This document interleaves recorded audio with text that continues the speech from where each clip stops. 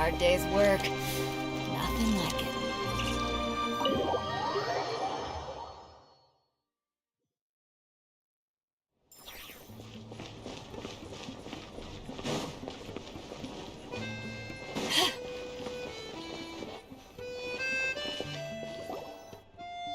Sounds like you made a ton of progress today.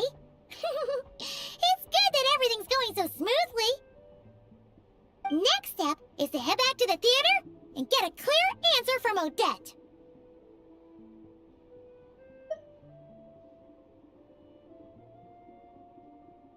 Either way, Paimon doesn't get the sense that she's a bad person. Sure, she might have done some pretty extreme things, but Paimon bets she has her reasons. Maybe this is going too far, but like, with everything she's managed to do so far, wouldn't it make more sense in theory to be even more, heavy-handed? Why leave a letter when she could, well, we know there are plenty of other ways to keep people in line, right? The point is, she could have gone further, but she didn't. So, if it is her, she's got some principles at least. Yeah! Well, all you can do is follow the facts wherever they lead. No change, really. But that thing Paimon told you about yesterday?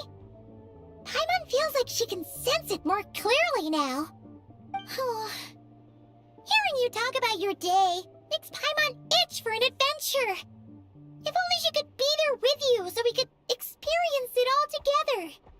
Yeah, I wish you could be there too. I'm not used to adventuring alone. But don't worry, we'll get to the bottom of this.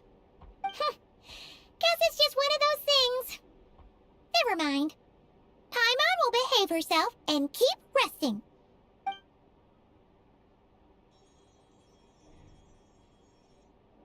If Odette is Lelek, she may well have inside information on Project Stuja.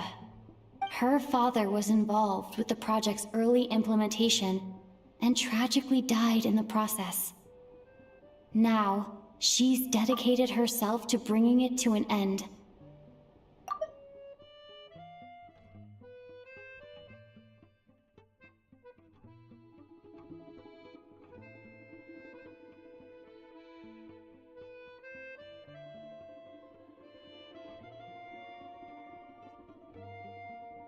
It's hard to imagine she could have gotten this far without knowing anything at all about the Tsaritsa's true intentions.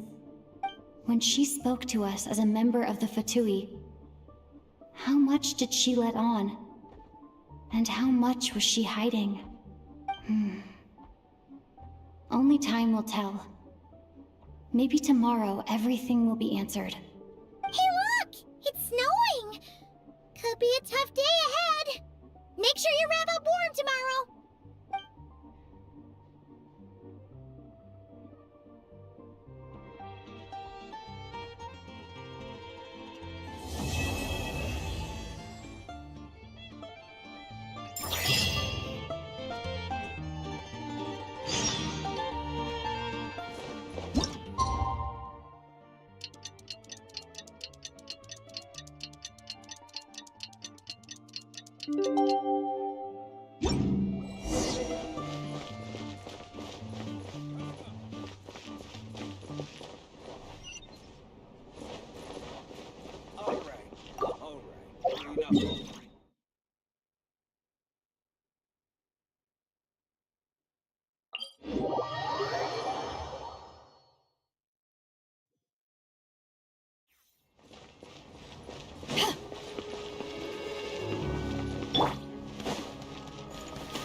Take a break.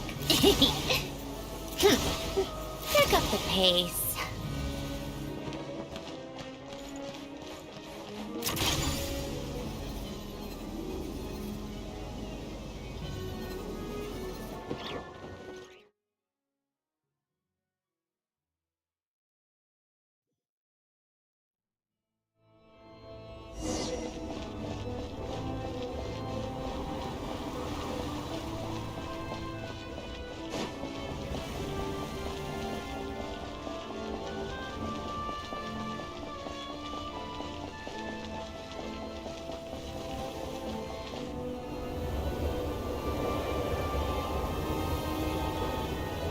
Ooh, it sure is cold today. I wonder how much heavier the snow's gonna get. Here to see Odette? I just need to see your tickets for the preview. Perfect. Thank you.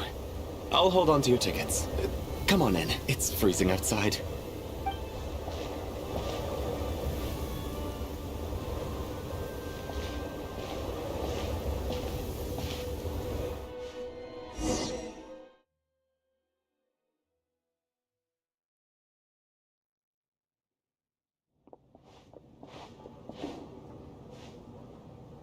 I think I'll leave the Lelek question until after the show's over. Then I'll go find Odette.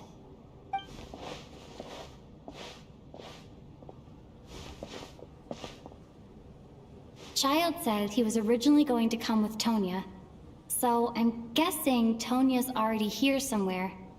Is there anyone here who looks like a Tonya? Let's see. It's a small audience. Makes sense for a preview. But wait, I do see some familiar faces. Mr. Chuganov's back again by the looks of it. Oh, and is that Mitya? And that Fatui officer, Valeri. Guess he must be playing cat and mouse with Mitya again. Oh no, it looks like the show's starting, and I still haven't found Tonya. Never mind.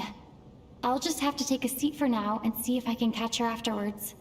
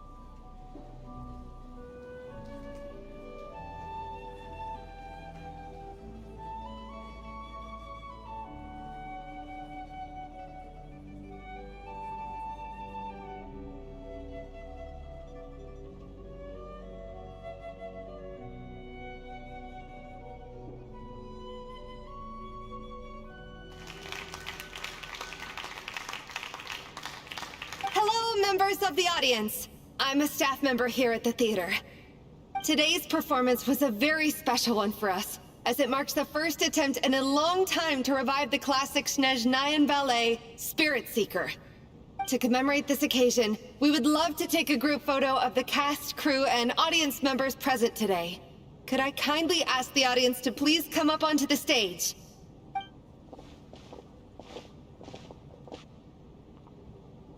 All right, everyone, huddle in a little more. Now, look at the camera. 1, 2, 3.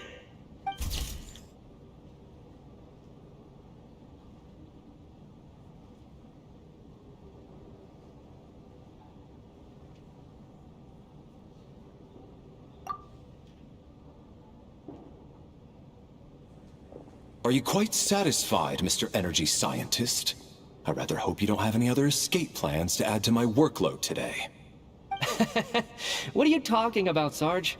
This was simply my way of inviting you to watch Miss Odette's new show with me. And wasn't the performance spectacular? In the future, I heartily encourage you to take a leaf out of my book. Find some soul-nourishing pastimes to enrich your time outside of work. It was indeed a fine performance, but I must correct you on one point. This is not time outside of work. These are working hours. Working hours and non-working hours are just a social construct. Human technology can never advance if we're too rigid in our thinking, Sarge.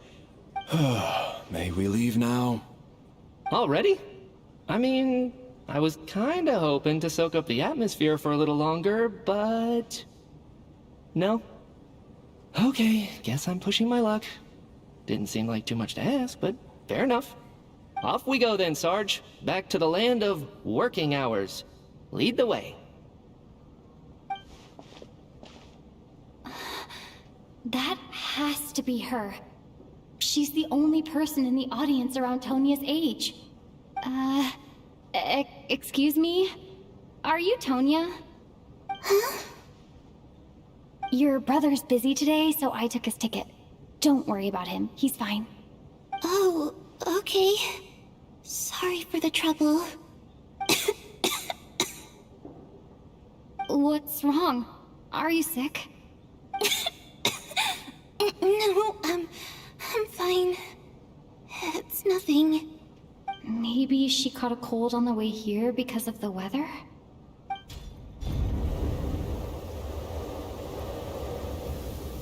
I haven't seen snow like this in a long, long time. It's most unusual. I know. It's completely white out there. You can barely see a thing. I've never seen such heavy snow in my life. Let's wait it out for now. You'd be lucky not to freeze to death in this weather, let alone find your way. Well, look at that. Maybe we shouldn't be in such a rush to get back after all. What do you think? Let's wait and see. Why do you need to take it so seriously? Fate has given us this wonderful chance to take a break. We owe it to ourselves to make the most of it. Come to think of it, there's a small inn not far from here that always keeps plenty of extra blankets on hand for guests. I know the route well. Shall I head over and borrow a few blankets? That way, anyone in a hurry can wrap up warm for the journey back. Just remember to return them next time you're over this way. Sir, there's really no need to go to all that trouble.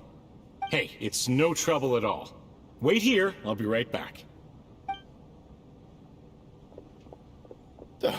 What a kind gentleman. Very good. My wife and daughter are waiting for me at home, so I shall be heading back as soon as I get my blanket. So... are you expecting us to go back to the Armory Palace wrapped in blankets too? Don't worry about that. I made arrangements in advance. Should I not return to the Armory Palace within 3.5 hours after Operation Showtime begins, an armed squad will be sent to collect us. They will escort us back. You are one of our key military personnel, so any weather-related risks must be eliminated. Operation Showtime? So, wait. Every single time you drag me back to work when I sneak out, it's a whole official operation? I gotta say, you've really turned this into quite a moral dilemma for me. It's snowing pretty hard out there. I think you should stay here for now. You seem a little under the weather. Sure. My brother might come pick me up in a bit anyway. Time to get to work. I should head backstage and find Odette. I need to look her in the eye and ask her about Lelek. Excuse me, are you looking for someone?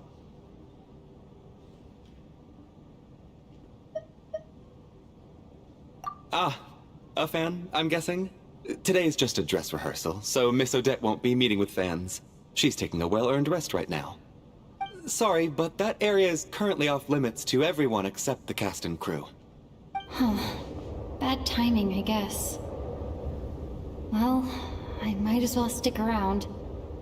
I doubt Odette will be leaving before the snow lets up in any case.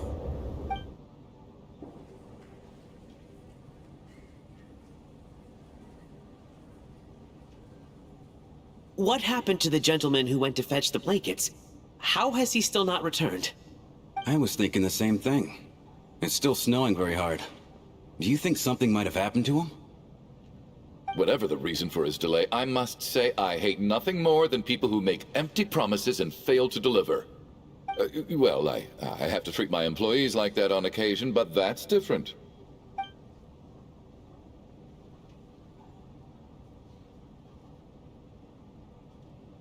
You seem anxious, Mr. Valeri. It's been nearly 4 hours since I left the armory. The army should have arrived to extract us by now. They know how much I despise tardiness and disrupted plans.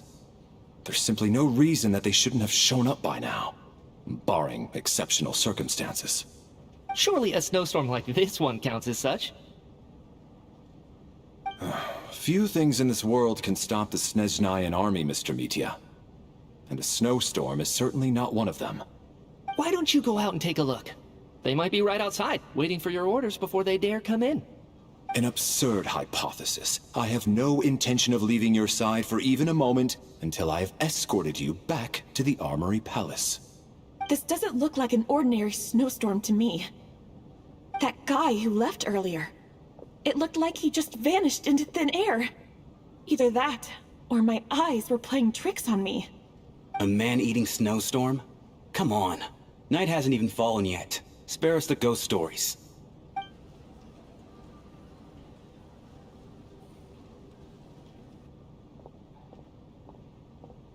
Traveler, didn't know you were coming today. How come you didn't say anything?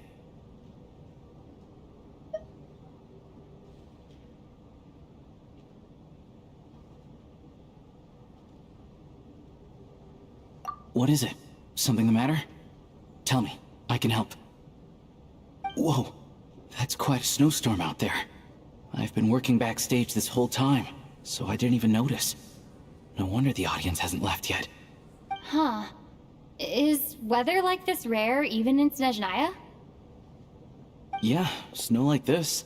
I'm sure I've seen it out in the wild before, but never in the city. Actually, I take that back. I don't think I've seen snow this bad even in the wild. This is something else. It's not normal.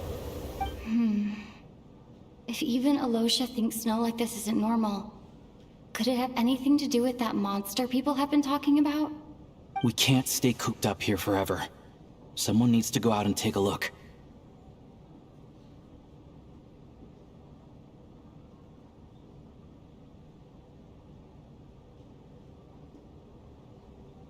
No need. I have plenty of experience with snowstorms. Besides, I work here while you're an audience member. I should be the one to do it.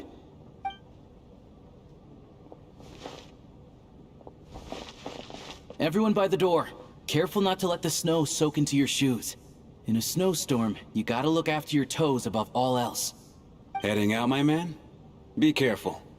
I've been told the snowstorm eats people alive. Thanks for the advice. I am planning to be careful. I just want to take a quick look at the situation out there.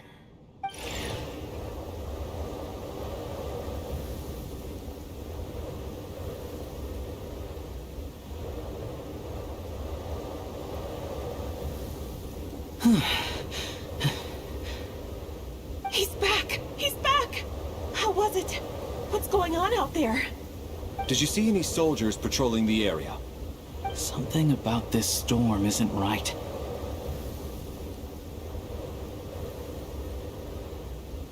There's no one out there. I didn't see a single soul. And something in the air gives me the creeps. This isn't your average snowstorm. I suspect it might be related to recent events in our nation. I strongly advise everyone to stay here until the snow dies down. Are you serious?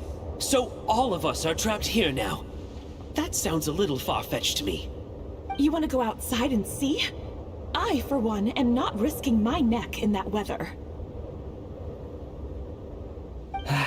This just turned from a minor delay into a major hassle. We can only hope that our friend who went to fetch the blankets just ditched us and went home. Is it really that bad?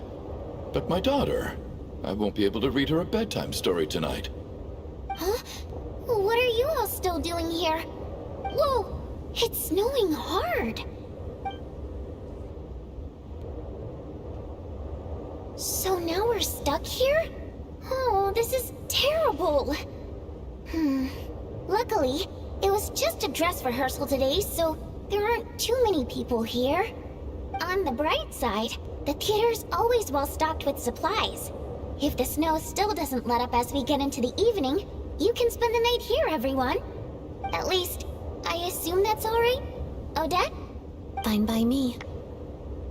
This seems like a sensible backup plan under the circumstances. My thanks to the theater for being so accommodating. What are you staring outside and praying for, my man? You anxious to get home too? Oh, Your Majesty the Tsaritsa, I beg you, please do not let tonight's snowstorm stop. This is a golden opportunity to spend the night under the same roof as the two top stars in all of Snezhnaya. It's a once-in-a-lifetime experience. I think I've changed my mind. Sir, if you so much as look at us funny, you'll be seeing stars in a whole other way. Behave yourself, or you'll be begging for that blizzard. It's getting colder. We need to keep the indoor temperature up. Close the door and lock it tight. Let's head somewhere warmer.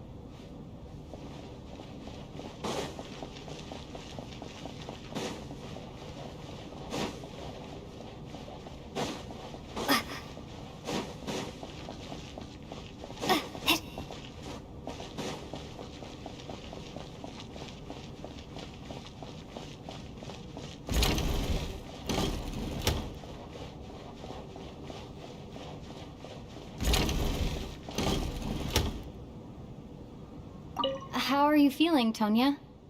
I'm fine. Sorry to worry you. I'm used to it by this point. I take medicine for it. My brother usually helps to get it ready for me. Child must take great care of his sister. He's never mentioned Tonia's illness, though. You know, I actually find this whole thing kind of exciting. Stuck in a strange place thanks to a snowstorm. Having to spend the night with a bunch of interesting characters. It's pretty cool, don't you think?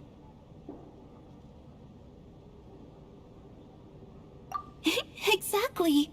It's like one of those stories where an ordinary school trip turns into a magical adventure. I've always wanted something like that to happen in real life.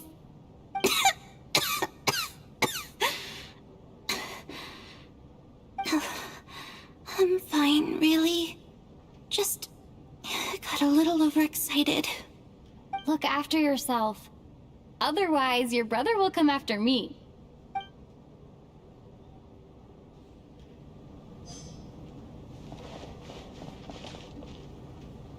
My husband has major trust issues. To him, I doubt even this snowstorm is a good enough excuse for me to stay out all night. That's the price of marrying into wealth. You'll get used to it.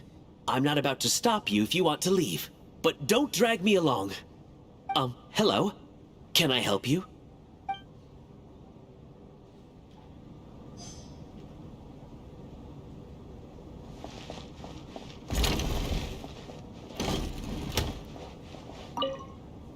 And then there's the aristocrats.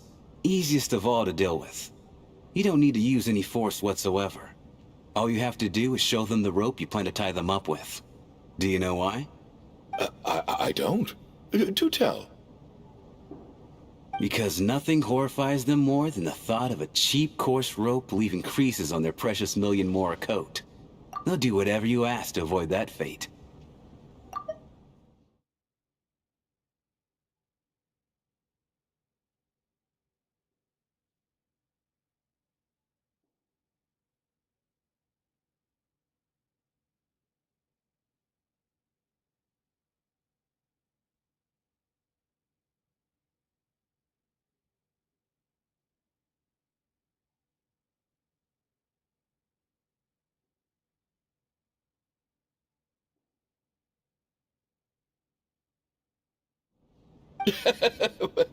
Unexpected, but funny nonetheless.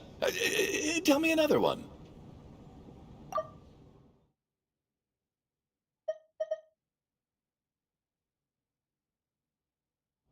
Oh, look at that. I got myself a new listener. Hey there. Let me introduce myself. The name's Shram, and I'm a mercenary. The kind that gets paid to do odd jobs for rich folks.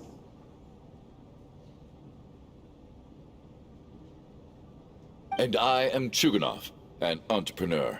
If my name is unfamiliar to you, you will no doubt have heard of my factory, the renowned Iskra manufacturing plant. Are you really that famous, Mr. Chuganov? How come I've never heard your name before? Excuse me? Is that a joke? Or are you being serious?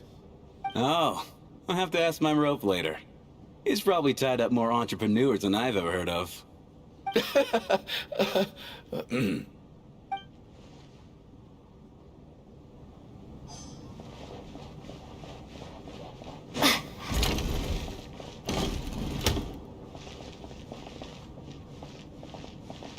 This is highly irregular. A delay of over an hour during an operation like this theoretically warrants a Harbinger-level response. I wonder what the issue is. The storm, or something else.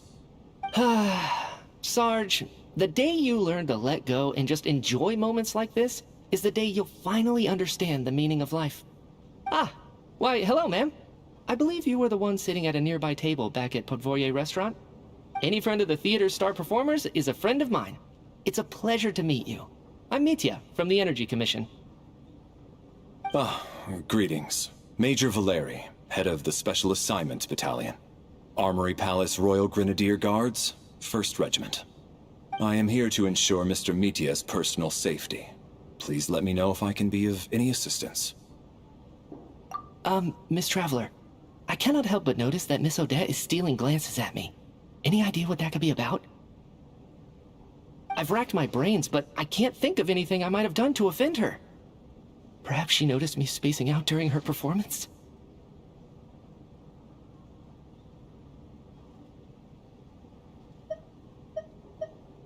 What?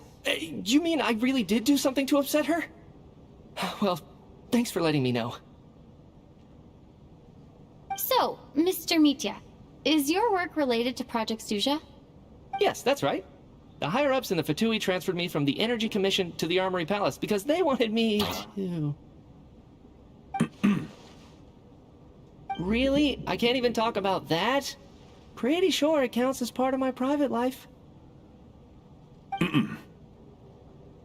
All right, I won't say anything. Sorry, Traveler. As you can see, I'm afraid this pleasant chat will have to end here.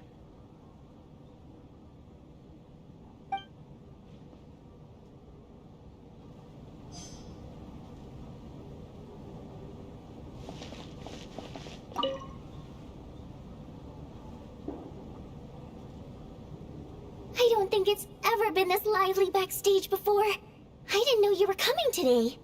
Hey, have you seen Chuganov? I heard he was coming today. Have you spoken to him at all? I'm with you. This could be just the chance we need.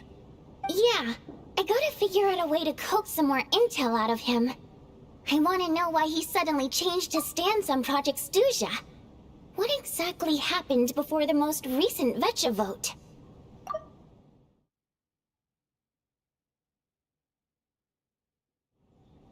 For the Rokad, or just out of personal interest? Shh! There are other people around. Don't say the R word.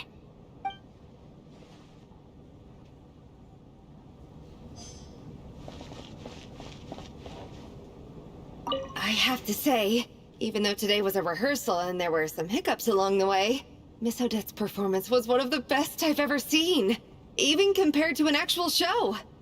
Oh, I couldn't agree more. Especially considering the weight of the subject matter. It takes a truly seasoned professional to do justice to a theme like love and regret. Do you think we were coming on too strong? Odette's ignoring us again. What about you? What did you think of today's performance?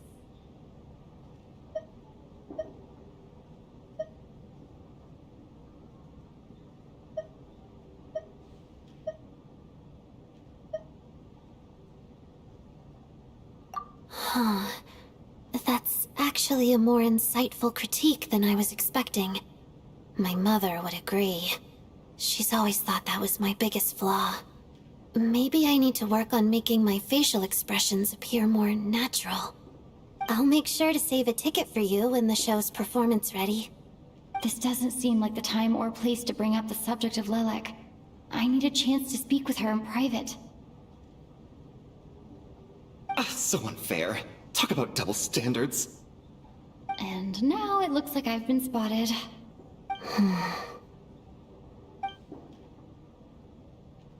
You know Mitya too? No, I don't. I just have a feeling that he might be dangerous.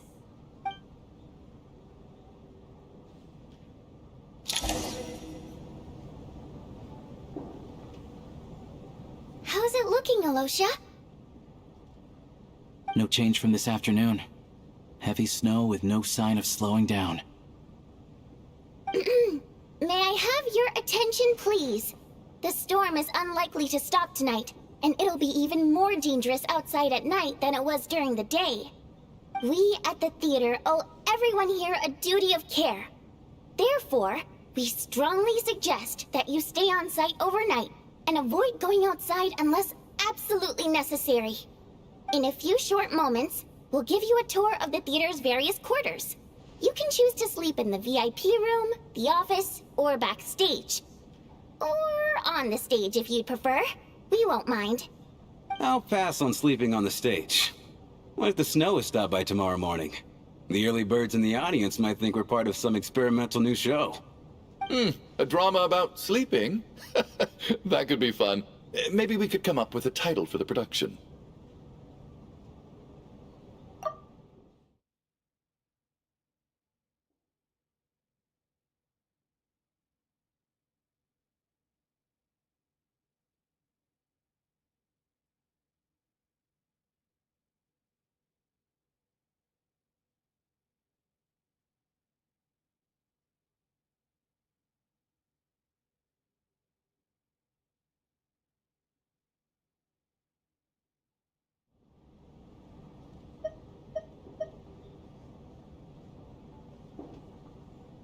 What? Gotta admit, I didn't get that one. Anyone who doesn't wish to sleep on the stage, please follow me. I'll show you to the rooms.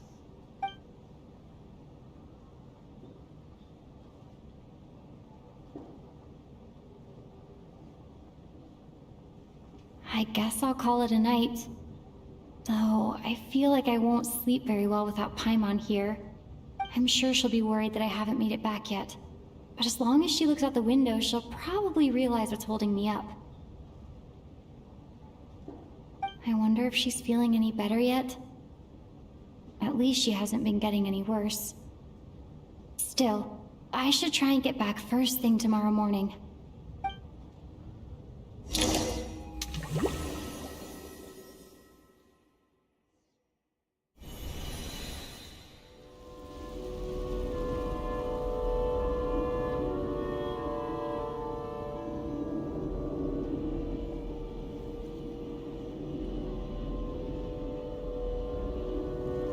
Ah, finally! Welcome back to the world of the living, lazy bones. I was about to wake you. The black mist is almost on us. Still waking up, huh? You know, the black mist. It's been chasing us from below ever since we were born. You're just dozy. There's no way you've forgotten. Come on, let's keep heading up. Onwards and upwards is the only way to survive. Don't listen to a word those black mist cultists say. Here we go again. The endless march toward survival. What's going on? That black mist down there is creeping me out. And it's rising. Guess I should head upwards and get away from it. The black mist cultists believe that being swallowed by the black mist leads to everlasting peace. But if you ask me, they're just lying to themselves. We're the only heretics left. The only ones who refuse to give in. We have to keep going. But how do you actually know that they're wrong? Dangerous question there, Torgov. The moment your faith wavers, you start a chain reaction that ends in the collapse of your will. Put the question out of your mind. Stay strong and believe that the black mist means certain death. Okay, but it's not my mind that's the problem. My body's about to give up on me. It's already starting to falter.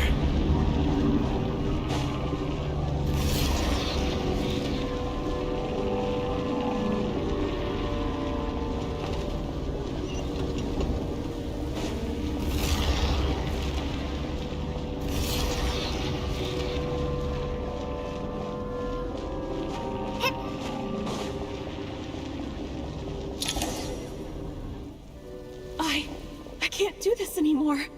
I've had enough of being forever on the run. What's the point of it all? All this will pass eventually, I promise. Keep fighting. It will be worth it. You accuse the Black Mist cultists of being liars. But you're lying too. There is no end to this path. It keeps going up forever. There was never any hope to begin with. The cult of the Black Mist has poisoned your mind, Sobolova. Are you thinking of giving up as well? I am. I think I'll take my chances with the Black Mist over this perpetual torture. As much as I detest the Black Mist cultists, I'm just too weary. Then I bid you both farewell. Let me put my personal opinions aside for a moment and say, I hope that you both find peace within the Black Mist. Fate always appears so impossibly complicated. But at moments like this, its raw simplicity is laid bare. Their fate was sealed from the instant they entertained doubt. From then on, the outcome was both inevitable and irreversible. Let's go.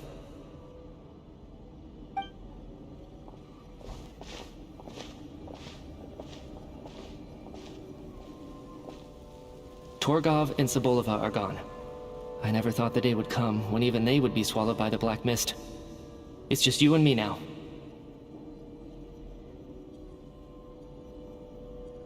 Yes, it looks like it's satisfied. For now. This happens from time to time. but it won't be long before the Black Mist starts chasing survivors once again. No one knows how to stop its advance for good. Well, we should make the most of the precious moments of rest that those two offer us.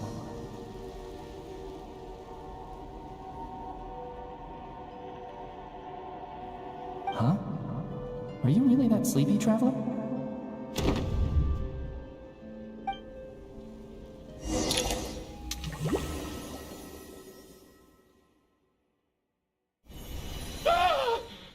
Help! Somebody, come quick! What is it, Chuganov? What's wrong? Huh? Is it morning already? What's all the commotion?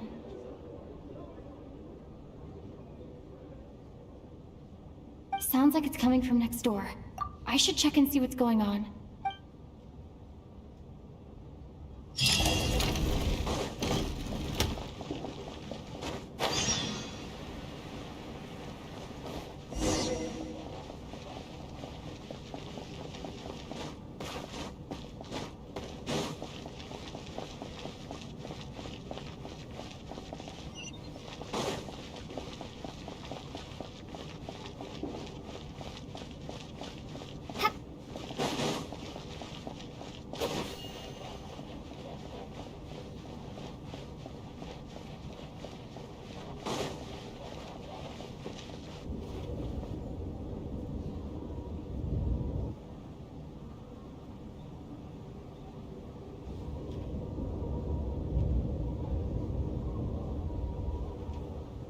Don't look, Miss Tonya. Stay here. Okay. What happened to them?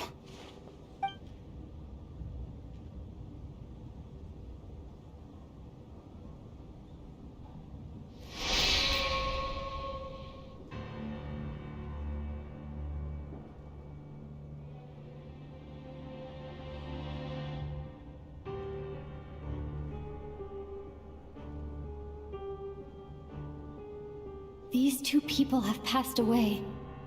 And the strange thing is that somehow I knew this was going to happen. I knew that they would be the ones to die. Have I seen this moment before? Or did I have some kind of premonition? I can't remember what it was. Let me take a look.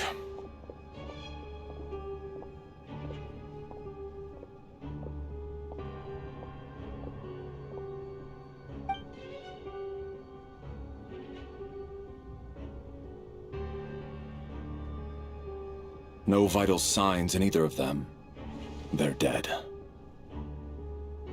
The cause of death, however, remains unclear.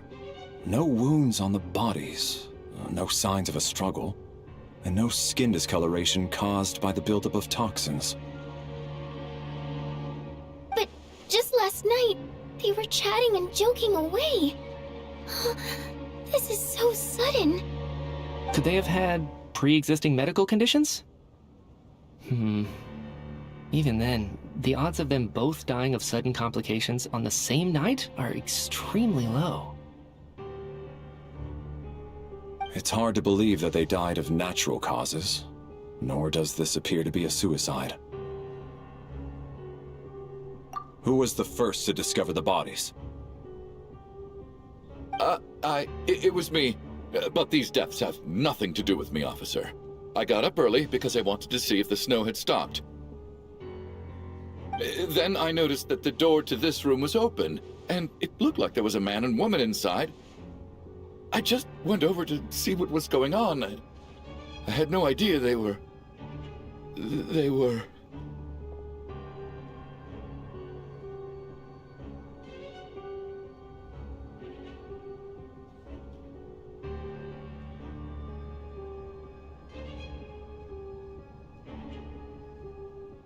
I can corroborate this.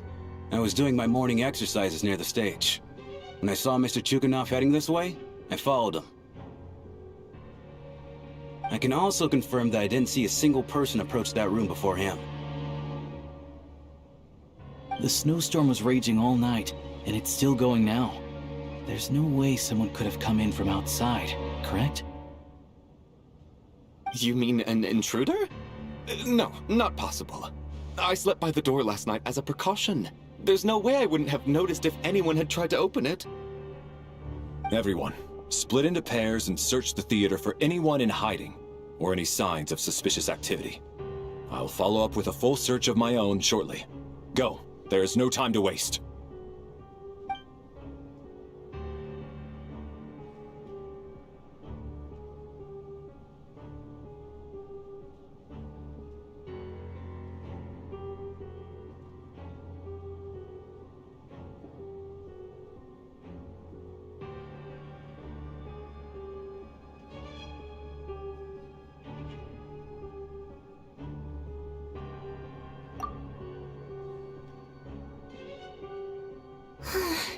Nothing on your end either? Backstage is clear. No signs of suspicious activity. We checked the basement. Also clear. I don't think there's anywhere here that a living person could hide.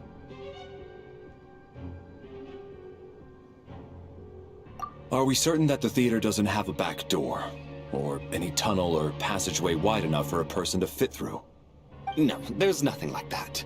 If people were sneaking in through some secret tunnel to avoid buying a ticket, we'd have sealed it off ages ago. I also checked the windows. All of them are locked from the inside, and there's no sign of anyone entering or leaving. It sounds like we can safely rule out the intruder theory. If anyone came in during the night in this weather, there'd be no way for them to avoid leaving footprints or water stains. This can only mean one thing. It's like one of those murder mysteries you see in novels and plays, isn't it? The ones where the killer is one of us. We can't quite jump to that conclusion just yet. Could he be right? It's hard to imagine something like that happening in real life. Set in a theater during a snowstorm, a murder takes place and the killer is among us. It's such a classic trope that it seems unbelievable. Looking at who the killer targeted, and the clean entry and exit, it all adds up. I know what this is. It's obvious now that I think about it. What is? What have you figured out? Both victims were wealthy, well-known local merchants. And the door was deliberately left open, so I would discover the bodies and witness the crime scene first thing in the morning. Such ruthless methods. This was your doing, wasn't it, Lelik? Lelik?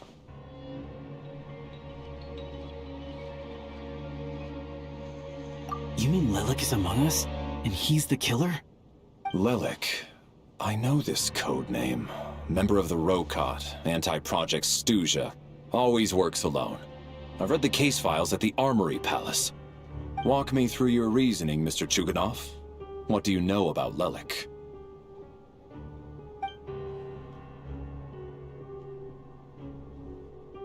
What now, huh? What now, Lelik? What more do you want from me?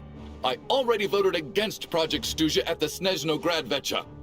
You snuck into my house the other day while I was asleep. Left a threatening letter.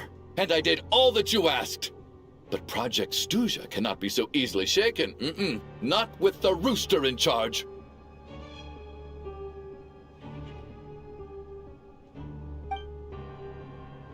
So he really was threatened by Lelik. That makes sense. And now you're resorting to murder to threaten me. Isn't that right? I knew it. The Rokot despises the rich. The lives of the wealthy are but refuse in your eyes.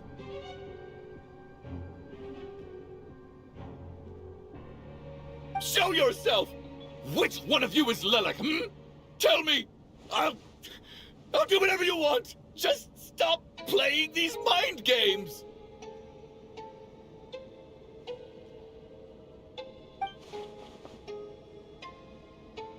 Was this really Lelek's doing? Would Odette really do something like this?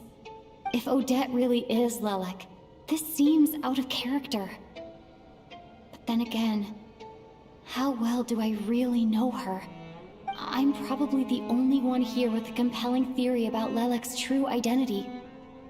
But if I reveal it now, I'll be putting Odette in the line of fire. What should I do?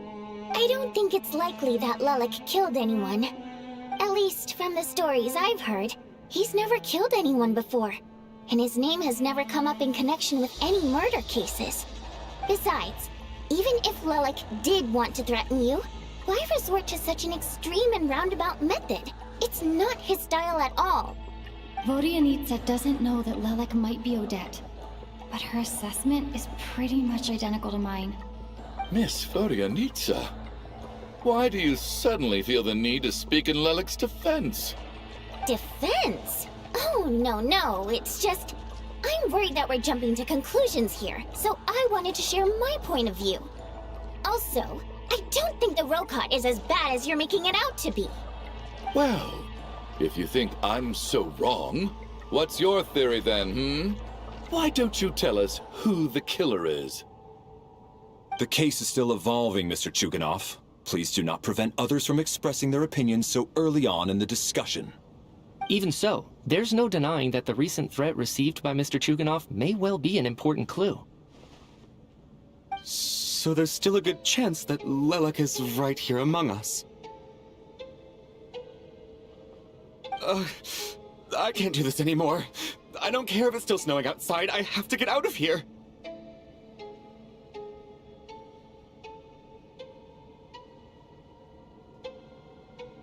Whoa, take a beat.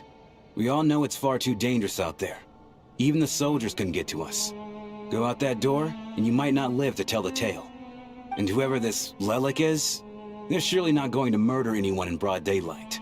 Be sensible, my man. You're safer inside. As much as I regret having to say this, I'd like everyone to cooperate and refrain from exiting the premises until further notice. Because as things stand, every one of us is now a suspect. Unless anyone has further information to share, let's adjourn for now. Feel free to keep searching for clues, but make sure you don't go off alone.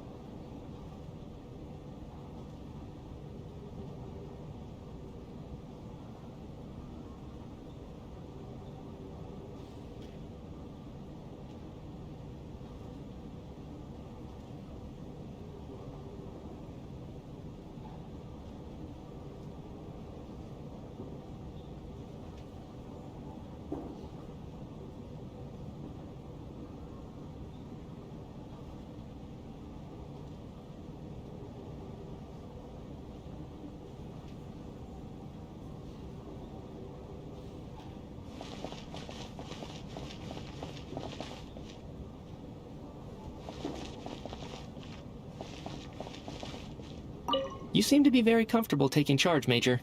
You took the reins as soon as things went south. I simply made an executive decision that someone needed to take control of the situation on the military's behalf. Does this offend you? No, quite the opposite. We feel much safer for it. By the way, what does Major mean exactly? Is it a pretty high rank?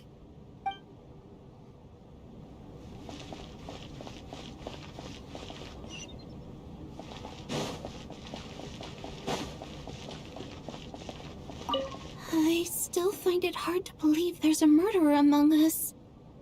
Just last night, I imagined we were like classmates out on a hiking trip.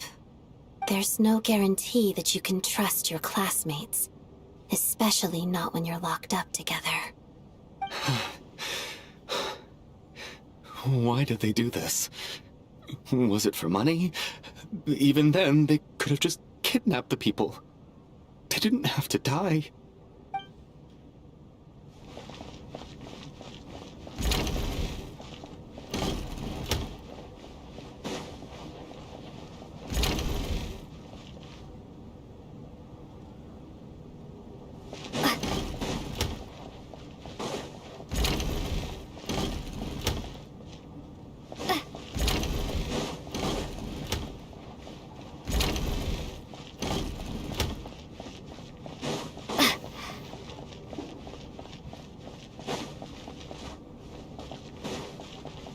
We don't move in the same circles, so I'm not clued up on Project Stuja and all this political intrigue. Nor does it interest me. Nevertheless, sir, I think your top priority as soon as you get out of here should be to hire a good private bodyguard. Such as yourself? Such as myself.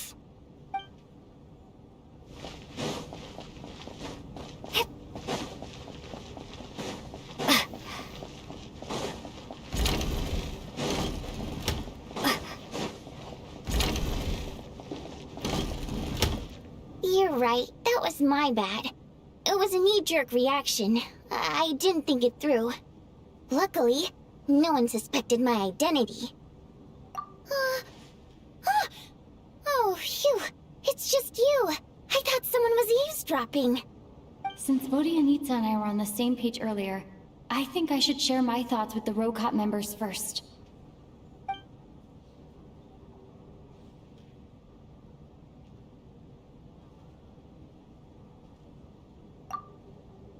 Whoa. Are you serious? I don't know if this counts as gossip, but it's definitely on track to be the juiciest this whole year. Odette? Really? Odette? Oh god, how dumb does this make me look? Lelek has been right under my nose this whole time, and I didn't notice a thing. Actually, it's exactly what you'd expect. Sometimes, hiding in plain sight is the best strategy. And now that you mention it, the more I think about it, the more sense it seems to make. It all adds up. What are we up to now? 1, 2, 3, 4... Odette's identities.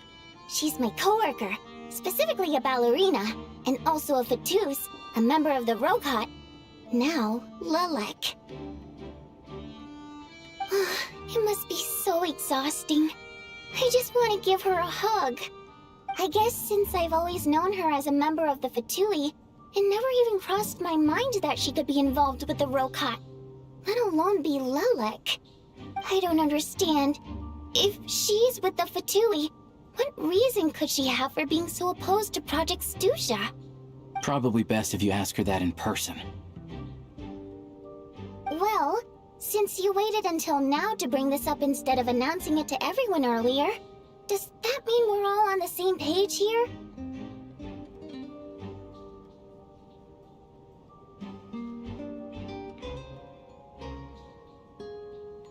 Yeah. Lelek may not follow orders from the Rokot leadership, but as far as I'm concerned, she's never crossed the line. If anything, her actions benefit the poor. We need to confront her face to face. Do you think she'd really admit to being Lelek? I don't know. We'll have to see how it goes. For now, We'll work on the assumption that she didn't kill anyone, and see how much she's willing to tell us.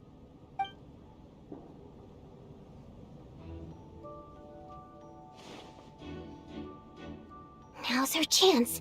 Odette's alone. Let's go. Hey, Odette. What is it, you guys? Shh. Keep your voice down. We need to talk. So, you're Lelek, aren't you? Alright, fine. You don't have to say anything or explain yourself. Just hear me out first. None of us believes you'd kill innocent people. Whoever murdered those 2 people last night, it wasn't you. Traveler was the first to figure out your identity, but she kept quiet during the discussion just now. Still, it's clear where the group consensus is heading. Everyone believes Lelek is the culprit. If your identity is exposed, you'll be in a really bad spot. We're your colleagues, and we know what kind of person you are. I don't want anything bad to happen to you. So, can you clue us in? Tell us everything. The more we know, the more easily we'll be able to cover for you. Alright. Yes, I'm Lelek. And no, I'm not the murderer. And thanks, but I don't need you to cover for me. Actually, I'm planning to reveal my identity. Huh? You're gonna reveal that you're Lelek? Here? That's right. I'll admit I was surprised at first when Chuganov guessed that I was here. It was just a lucky guess, but it caught me off guard. But after taking some time to assess the situation and confirm where everyone stands, I don't believe I have anything to worry about. Are you sure you don't need a second opinion? Given the circumstances. Mr. Valeri! What?!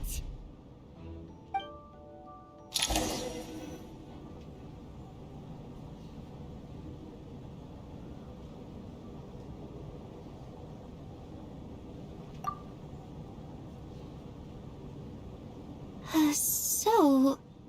Odette is Lelek? I don't know what game you're playing, but you've got a lot of nerve. It's just one identity. So what if it's exposed? I can disappear and adopt a new identity anytime I please. I made my peace with this when I chose to become Lelek. But more importantly, I promise I am not the murderer, which means that someone else is. So, if anyone still insists that I did this, you'd best produce the evidence now. Otherwise, I suggest that you bite your tongue. Because if you really believe I killed 2 people without making a sound or leaving a trace, pointing fingers at me would surely only make you my next target. Is this really the truth, Miss Odette? That's confidence, all right. I believe you. A real no-nonsense attitude. I can see why Marionette said that she's on track to inherit the title of the Fair Lady. Are you seriously buying this? Hey, officer! She just admitted to being Lelek. Aren't you going to do something about this? I do have one question, Miss Odette. Why have you chosen this moment to come forward and reveal your identity? If I didn't say anything, everyone would be focusing all their efforts on finding Lelek. And that is exactly what the real culprit wants. I don't want to be the scapegoat who lets the murderer get away with this crime. Despite all the accusations, she made the smart choice. A remarkable display of rational thinking under pressure. Clearly, Odette's talent extends far beyond the art of dance. She thought so far ahead. Ugh, why do I always feel like I'm one step behind her in everything? You've convinced me. Dealing with the murder case remains the top priority right now. Let's put the name Lelek and all related incidents aside until further notice. Nevertheless, the group still considers you the prime suspect. I assume you have no quarrel with that, Miss Odette? I understand. You're welcome to keep an eye on me around the clock. I have no objections. Mr. Chuganov? For my wife and daughter's sake, I'll let you off the hook for now. But don't think you're forgiven for breaking into my house and threatening me. Just wait till we get out of here, Lelek. We'll settle the score then.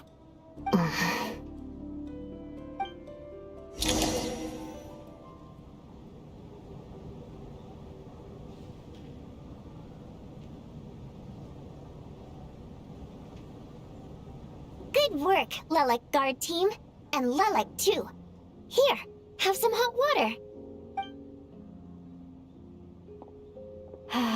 Turns out Valeri knew about my exploits, so now I've been told I have to guard Lelek with him. Shouldn't you be facing my way if you're guarding me? At the moment, it looks more like you're my bodyguards.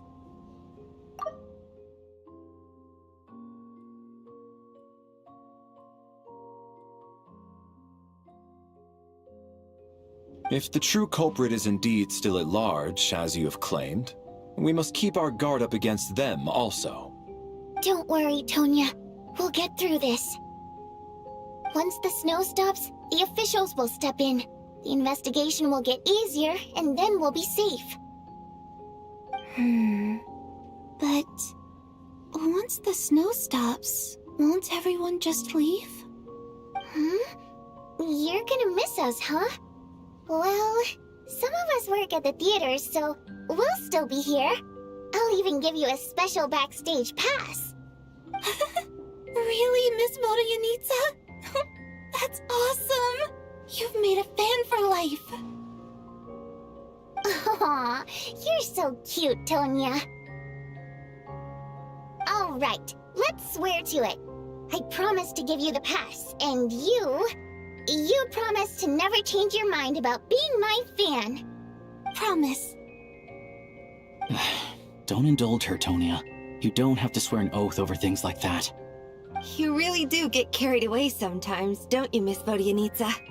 Hey, mind your own business.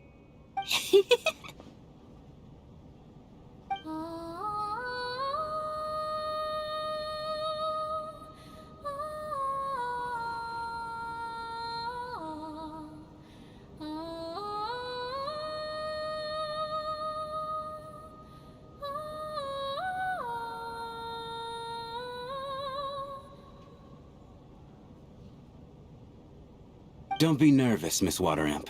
Everyone's here. There's nothing to be afraid of. Excuse me? Do I look nervous?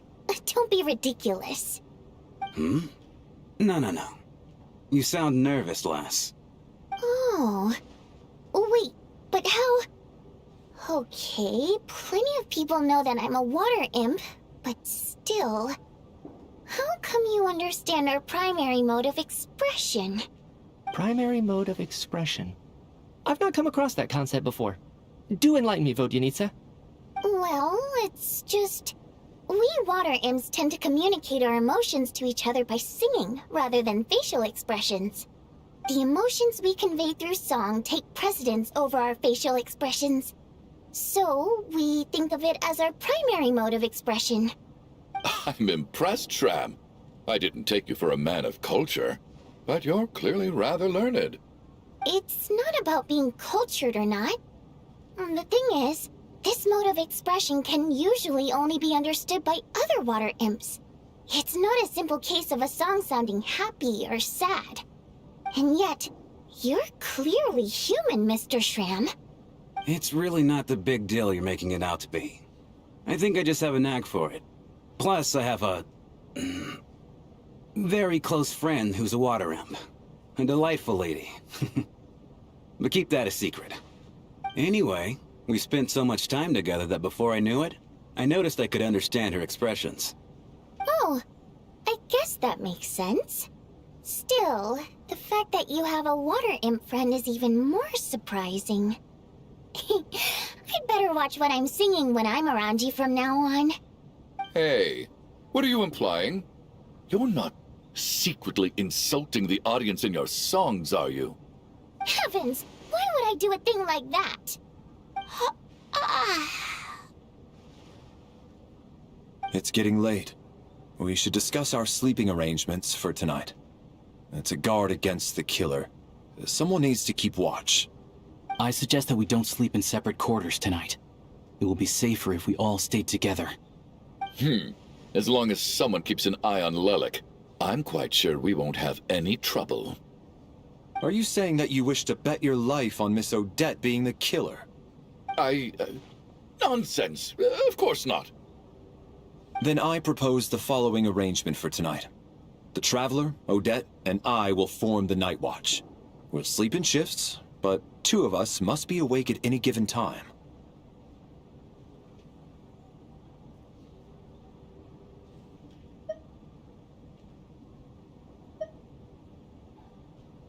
An excellent idea. This allows us to handle the night watch while also keeping an eye on Lelik. Meanwhile, the rule of taking shifts in pairs resolves the other issue. Namely that we can't necessarily trust the Traveler or Valeri either. I expect that plan took you quite some time to come up with, didn't it? Actually, our field combat manual outlines a similar approach. Although the scenario there involves guarding prisoners overnight during field operations. That being said, I must clarify that I harbor no disrespect towards you personally, Miss Odette. In fact, Lelik's numerous covert operations make fine textbook examples for military agents. I care less about respect and more about the fact that you just robbed me of 2/3 of my sleep tonight. I'm calling dibs on being the first to rest. Good night.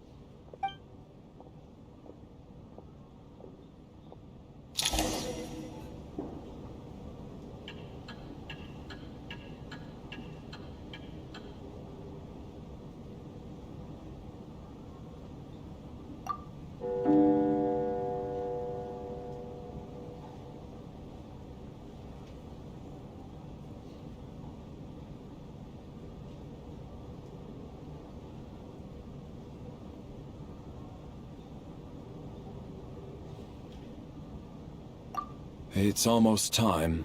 We should wake Odette. How are you faring?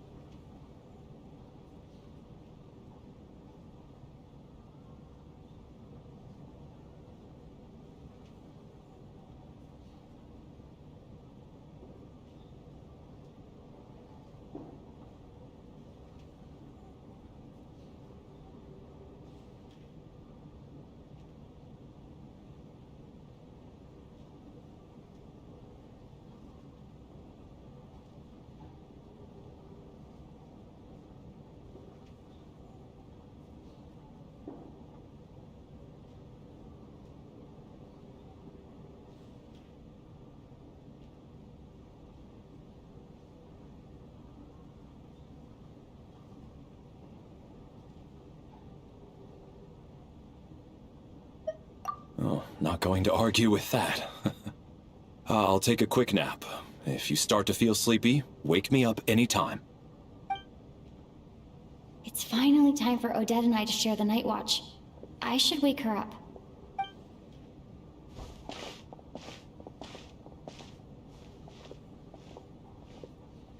I came here to get information from her in the first place. maybe I should think about what questions I want to ask before she wakes up. How long are you gonna keep staring at me?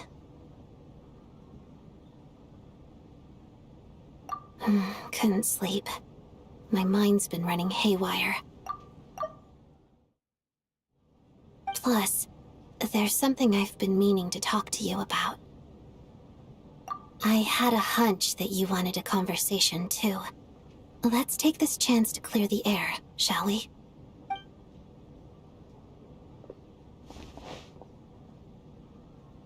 I just had a simple question for you, really. It's, Rosaline.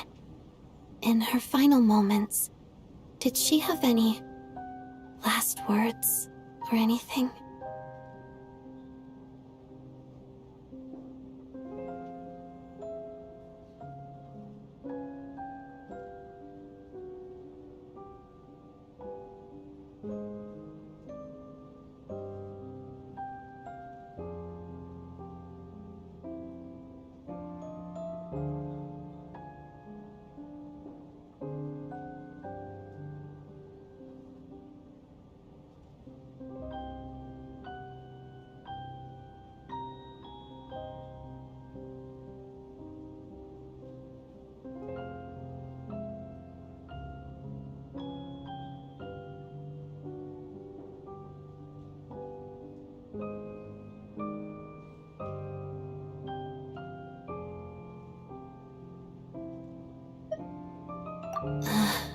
I see. Well, that was all. I have no other questions. No. She was utterly ruthless in pursuing her goals. That kind of person should be hard to miss. And yet, even though I never approved of her methods, and she was an abrasive person, the fact remains that I am indebted to her.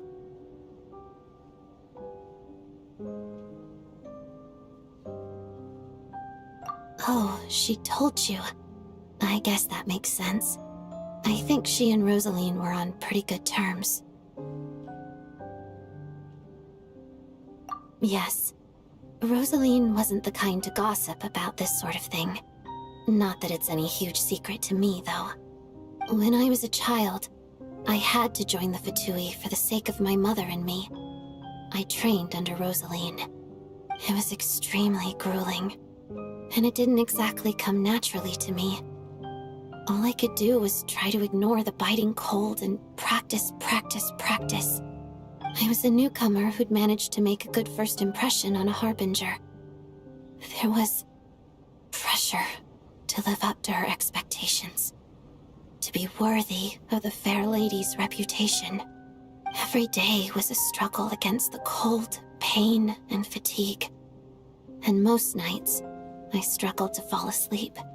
After enduring all that, I've become almost immune to the sensation of pain. I suppose that was the cost of survival. Surely, any child who had to experience that would grow to hate her lot in life, don't you think?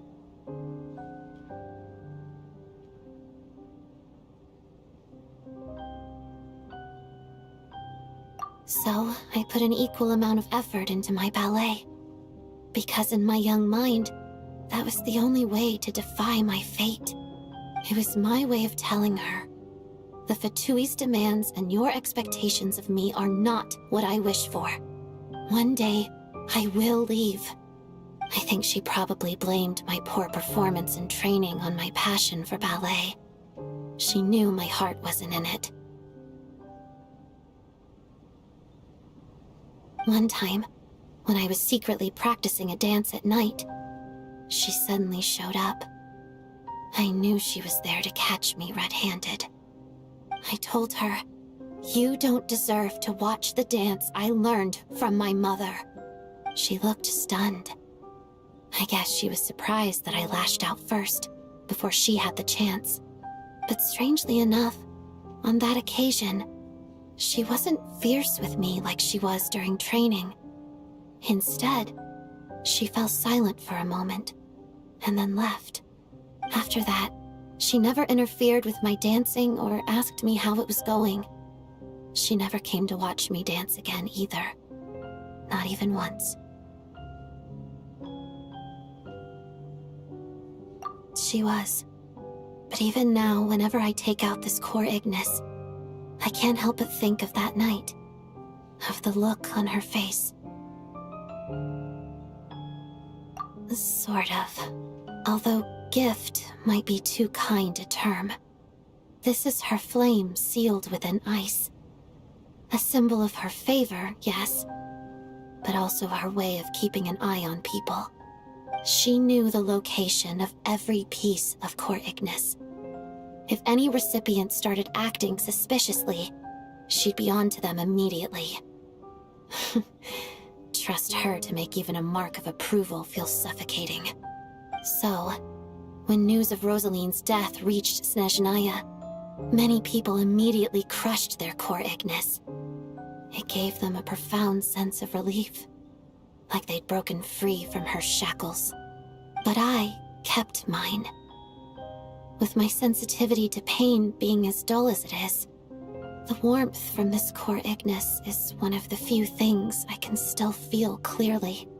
I still wonder, did she really come to stop me that night?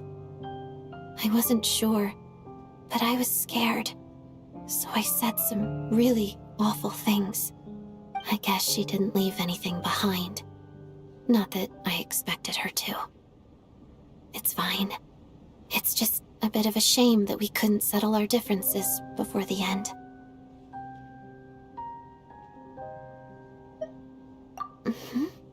She did. Are you sure she was talking about this event?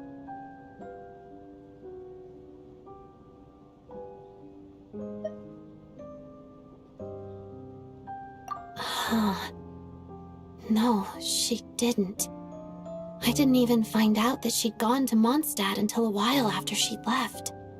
Wait, in that case...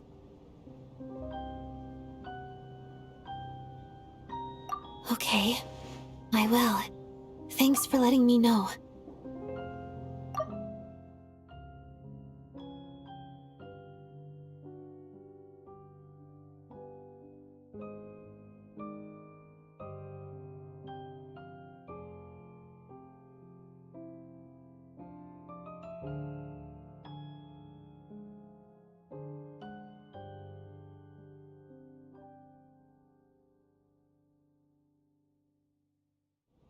There's something I'm trying to figure out. I'm beginning to suspect that Paimon's mystery illness is being caused by the energy research behind Project Stuja. Paimon's very important to me, so I have to get to the bottom of this. I figured that since you're Lelek, you might know something about all this. The ultimate goal of this energy experiment is to create a weapon for the final battle. The weapon's construction was completed in Nodcry. Now, all that remains is to arm it with a sufficiently powerful energy.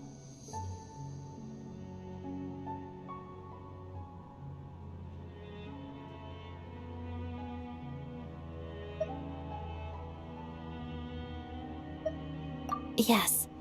The weapon's development and all the related experiments are overseen by Lord Piero, the Jester, and the lab is located deep within the Armory Palace.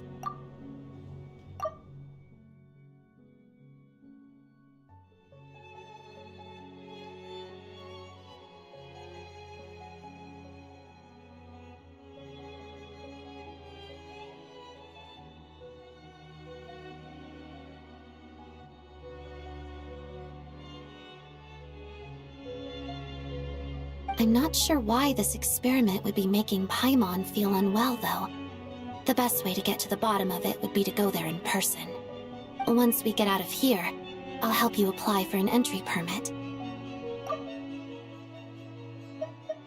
The weapon's construction was completed in Nodcry. Now, all that remains is to arm it with a sufficiently powerful energy.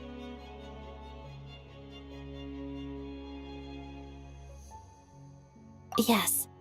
The weapon's development and all the related experiments are overseen by Lord Piero, the Jester, and the lab is located deep within the Armory Palace. I'm not sure why this experiment would be making Paimon feel unwell, though. The best way to get to the bottom of it would be to go there in person. Once we get out of here, I'll help you apply for an entry permit.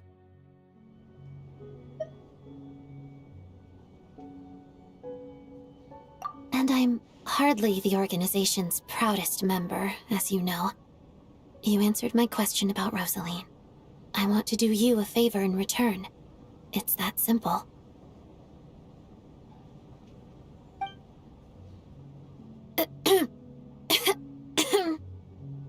Huh?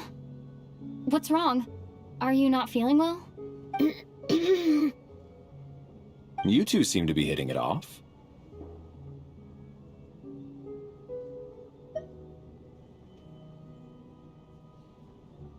I thought you were sleeping. Of course I was. In the military, one learns to fall asleep quickly, even in the most inhospitable environments. It's vital to staying alert and energized. Why? Is something wrong? Even if he was awake, he can't have overheard us, right? Well, thank you both for keeping watch. Traveler, I'll take over for now. It's your turn to get some sleep.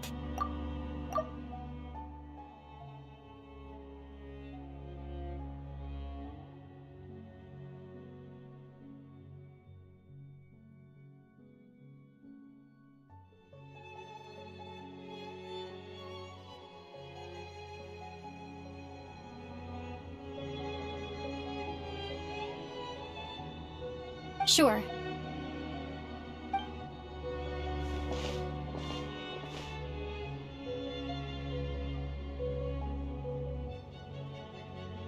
This is our second night here, but at least I found out a little more about Paimon's condition.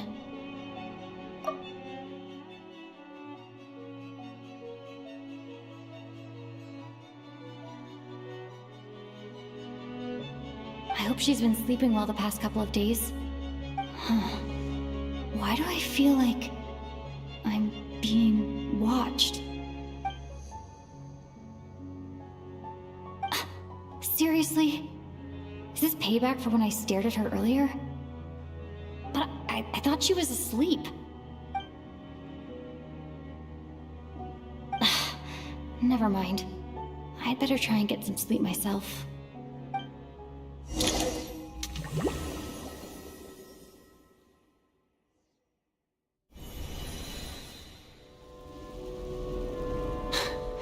Hey, what are you spacing out for? Are you reaching your limit too?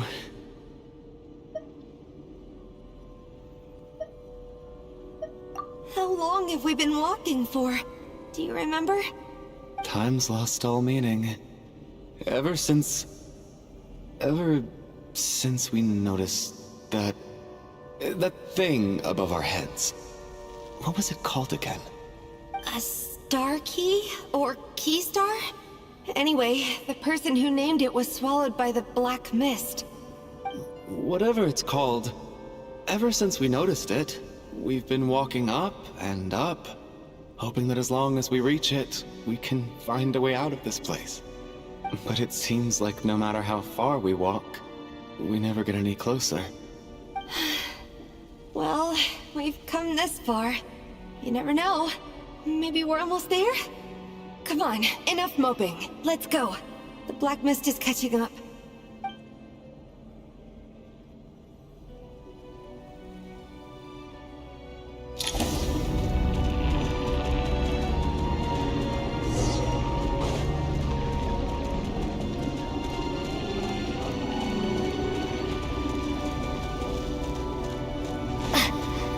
We got ourselves a straggler. Monsters! Watch out! Not again! I lost count of how many times we run into them. Be careful.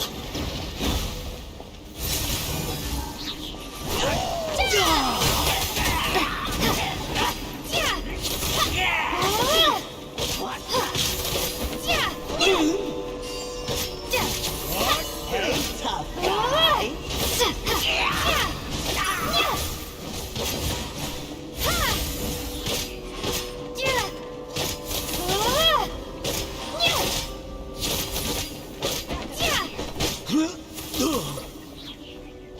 Hey, tough guy.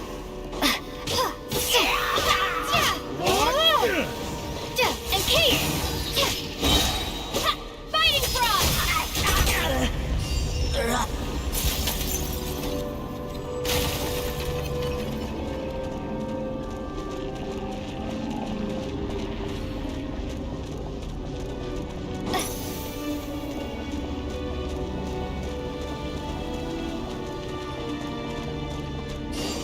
No, you wanna fight? Let's go. Gonna cleave ya.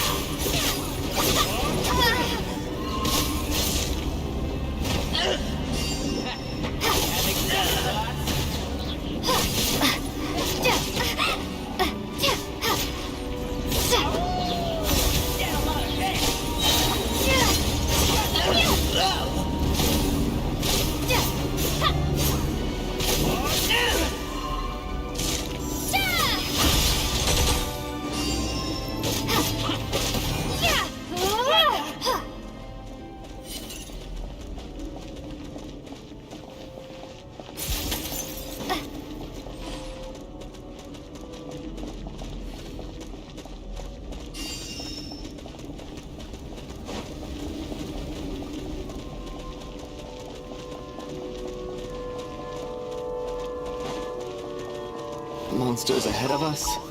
The black mist behind us. It feels like there's no escape.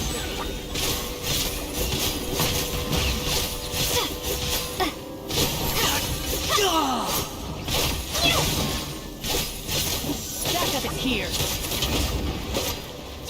Shoot it. Run fast.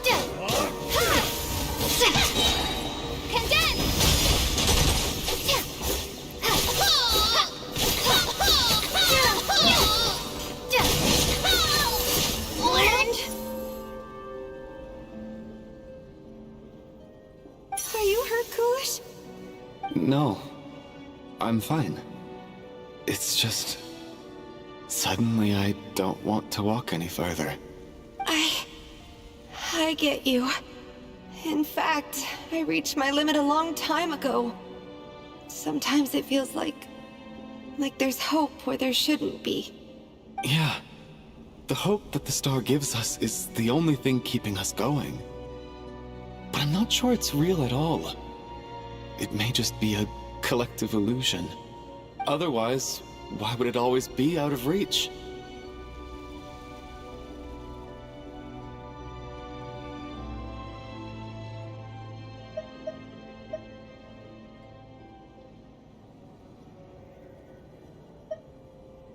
We know you mean well, but you're only saying that to try and encourage us to keep going, aren't you? Thank you, friend. But enough is enough. Please don't give me any more false hope. Hope is poison in this place. You're going to continue, aren't you? I admire that. I've given up, but I wish you the best. May there come a day that you catch up to the star and leave this godforsaken place.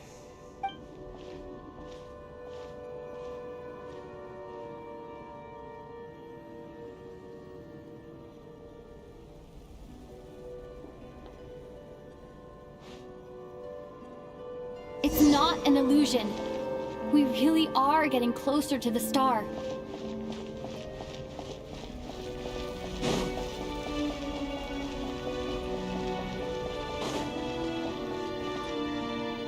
Congratulations. You're the first person to make it here.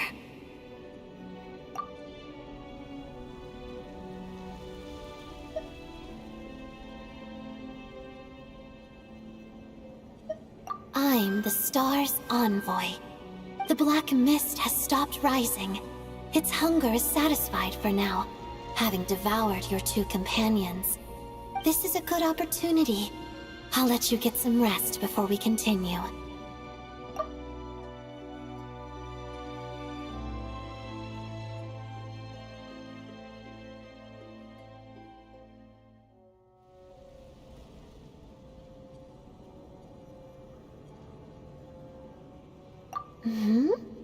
What do you mean, leave?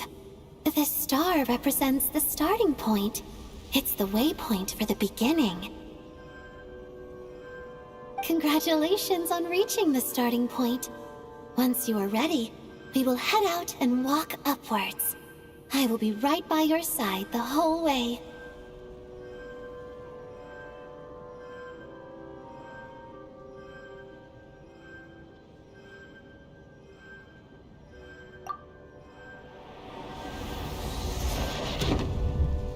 Huh? What's wrong? Hey, don't give up before the journey's even begun.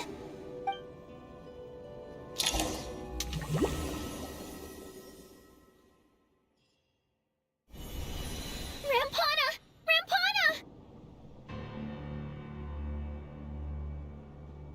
Is that Vodyanitsa's voice? What happened? Coolish, wake up! Please wake up!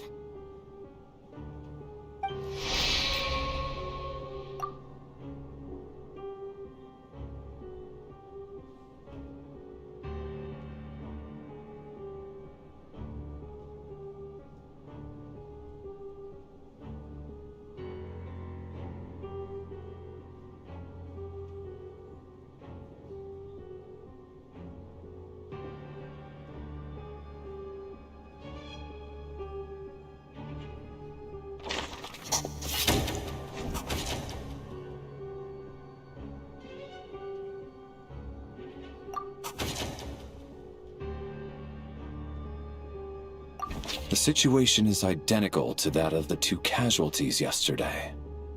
We cannot ascertain the cause of death.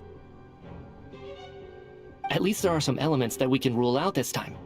They slept on the stage with everyone else, so I suppose the surrounding environment can't be a relevant variable.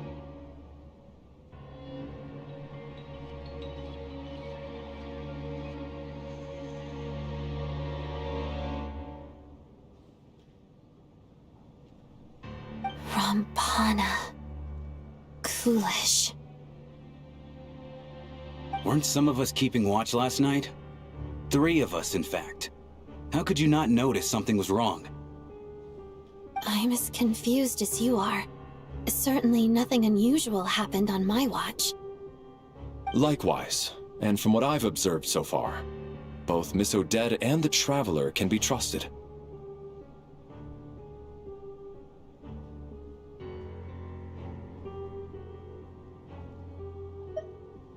To be honest, I didn't get a wink of sleep last night. I couldn't help but think I was the target, so I just laid there with my eyes closed.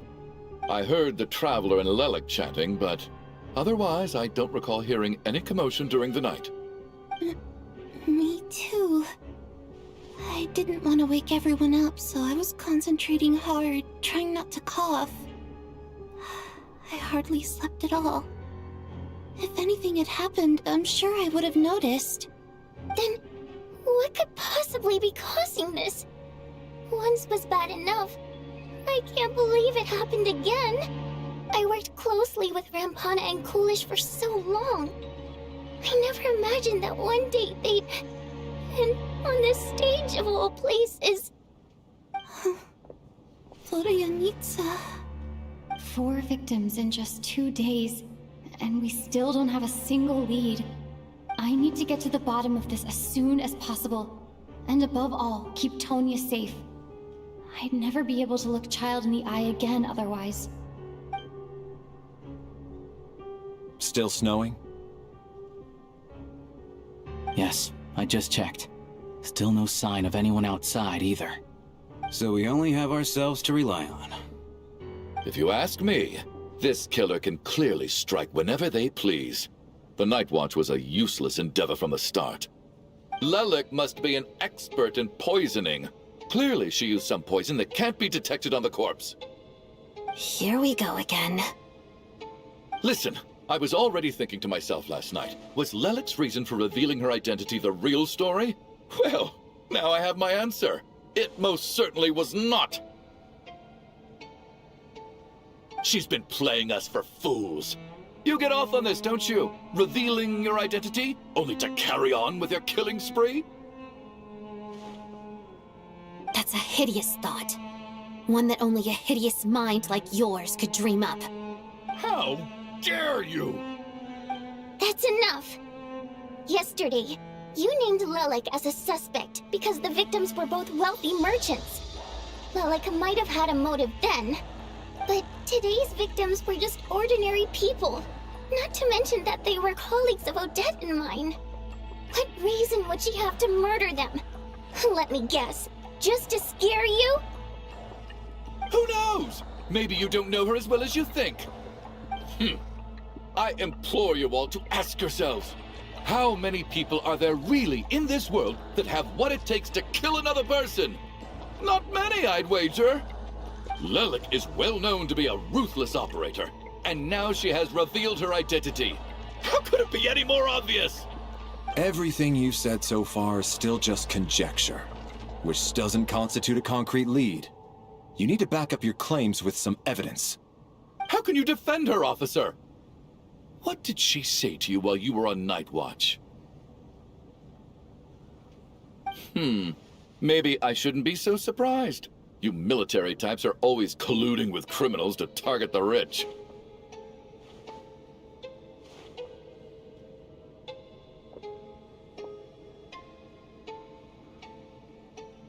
All so you can get your grubby paws on our hard-earned fortunes, then tell us to fall in line. The Thatui, the Druzhna, and the Rokot. Thugs, the lot of you!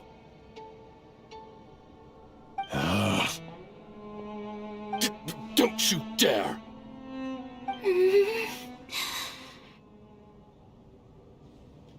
Sir, but you were the one who told us not to stop other people from expressing their opinions yesterday. 4 people have already died. Only yesterday I was chatting with Mr. Coolish. Then we woke up in the morning and he's... Turning against one another is the last thing we should be doing right now. Little girl. Even if Mr. Chuganov is a puffed-up, pig-headed windbag who doesn't have a clue what he's talking about, he's still one of the victims here, isn't he?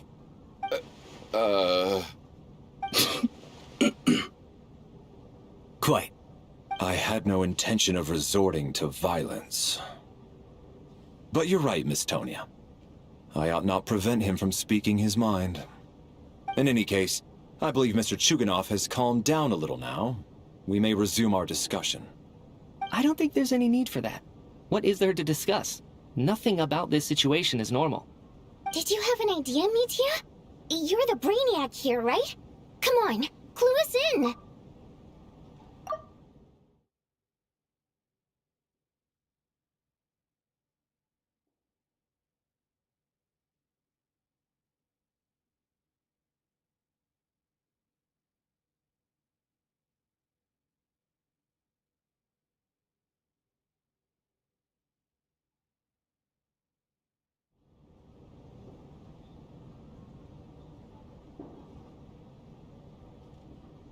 I've been mulling something over. All the leads we have so far concern things from outside the theater. Miss Odette's alter ego, the threats Mr. Chuganov received.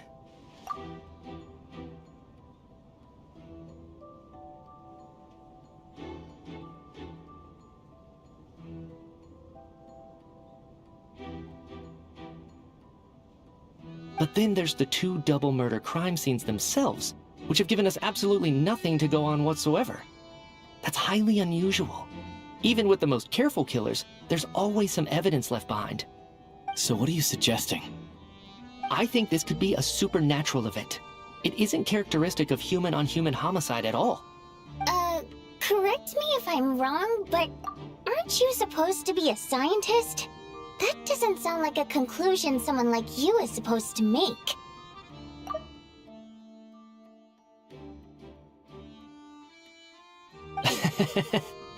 I got into scientific research because of my insatiable curiosity. But if the present situation defies all known scientific explanations, I don't mind shifting my curiosity toward the paranormal instead. Now that you mention it, I remember when I first came to the theater. I heard rumors about this place being haunted.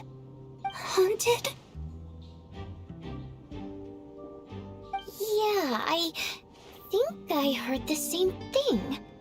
But I mean, they're only rumors, right? We've worked here for years. Surely we would have noticed any spooky goings-on by now. Well, this has taken an unexpected turn. A haunted theater? If Paimon were here, she'd probably be hiding behind me in fear right now.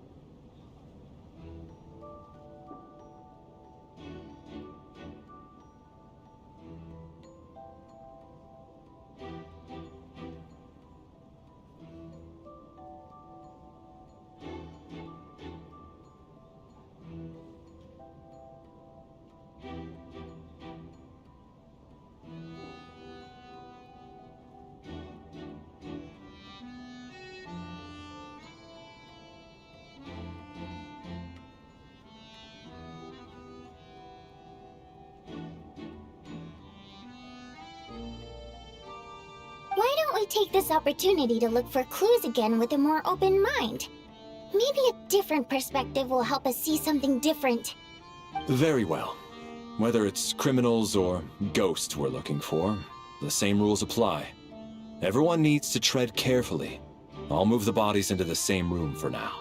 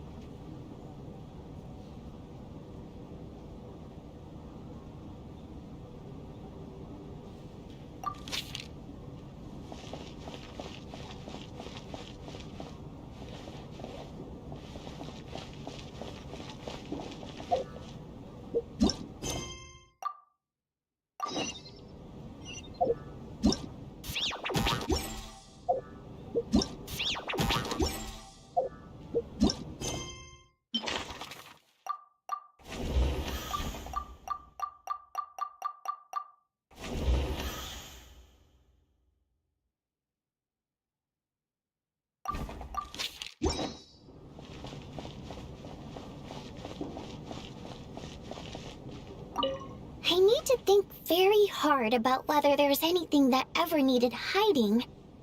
After all these years, there must be some things even I've forgotten about.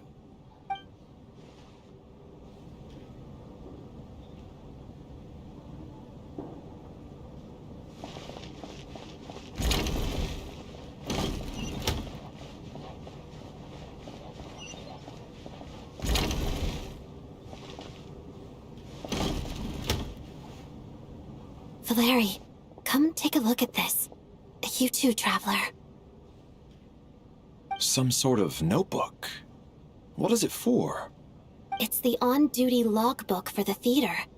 Kulish was the main person to use it.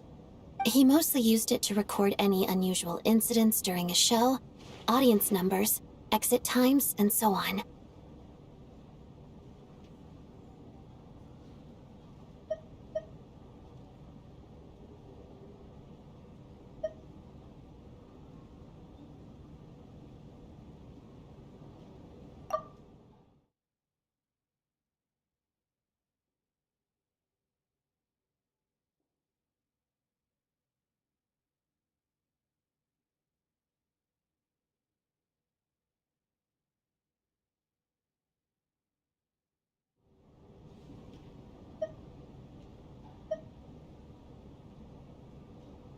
Yes, he'd always have this logbook with him when he checked tickets at the entrance.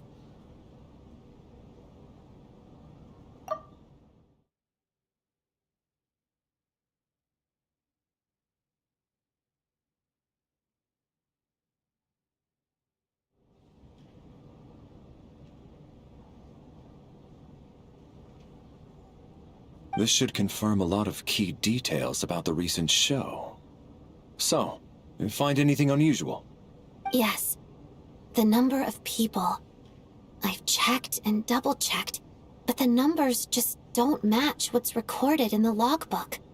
Apparently, we have an extra person among us. Are we certain that logbook is accurate? Could someone have sneaked in without buying a ticket or something? Unlikely.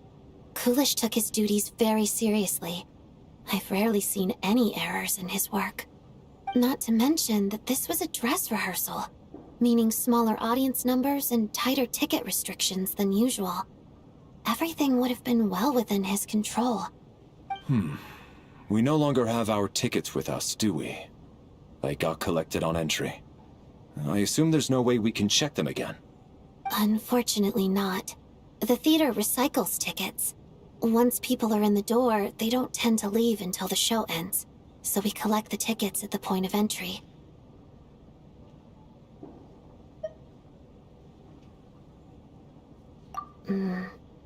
Still, I'm inclined to believe that this discrepancy in the head count is significant somehow. Did an extra person just materialize out of thin air?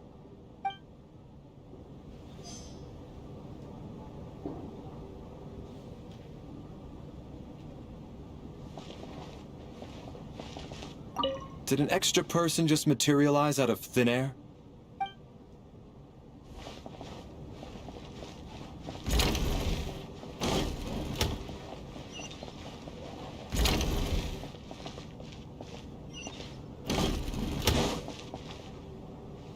Tonya?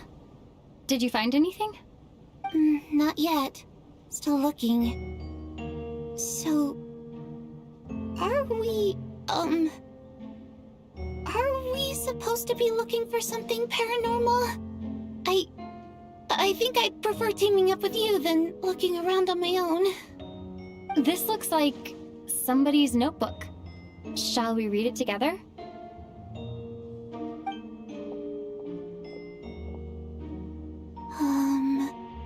Well, it doesn't look scary or anything, so I guess it should be fine. All right, let's read it together.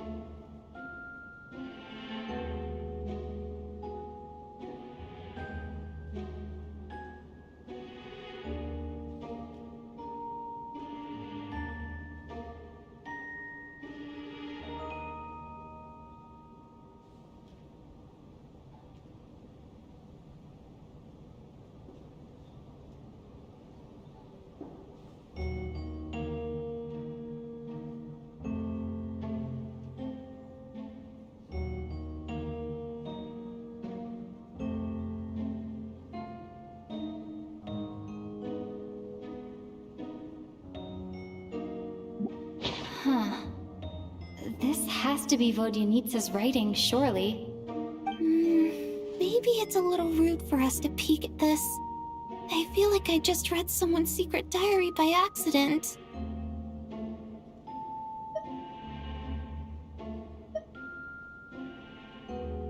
It sounds like she's writing this for her parents, right? I don't understand. Why put this stuff in a notebook instead of mailing it in a letter? Because her water imp parents belonged to the aristocracy, who were driven out of Snezhnaya by the Tsaritsa long ago. And now they live somewhere new, where the postman can't get to.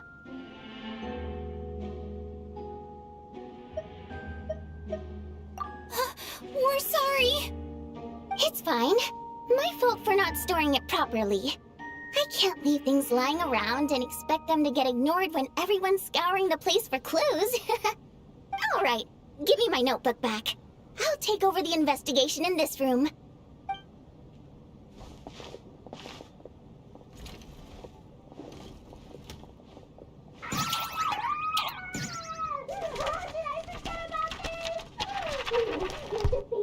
Oh God, and this one.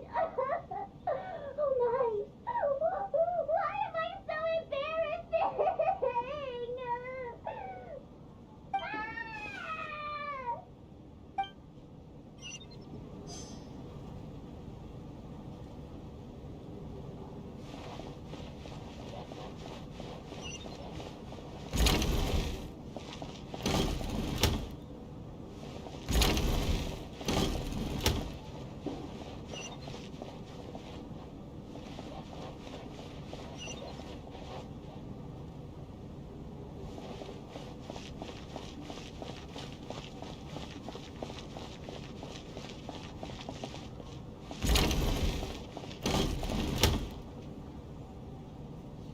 Ah, Traveler.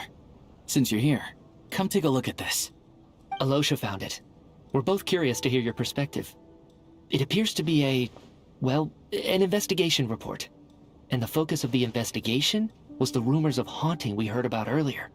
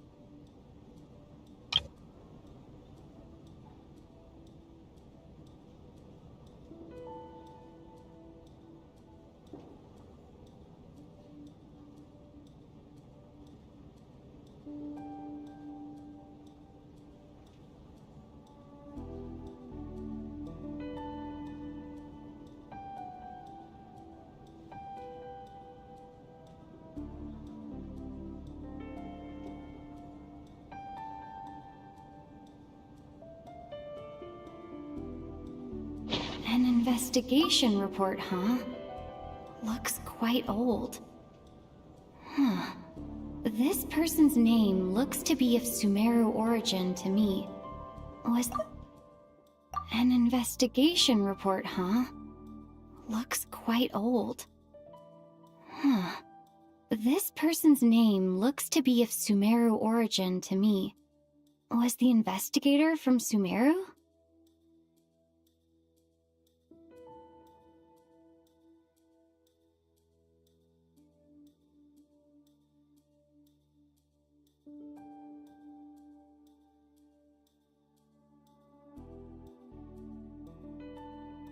The theater manager must have hired an investigator once specifically to look into this issue.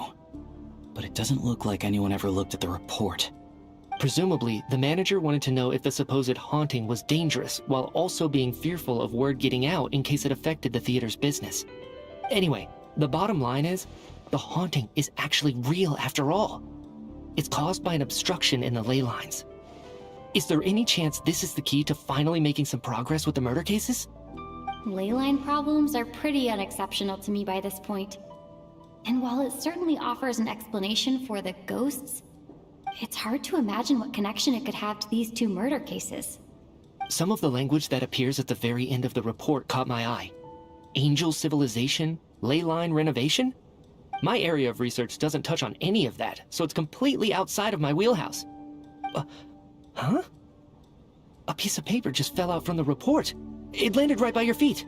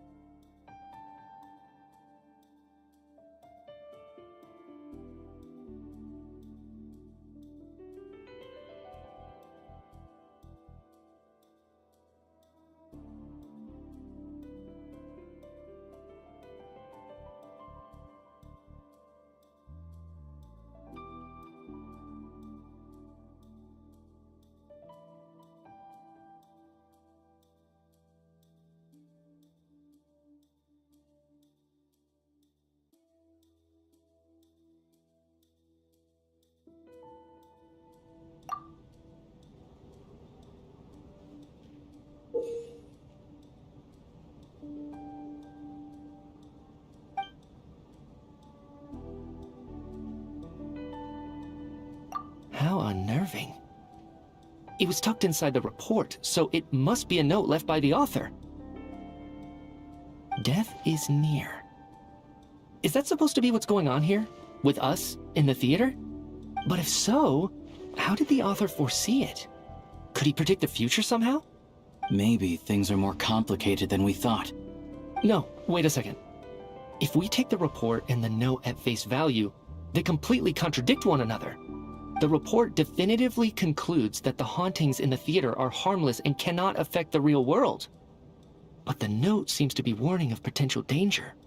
The question is, what exactly does the note mean by death?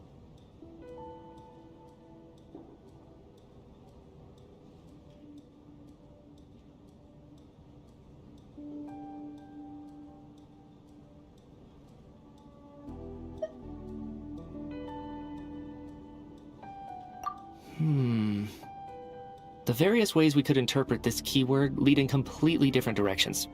Let's pause our analysis here for now. I think we need more information.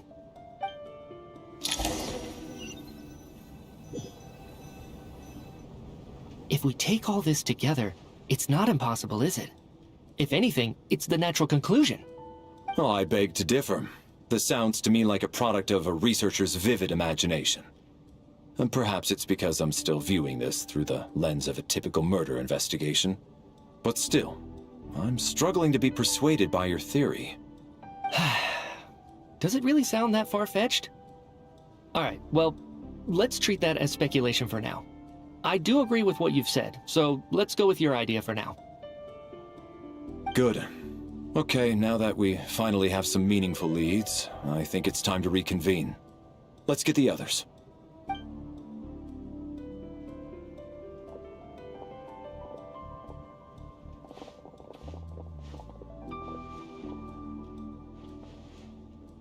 So, that's about everything we've discovered so far.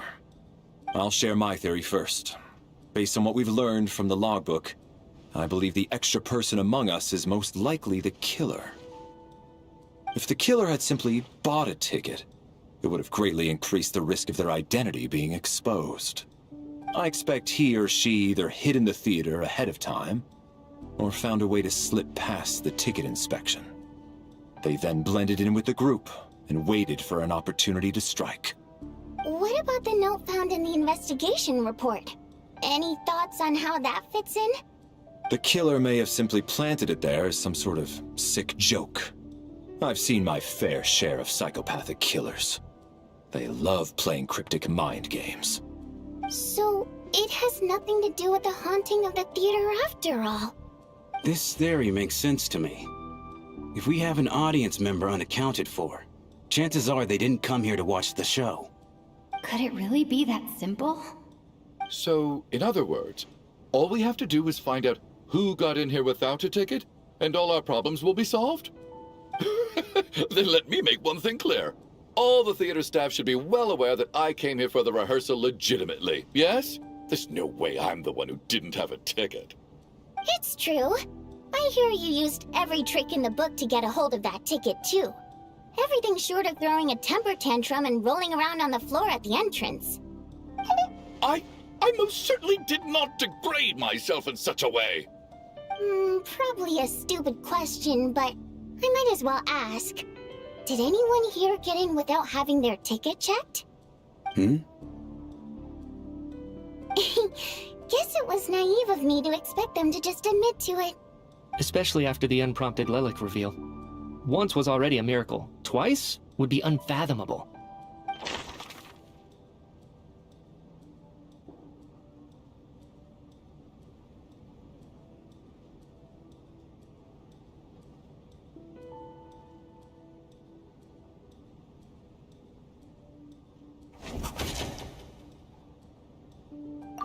We have to catch this extra person, even if only for the victim's sake.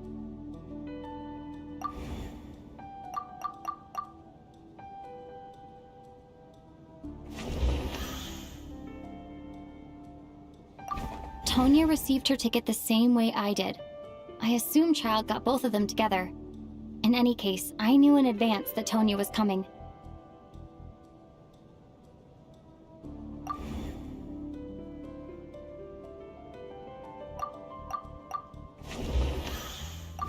I got my ticket from Child. It was all above board, and my ticket was checked at the entrance, so there's no way it's me.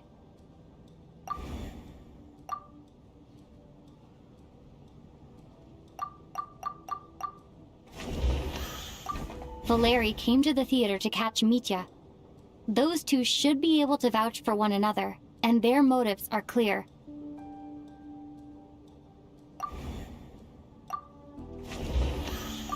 As things stand, the audience headcount doesn't add up. I guess we can rule out the theater staff members.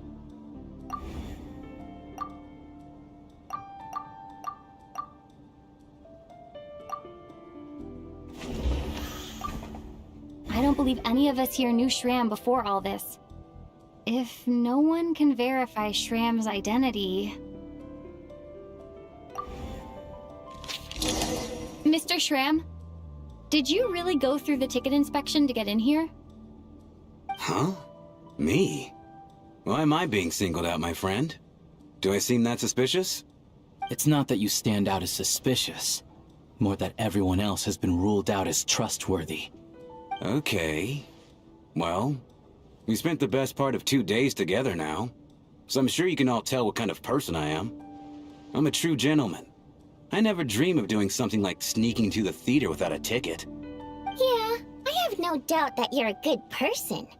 But the problem is, none of us here actually know you, so no one can say for sure that you are who you claim to be. Although, actually, what was it you said last night? Yeah, you're friends with that water imp, which is why you understand our primary mode of expression. Last time I checked, there were barely any of us remaining in Snezhnaya, since most of the water imps left. Could you tell me a little bit more about your friend? There's a good chance I actually know her. And I suppose it's also kind of a way for everyone else to get to know you a little better.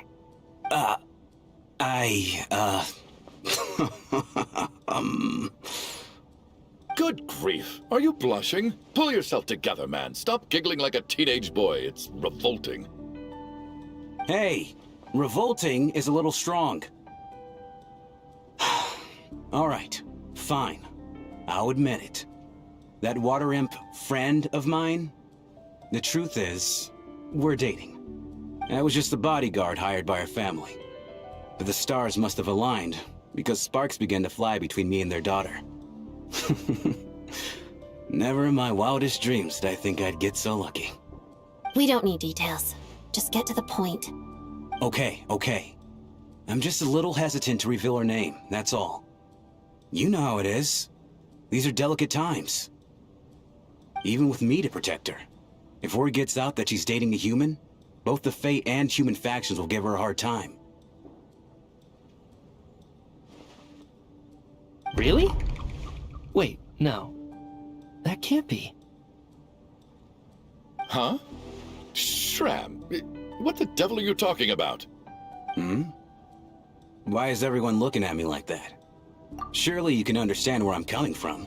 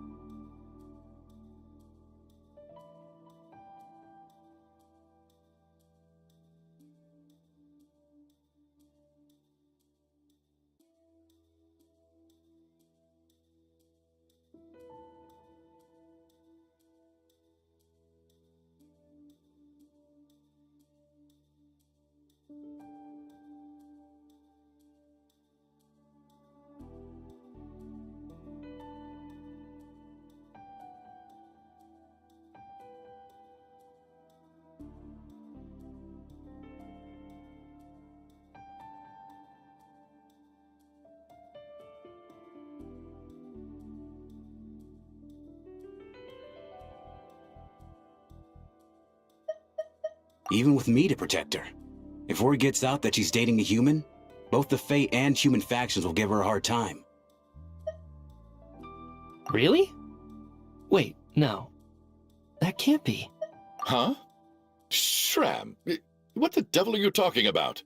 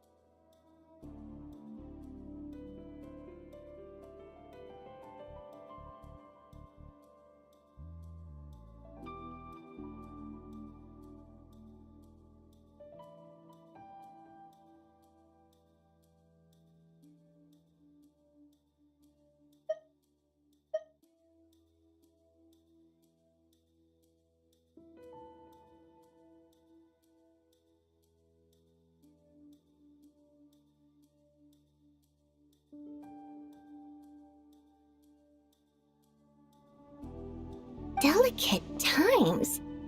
Factions?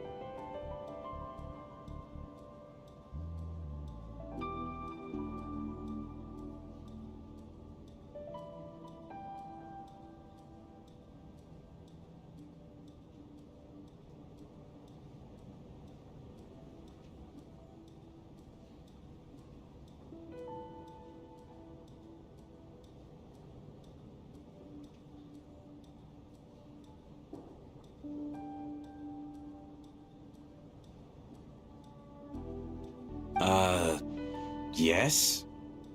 You know, the Civil War. Last time I checked, the Fae and the humans were still at each other's throats. If I'm not mistaken, the last significant civil war in Snezhnayan history was over 400 years ago, when Her Majesty the Tsaritsa had just taken the throne and was consolidating her reign.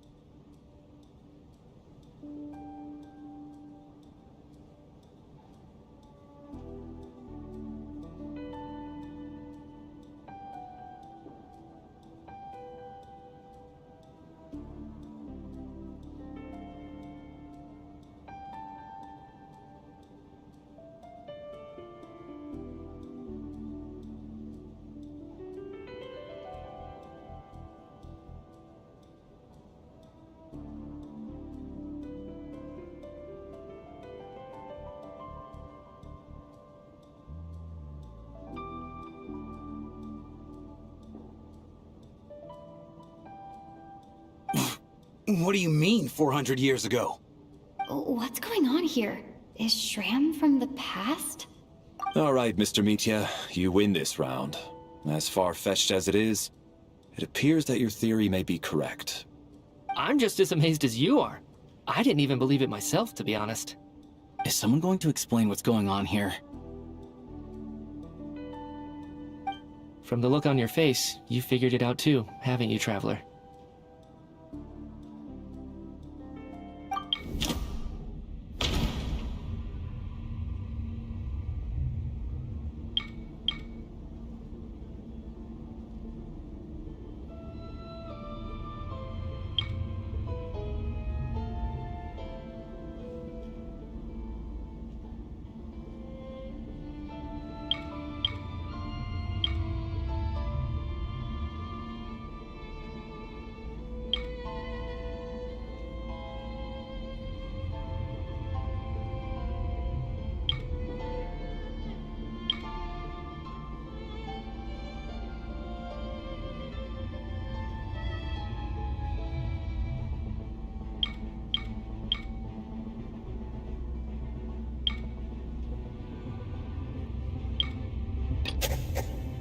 Seems to be the case. Shram's the extra person, but there's no way of learning his identity from this clue.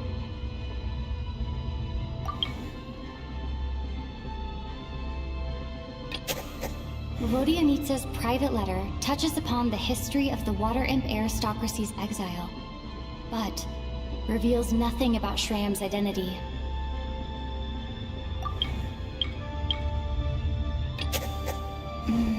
No. The truth lies within the clues we've already discovered.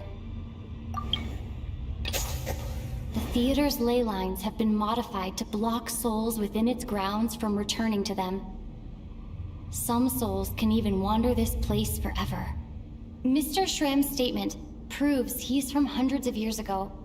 And, according to the investigation report on the theater hauntings, Mr. Shram is very likely a lost soul wandering the theater.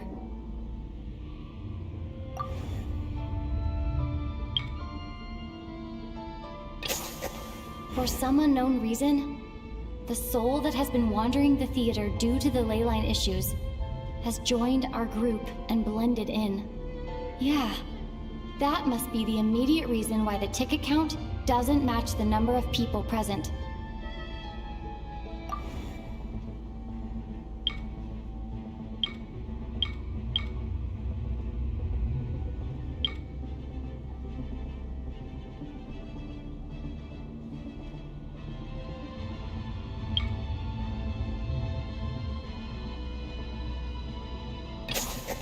The contents of the investigation report have been verified. There are indeed leyline issues and wandering souls in the theater. Death likely symbolizes the deceased. Mr. Schramm, for instance. Death is near. Huh. That must mean that there's a dead person in our midst. That's the truth, isn't it? Yeah, the logic is clear now. The investigation report said that there would be souls stuck wandering around the theater because the ley lines were cut off. Mr. Schramm must be one such soul who died in the theater a long time ago. In which case, that also makes him our extra person. So when the note said death is near, it must have been referring to death as in the deceased, people who died a long time ago. Someone who died a long time ago. In short, there's a dead person among us. The extra person we've been searching for is a ghost from the past. You mean I'm a ghost? No. Don't make jokes like that, my man. There must be some mistake. But even if I was dead, I know for a fact I didn't kill anyone these past 2 nights. Yeah.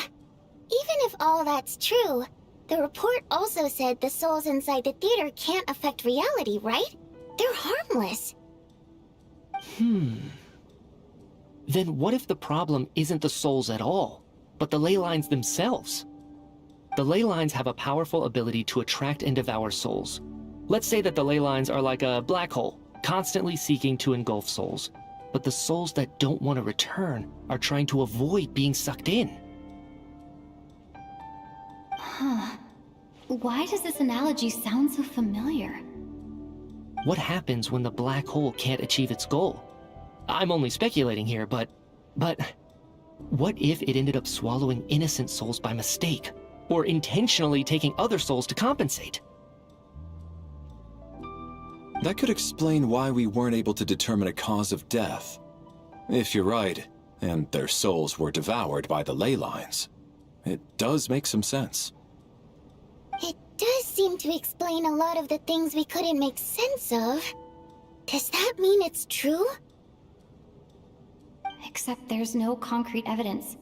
Mitya is relying on a lot of logical leaps.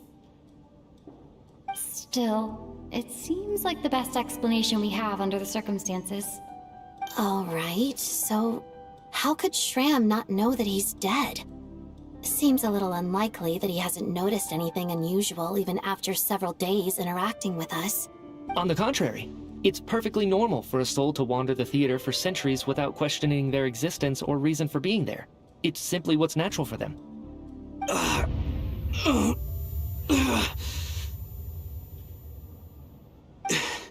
You know what, Mr. Brainiac? I think you might actually be right after all. I'm trying to remember and... even though my head feels like it's going to explode, I think... it's all coming back to me.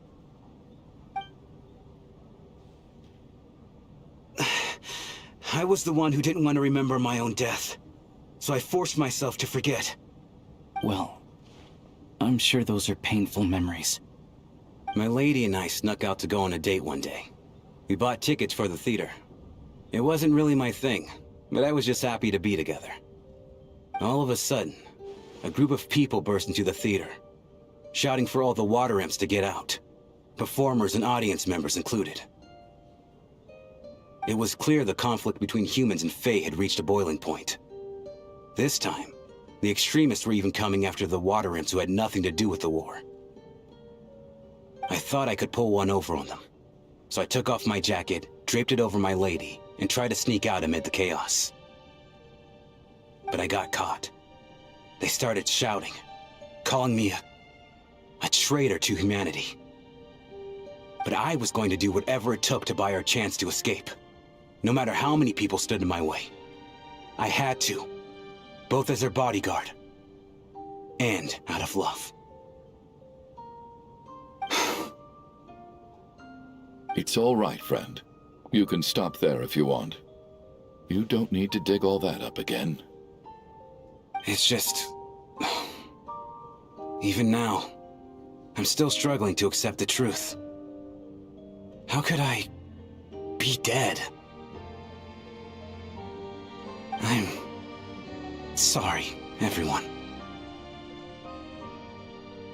If I'd known I was a dead man walking, I wouldn't have dragged you down with me. If I'm the cause of all this death, then punish me however you see fit. But, Mr. Shrim... No.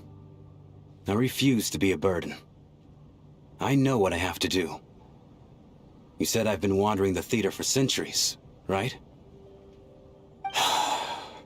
I guess it's high time I got a breath of fresh air. Out there, I mean. I'll leave this place, and take all this death with me. Go out on my own terms. Mr. Shram, I'm sure we can figure out a different course of action. My good sir, we both know I'm not supposed to be here. I should have accepted my death long ago. One way or another, this has to end. Unless you're saying this goes against another one of your military principles somehow. No, I'm speaking on a personal level this time. Let it go, man. Oh, wait. One last thing. Miss Waterimp. My lover. Her name was Litia. Litia Ozarova. Do you know what happened to her? Ozarova. Oh, Auntie Ozarova. That's what we all called her. I remember her as a very kind elder. She had a bunch of kids, too.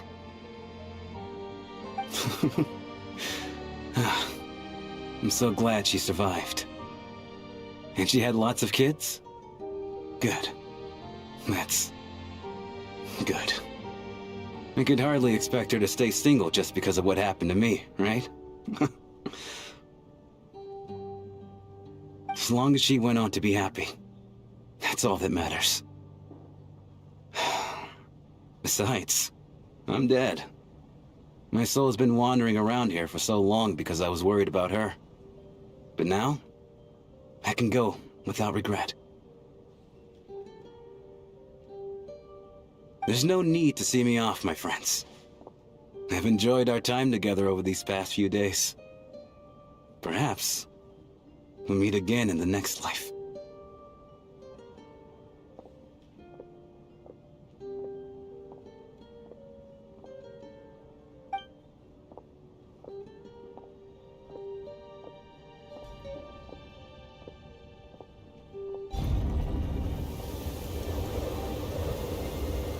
Take care, my man. I know Mr. Shram was already dead, but... I still feel so sad. Death is cruel, no matter how we might try to make sense of it. So, was the conflict between Fae and humans really that bad back then? I was only little, so I don't remember much. It's terrible to think that so many innocent people had their lives turned upside down. Even the historical records about that time period don't say much about it. All people know is that the Tsaritsa founded the Fatui, drove out most of the Fae aristocracy without explanation, then used her terrifying power to suppress the humans. It seems to me like the Tsaritsa chose to make herself the enemy. She downplayed the conflict, directing whatever animosity both sides had for each other at herself instead. That's also why, despite how brutal the conflict was at the time, there hasn't been much lingering tension between humans and Fae since. Things have been fairly harmonious for the past few centuries. So, the Tsaritsa banished the Fae to protect the Fae living in the city? She offered herself up to be hated in exchange for peace. Maybe it's not quite as bad as it sounds. I don't think Her Majesty is too concerned if mortals hate her or not. And besides, there are very few who truly do. All this time, I had no idea. All right. If Mitia's theory is correct, then I think we can consider this matter settled. Let's all take a break.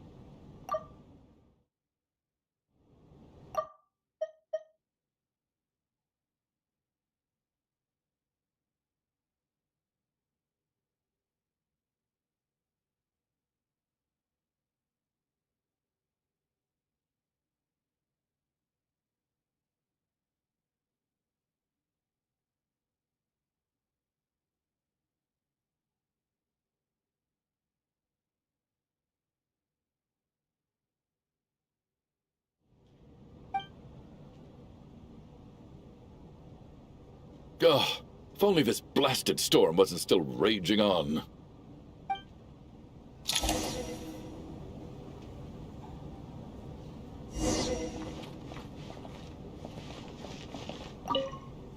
I was actually planning on hiring him as my bodyguard after we got out of here, you know. Oh, poor guy.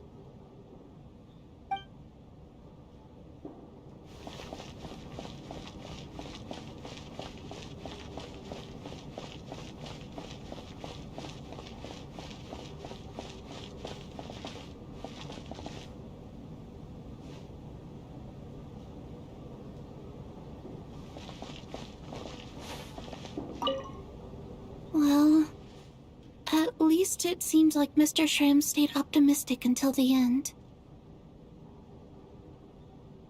The information he revealed, it's given me a lot to think about.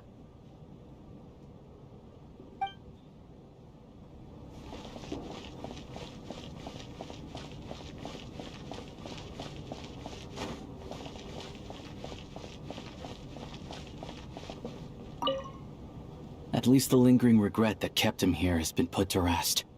That's not necessarily a bad thing.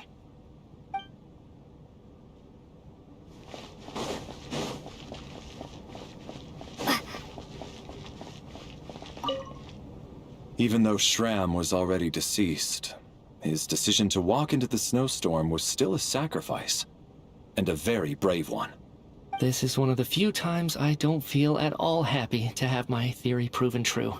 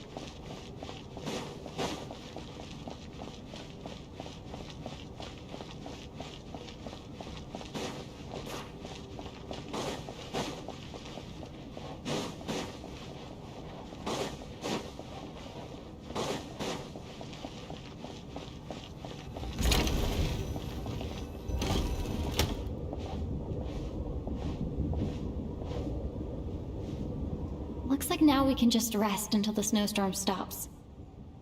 I still can't believe Shram turned out to be a ghost who'd been in the theater for hundreds of years. To think he was dead this whole time. What a strange turn of events. Knock knock. Hmm? Knock knock. You know the door isn't closed, right? You don't have to knock. Think of it as a signal then. When I'm entering someone else's room and I knock, I'm here as Odette. If I don't knock, it's Lelek.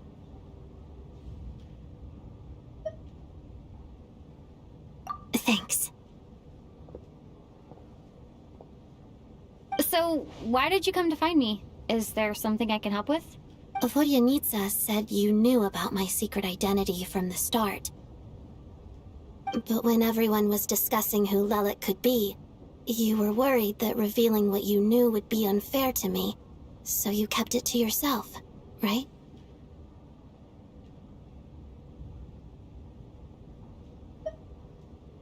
Yes, I'm extremely grateful for that.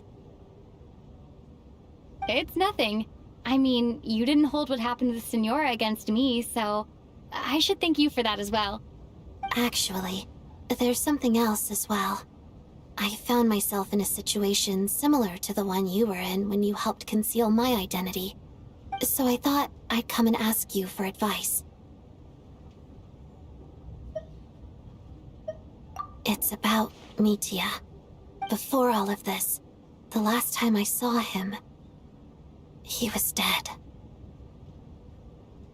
As I'm sure you know, my goal as Lelek was to stop Project Stuja.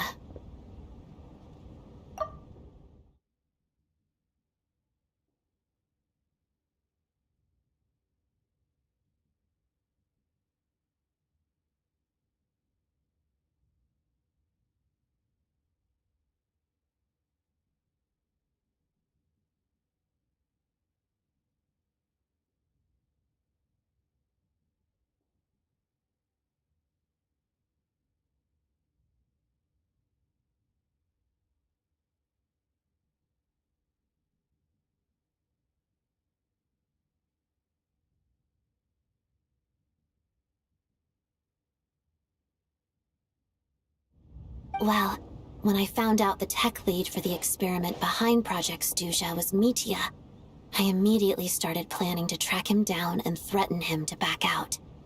I often saw him around the theater, but I soon concluded that making my move there would risk exposing my identity. So I decided to infiltrate the Armory Palace and go directly to his lab. That way, the threat would be much more effective.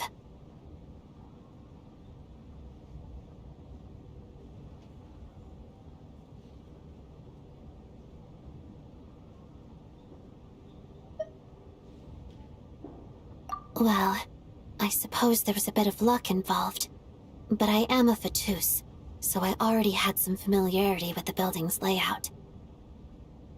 But when I finally made it to his lab, Mitya seemed to be dead.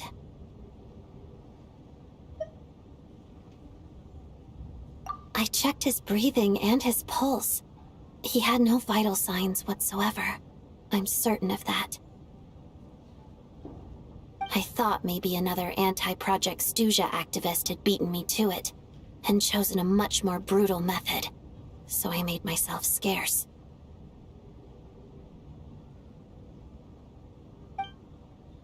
That's why you were so on guard around Mitya that first night here. Yes. When I saw him sitting in the audience during the performance, I could barely contain the shock. To me, it was a miracle. Somehow, he'd come back from the dead. But then, the murders started happening and things got so complicated that it wasn't really at the front of my mind.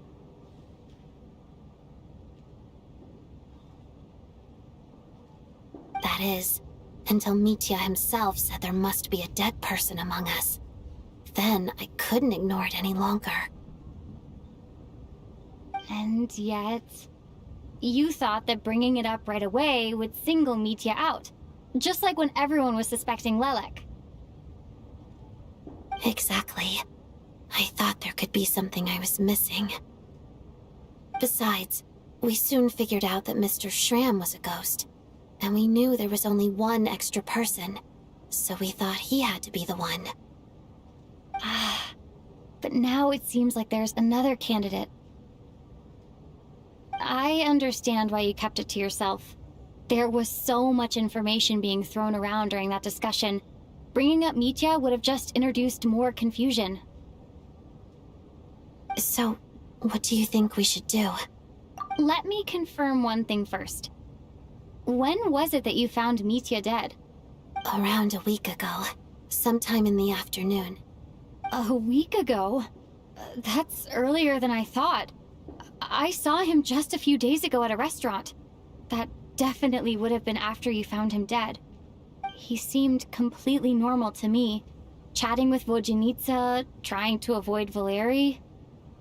So he was definitely alive on that day. Huh. Well, all I can say is I know what I saw.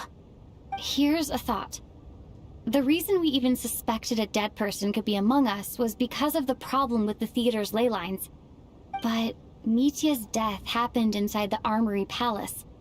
The ley line issue affecting the theater shouldn't reach that far. You're right. I guess he doesn't fit the profile of the person we were searching for. I think the chances of it being him are very low. Surely he can't have died for real in the Armory Palace. Unless what? Unless he really did come back from the dead. You're right. Do you think we need to disclose this to the others?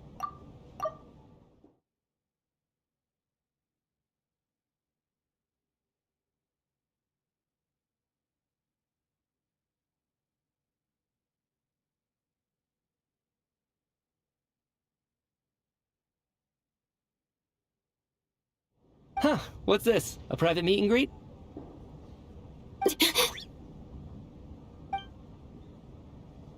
Where do I line up? That's not what's going on here. Well, I was just making the rounds. Thought I'd try to lighten the mood a bit. Vodjanitsa's handing out food if you're hungry.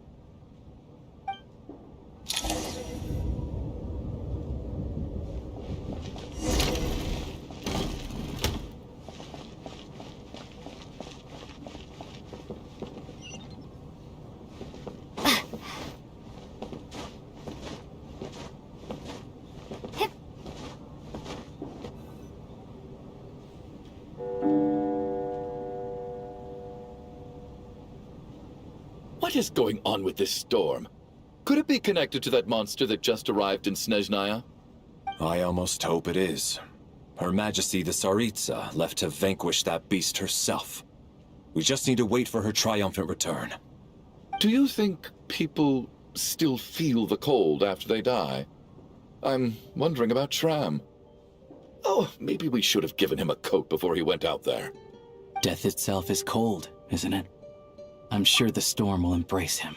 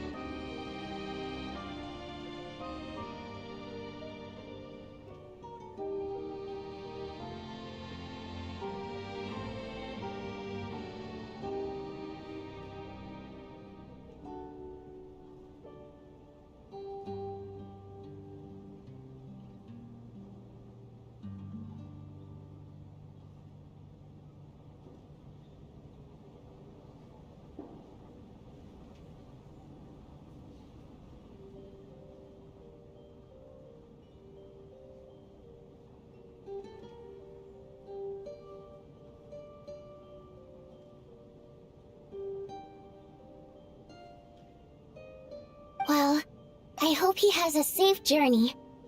I'm going to miss him, I think. It's not like we can blame him for Rampana and Kulish's deaths. Thinking back on it, we barely made it out alive ourselves. Once we get out of here, how are we going to explain what happened to their families?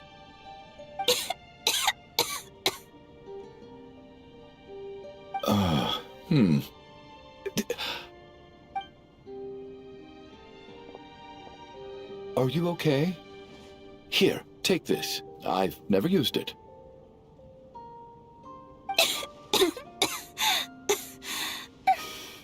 Thanks.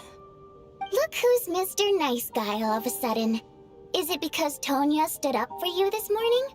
At least you know how to return a favor. Yeah, without Tonya, who knows how badly he would have been hurt. I told you already, I never intended to resort to violence. Duh, bunch of rascals. Little girl? I was rather surprised when you spoke up for me this morning. I didn't think I had many admirers here, so, thank you. Oh, no need to thank me. I said some bad stuff about you too. I've been, too embarrassed to admit it, but, you remind me a lot of my daughter. So kind to everyone, but never lets her old man off the hook. Unless my wife and I are having a fight, then she's always on my side. Especially when she was little. Every time I took her out...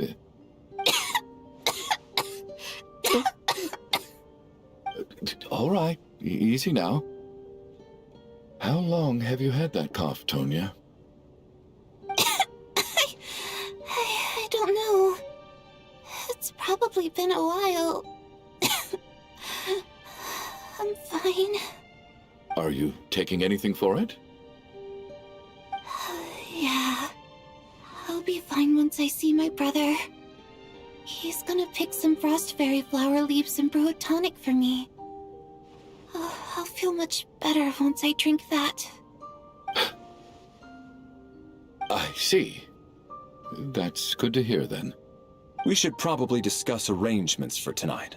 Now that the deceased has left our midst, there shouldn't be any more incidents. However, out of an abundance of caution, I'll keep watch. Shouldn't we take shifts? I can take one if needed.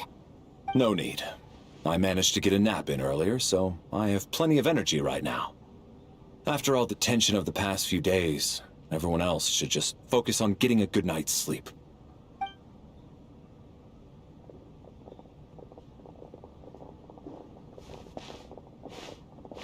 What a long day.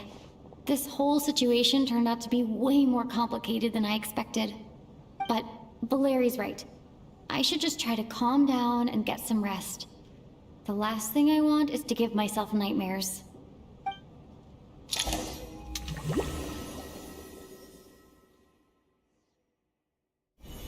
She's awake. She's awake!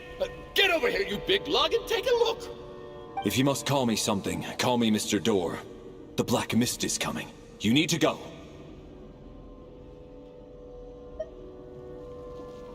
Are you all right? Can you walk?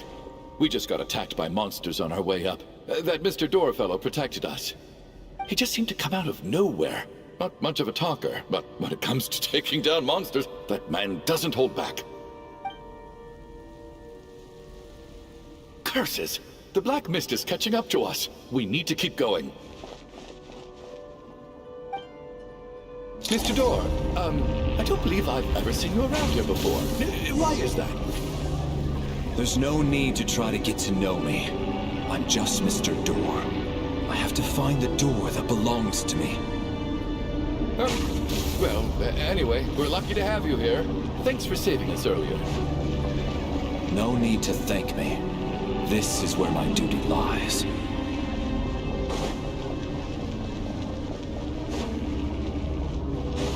Mr. Door! Looking for trouble? I can just push these ones off. Fighting Frog!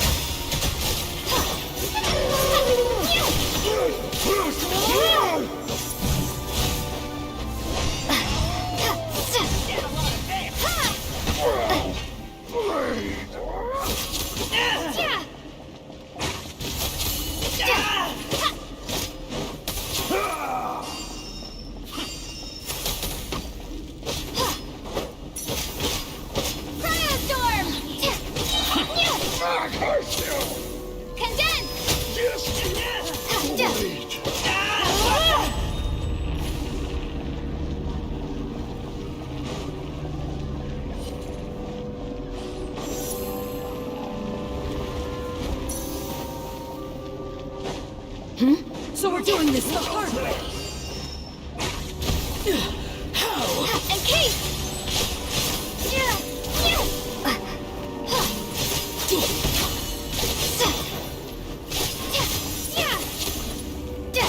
Just you wait.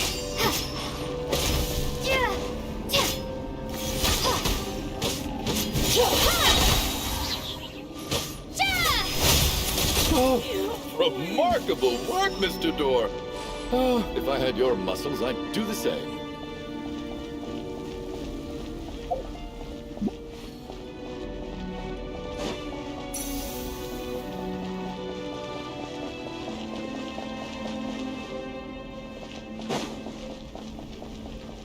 Are none of these doors the one you're looking for? No.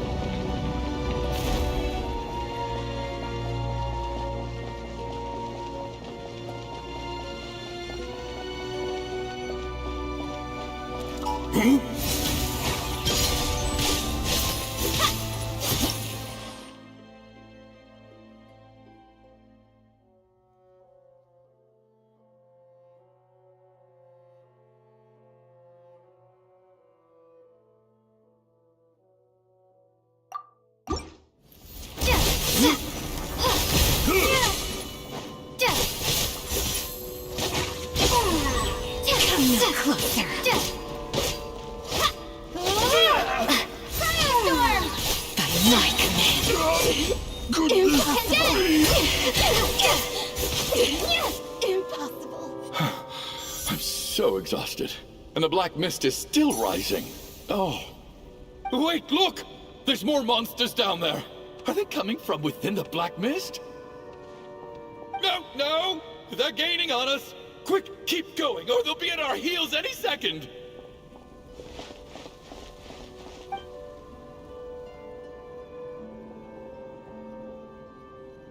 Mr. Door, what are you doing? We need to get out of here. They're coming! Found it. This is my door. What? You mean you're going to stay here? I am a door. This is where my duty lies.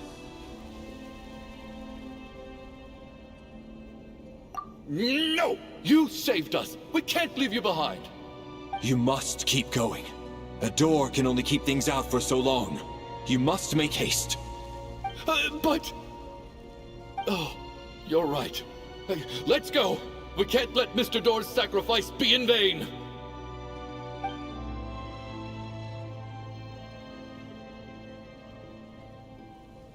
The black mist isn't moving anymore.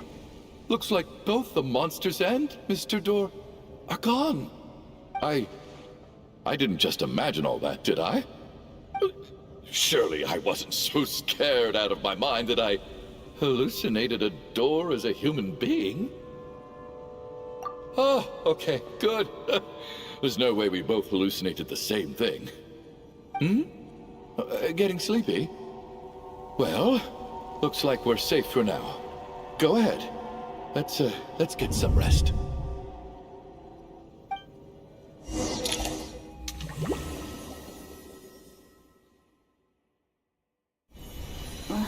What time is it? Is it morning? I think I had a nightmare. Oh, I guess everyone's still asleep. These past 2 days have been exhausting. Valeri's keeping watch though, so he's probably the only one awake. Valeri?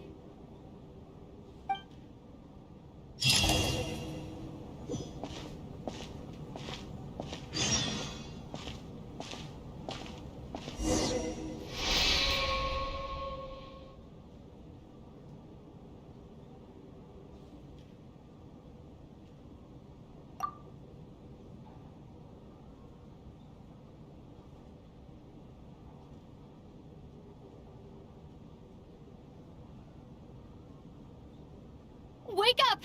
Everyone needs to wake up!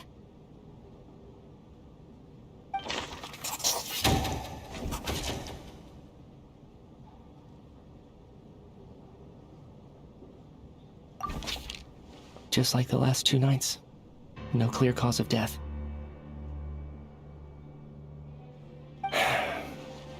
I've been a real thorn in your side, haven't I, Mr. Valeri? Now you can rest in peace. But for me, life will be all the duller for not having to run away from you, my friend.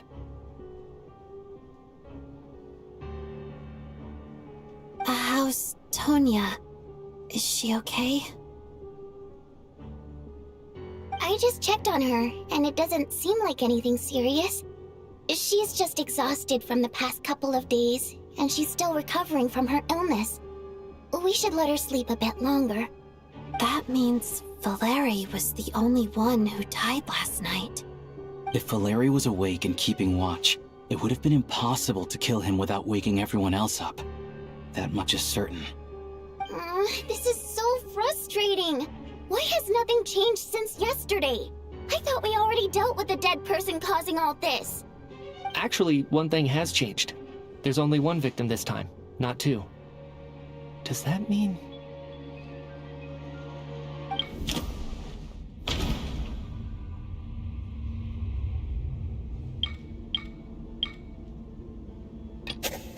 No similar cases have ever been confirmed. So, this theory doesn't seem to hold up.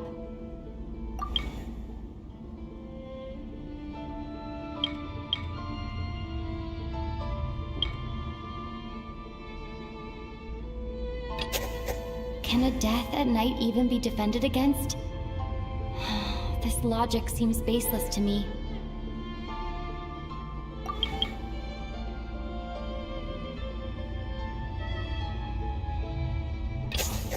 After the deceased Shram left, there was one less victim last night.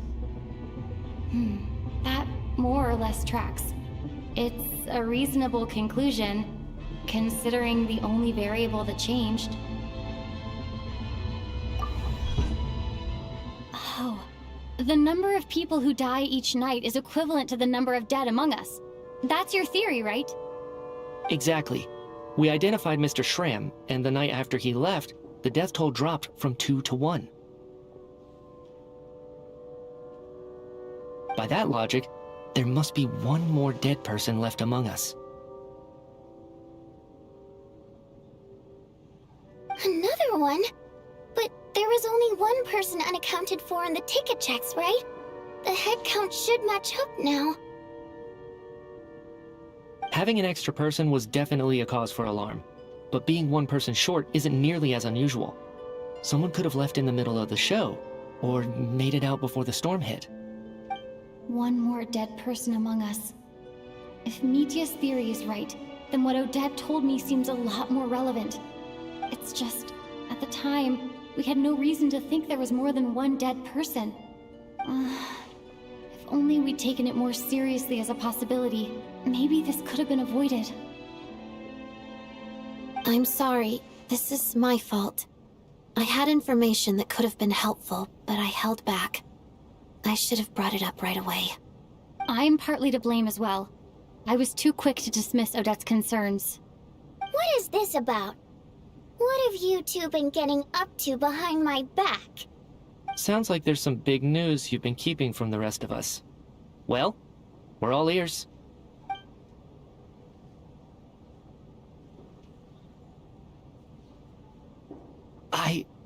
I'm the dead person? Wow, that's certainly news to me. Odette and I talked about it yesterday, but we thought it just wasn't possible, so we left it at that.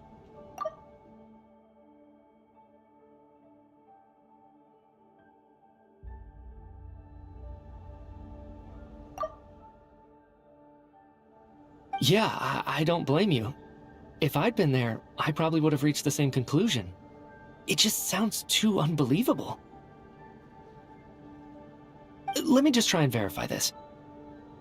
I just scoured my memories trying to think back to the afternoon Miss Odette mentioned. But I honestly have no recollection of dying. That's where I'm different than Mr. Shram. Having seen Mr. Mitya a few days ago myself, I also find it hard to believe he could be the other dead person among us. Well, if it isn't Mitya, then who? Do we vote on it? If you don't mind me asking, Traveler, I believe you mentioned that you know Tonya's brother. Had you ever met her before all this? No, never. Wait, are you saying... Now, just 1 minute. I know where this is going. You can't just randomly point a finger at anyone you want. You're in the hot seat, and all of a sudden you want to divert our suspicions onto somebody else? Trying to pick a fight, Mr. Chuganov? Whenever you open your mouth, all you do is attack people, and I've had enough of it. If you don't want to engage in a civil discussion, you can shut up. You little brat! Did Nietzsche ask about Tonya because he suspects her? I suppose I only identified her by age and nothing else. Could that mean... I'm just saying. You're going around casting suspicion on people for no reason. How could Tonya be dead?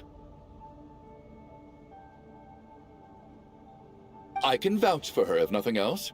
I've seen her before. She's the sister of that Harbinger, isn't she? The one called Child. Oh, really? You're telling the truth? Since being here, I don't think I ever mentioned she was Child's sister specifically. Does Chuganov actually know her? If Chuganov can vouch for her, then it can't be Tonya either. In which case, it seems unlikely that there's another dead person among us at all. Miss Odette, could you go over that afternoon with me one more time, when you found me dead?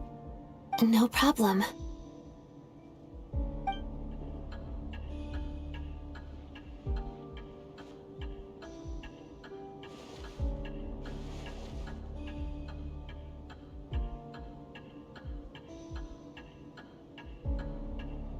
Huh.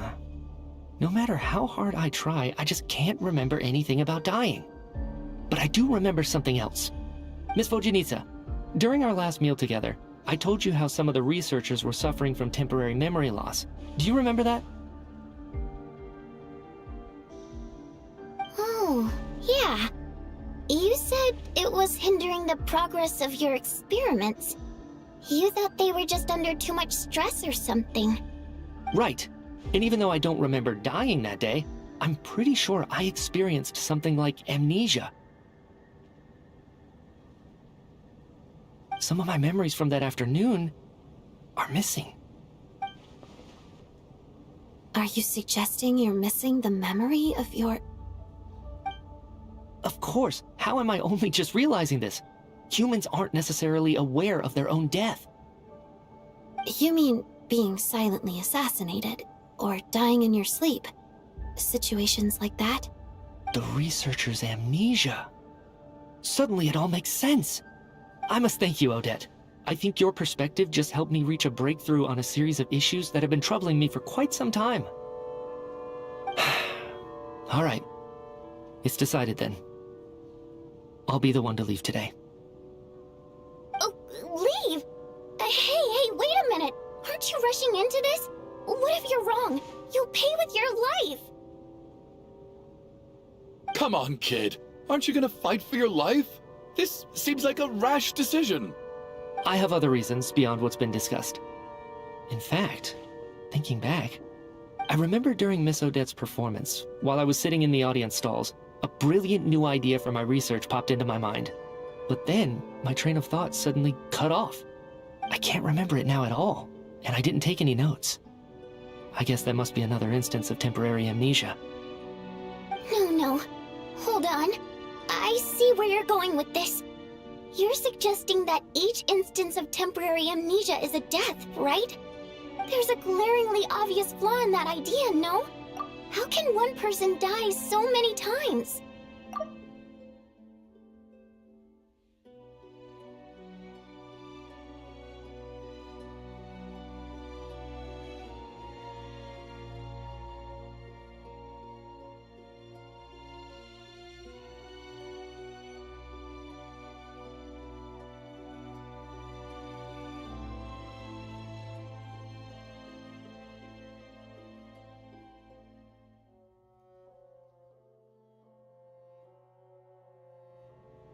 I believe Miss Odette's account. During the period where my memory is blank, I must have been either dead or in a similar state. All it would take is for the same thing to happen in the theater, and I would come under the effect of the ley lines in this vicinity. This increases the likelihood of me being the deceased, does it not? I believe Miss Odette's account. During the period where my memory is blank, I must have been either dead or in a similar state. All it would take is for the same thing to happen in the theater, and I would come under the effect of the ley lines in this vicinity. This increases the likelihood of me being the deceased, does it not? But... There's no evidence to suggest that anyone other than me is a candidate for the deceased. So allow me, as a scientist, to treat this as an experiment. Please relax, everyone. I don't think things are as bad as they may seem. If I really am the deceased, then to leave the theater will be a relief for me. If, on the other hand, I'm still alive right now, well, apparently you've all witnessed my resurrection recently anyway. Who's to say I won't return from the dead again this time? Mitya's right. This is the only thing we can try right now. I think he's deliberately downplaying the gravity of the situation, though. He probably doesn't want to burden everyone. What is a scientist if not someone who gambles on experiment after experiment in an attempt to obtain the truth? With this snowstorm, the ley line phenomenon, ghosts of the dead, and my amnesia, we've been paralyzed by not knowing and powerless to do anything about it. It's a terrible feeling. But if I do get resurrected, you can be sure that I'll come back with the truth of all this. Just you wait.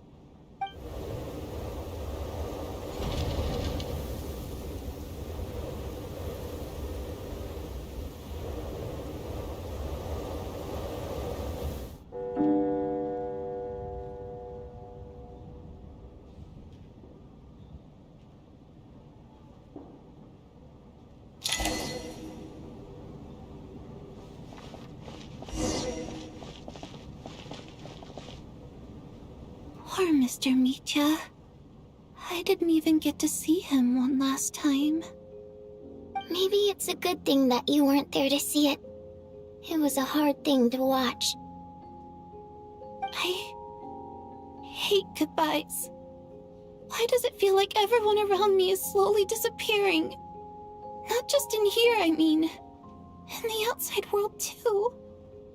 Maybe it's the realization that, at the end of life, everyone has to face it alone. Come to think of it, the main reason we're still alive right now is pure luck. Each morning here, for every one of us, there's the chance that we might not wake up. You could take it a step further and say that the same is true outside, too. Who can never be 100% sure when they drift off to sleep that they'll open their eyes again in the morning? If I make it out of here, I'm going to cherish every moment that I'm awake and live without any regrets. Without regrets?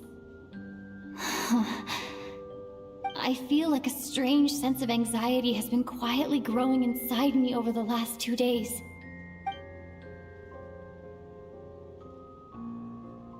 Are you okay? You look really glum. If something's bugging you, let's talk about it. There's only a few of us left here now. After everything we've been through, what's the point in keeping things bottled up? I have a travel companion named Paimon. Alosha and Odette have met her before. She's been feeling unwell recently. You're worried about her, aren't you? That makes sense. We've been trapped in here for days. To be honest, I used to feel like I was just a spectator in this world, watching everything that happens from the sidelines. Maybe it's because I'm a descender?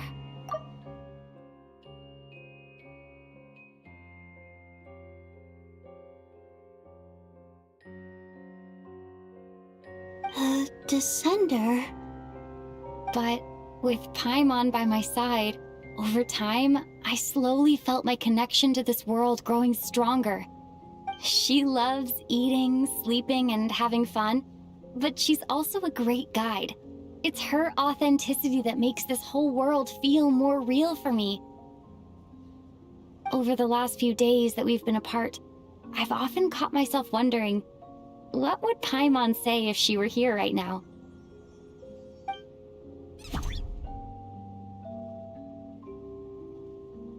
by the time I snap out of it, the conversation has already moved on and I'm still in my own little world. I'm trying to overcome this sense of detachment, but I really miss Paimon. I guess, in a way, she means the whole world to me. I bet she misses you when you're not there as well. Maybe you're her entire world too. I don't know if this will make you feel any better, but back when the water imps left Snezhnograd in droves, I also felt like the whole world was suddenly empty. I could be surrounded by people all smiling and having fun, and still feel completely separate from it. So, I totally understand how you feel. Later on, I started to think, maybe accepting the fact that our loved ones won't always be with us is something that takes a lifetime. All we can do is cherish their companionship from moment to moment. So, once we get out of here, you better hurry back to our side as fast as you can. You can't let your story end in regret. That's the trope I hate the most. Thank you. That's exactly what I needed to hear. But Vodyanitsa, if you hate goodbyes too, why didn't you leave with your people? That's just the choice I made. I used to regret it, but I don't anymore. Like I said before, singing is a water imp's primary mode of expression. It's how we convey our emotions.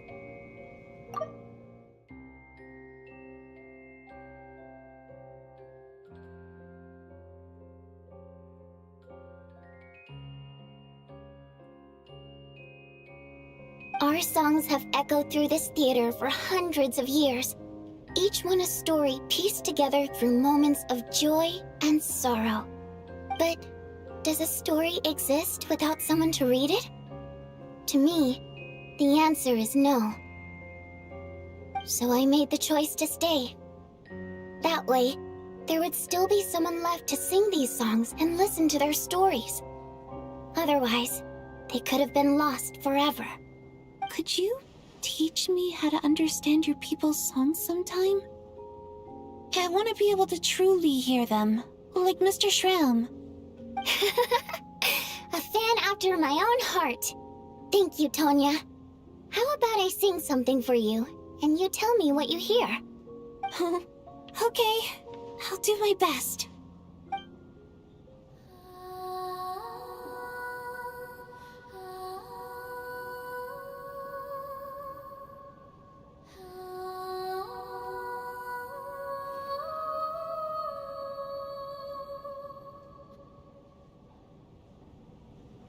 I've never heard that one before.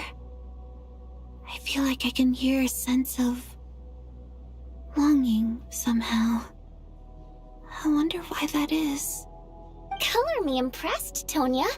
You're a keen listener. Most people can only tell if a song is happy or sad. I didn't think you'd be able to pick up on such specific details.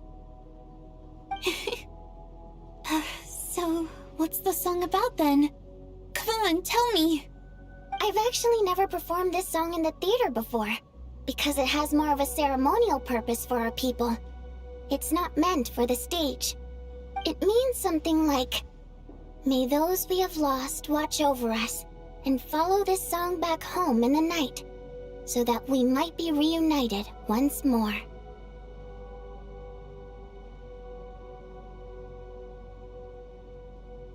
No wonder I could hear that sense of longing. You sing it for loved ones who have passed away. I hope it reaches them. It's getting late, Tonya, and you're not well. We should all turn in early. I suppose there's no reason to keep watch tonight. Okay, but, before I go to bed, could you sing that song a couple more times for me, Vodyanitsa? Of course. Anything for my #1 fan.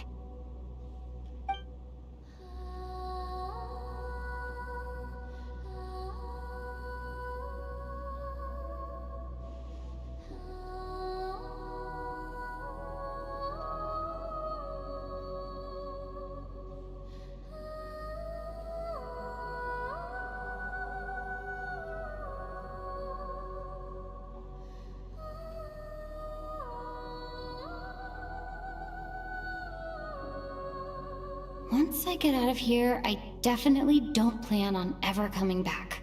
But I guess that means I'll never get to hear Vodyanitsa sing again. That's a sad thought. Before I fall asleep, I should cherish this moment of companionship while it lasts.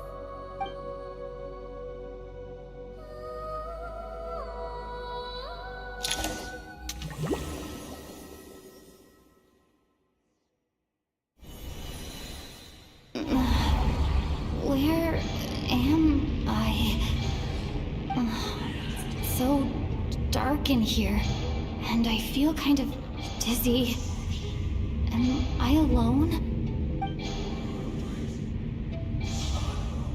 Huh? What was that noise?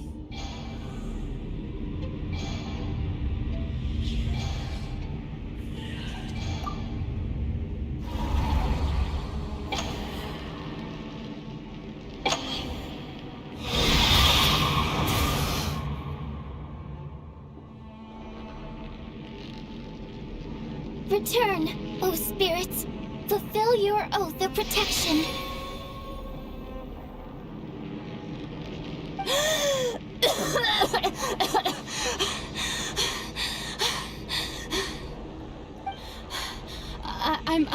I'm alive? What just happened? No time for questions. Quick, over here. Turn on the switch. We need to bring back the light.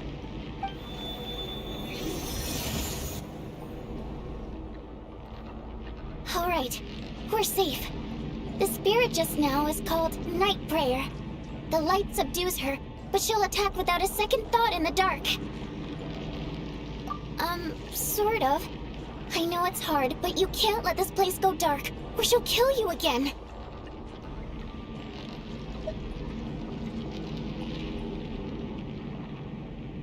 Yep. Luckily, I was here to resurrect you. Otherwise, that'd have been a real bummer. A bit more than a bummer, I'd say.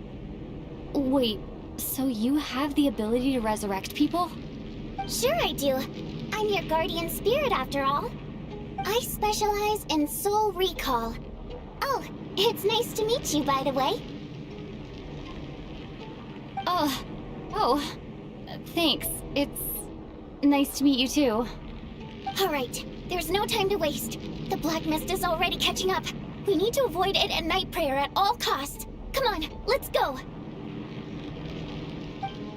We need to reach the next switch before the place gets too dark. If we bring the light back, Night Prayer won't be able to get to us.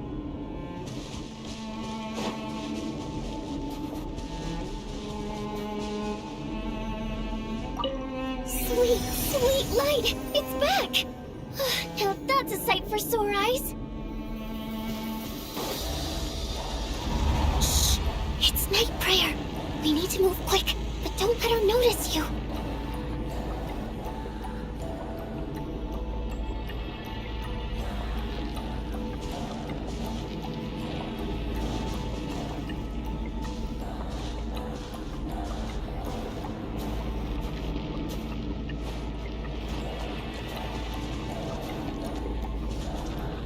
Look out!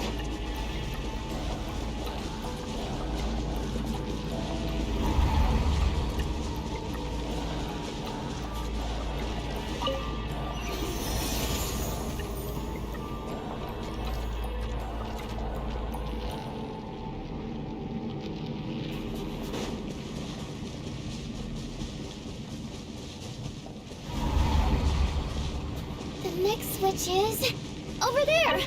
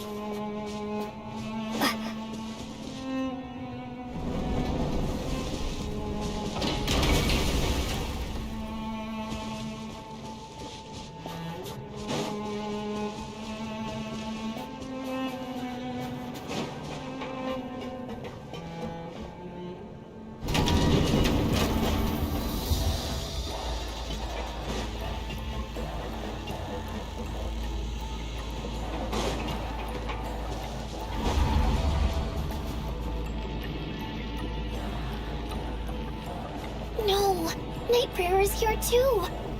This can't be the only path. Let's head up there and take a look.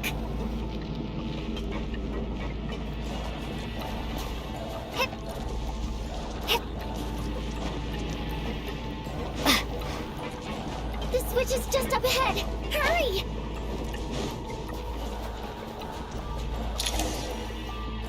It's too dark. We're not gonna make it. Come on, faster!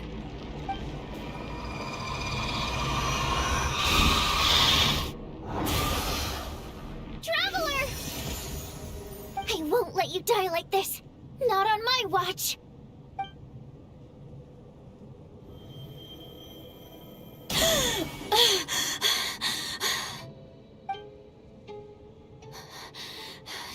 Even though it's not permanent, dying is definitely not a pleasant experience. Great. You're back. Yeah, thanks to you. Time for you to get out of here. Quick, before the light runs out. What about you? You're not coming with me? I can't. I've already been used up. A guardian spirit's skills are finite. I can only resurrect someone so many times. I might not look any different, but my essence has been exhausted. Now, I will slowly start to fade away. I can go no further. The black mist is where I belong. It's okay. Why didn't you tell me sooner? Because it wouldn't have changed anything. That knowledge would have just burdened you. And a guardian spirit's role is to protect. But... Go. Now, before it's too late. I already hear Nightbringer approaching.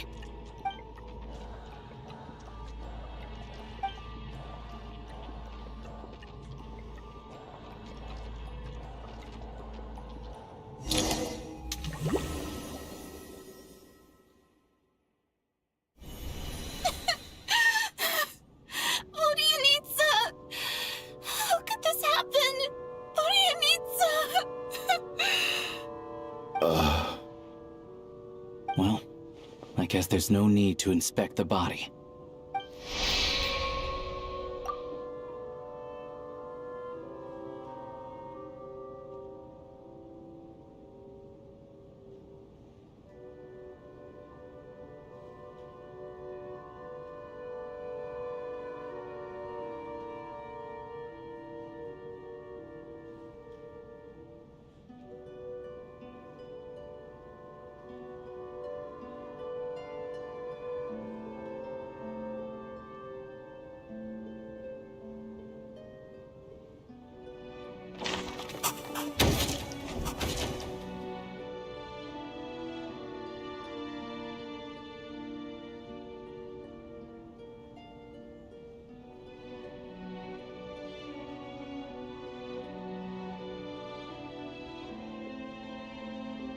This wasn't supposed to happen. You lied to us, didn't you, Chuganov? You've been lying from the start.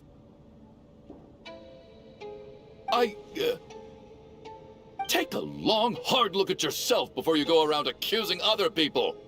I suspected you on day one, Lelik, and now look where we are. By some strange coincidence, you've never been targeted. You just happen to have survived this long? No, you should be the prime suspect. And you, little hunter, ever so content with staying on the sidelines. Yet you were the one who stopped us from leaving from the start. Why are you trying to keep us here? Now you're just lashing out indiscriminately. That's either a sign of anxiety or a guilty conscience. Where was all this passion and bravado before? Decided to fight until the bitter end. Is that it? Is that a threat? Fine, bring it on. You think I'm afraid to die after all this? You want to kill me? Go ahead. I'd like to see you try. After all the trauma of the past few days, everyone's been pushed to the breaking point. Valeria and Mitya aren't here anymore. Someone else needs to step up and take charge. But first, I need to think this through. Considering everyone left, Who's the most likely candidate for the deceased?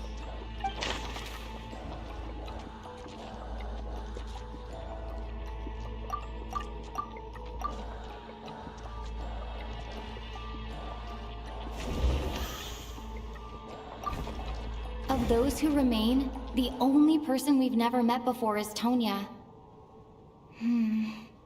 There is room to doubt her true identity. People are easily misled by first impressions.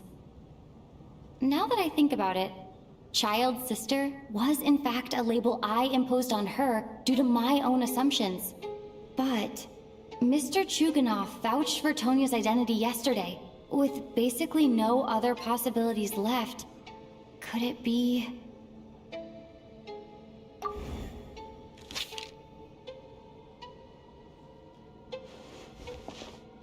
Tonya, how's Tusser been lately?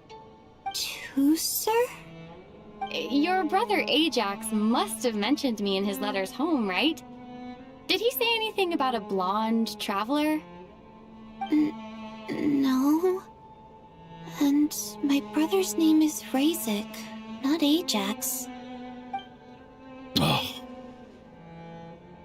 Chuganov, looks like it's your turn to do some explaining. Yesterday you said you could vouch for Tonya. Why did you give us a false testimony? I knew you were behind this, Chuganov. You've been lying through your teeth from the start. Everything about you is fake, down to the wife and daughter you're always talking about. Your entire family man persona is a charade, isn't it? That night, when I infiltrated your place as Lelik, I noticed you were home alone. Didn't think much of it at the time, just thought everyone else was out. But thinking back on it now, that doesn't seem very likely. My guess is, you live alone, don't you? Even that was a lie? But why would he lie about having a family? Oh! Curses! Oh, why is there no end to this blasted snowstorm? If it would just stop! If it would just stop. I think I remember now. I know how I ended up here. It feels like a distant memory. But at the same time, it's just like it was yesterday. The reason I'm always coughing is because I got sick with frostbite. The locals usually call it the snow cough. It's not a very common illness. It's partly genetic and partly caused by the cold climate, but it can be fatal. They sent me to the hospital as soon as they found out I had it, and I spent so long lying there in that hospital bed. After a while, I felt myself growing weaker and weaker. Nothing seemed to be working anymore. Neither the treatment that the doctors were giving me, nor the medicine my brother was brewing from frost fairy flower leaves. So one day, I told my brother that I wanted him to take me outside for once, so things could be like they used to, just for one day. I wanted to meet loads of friends, experience new things. He agreed. He snuck me out of the hospital, and we escaped. We got to the theater, bought tickets, and went inside.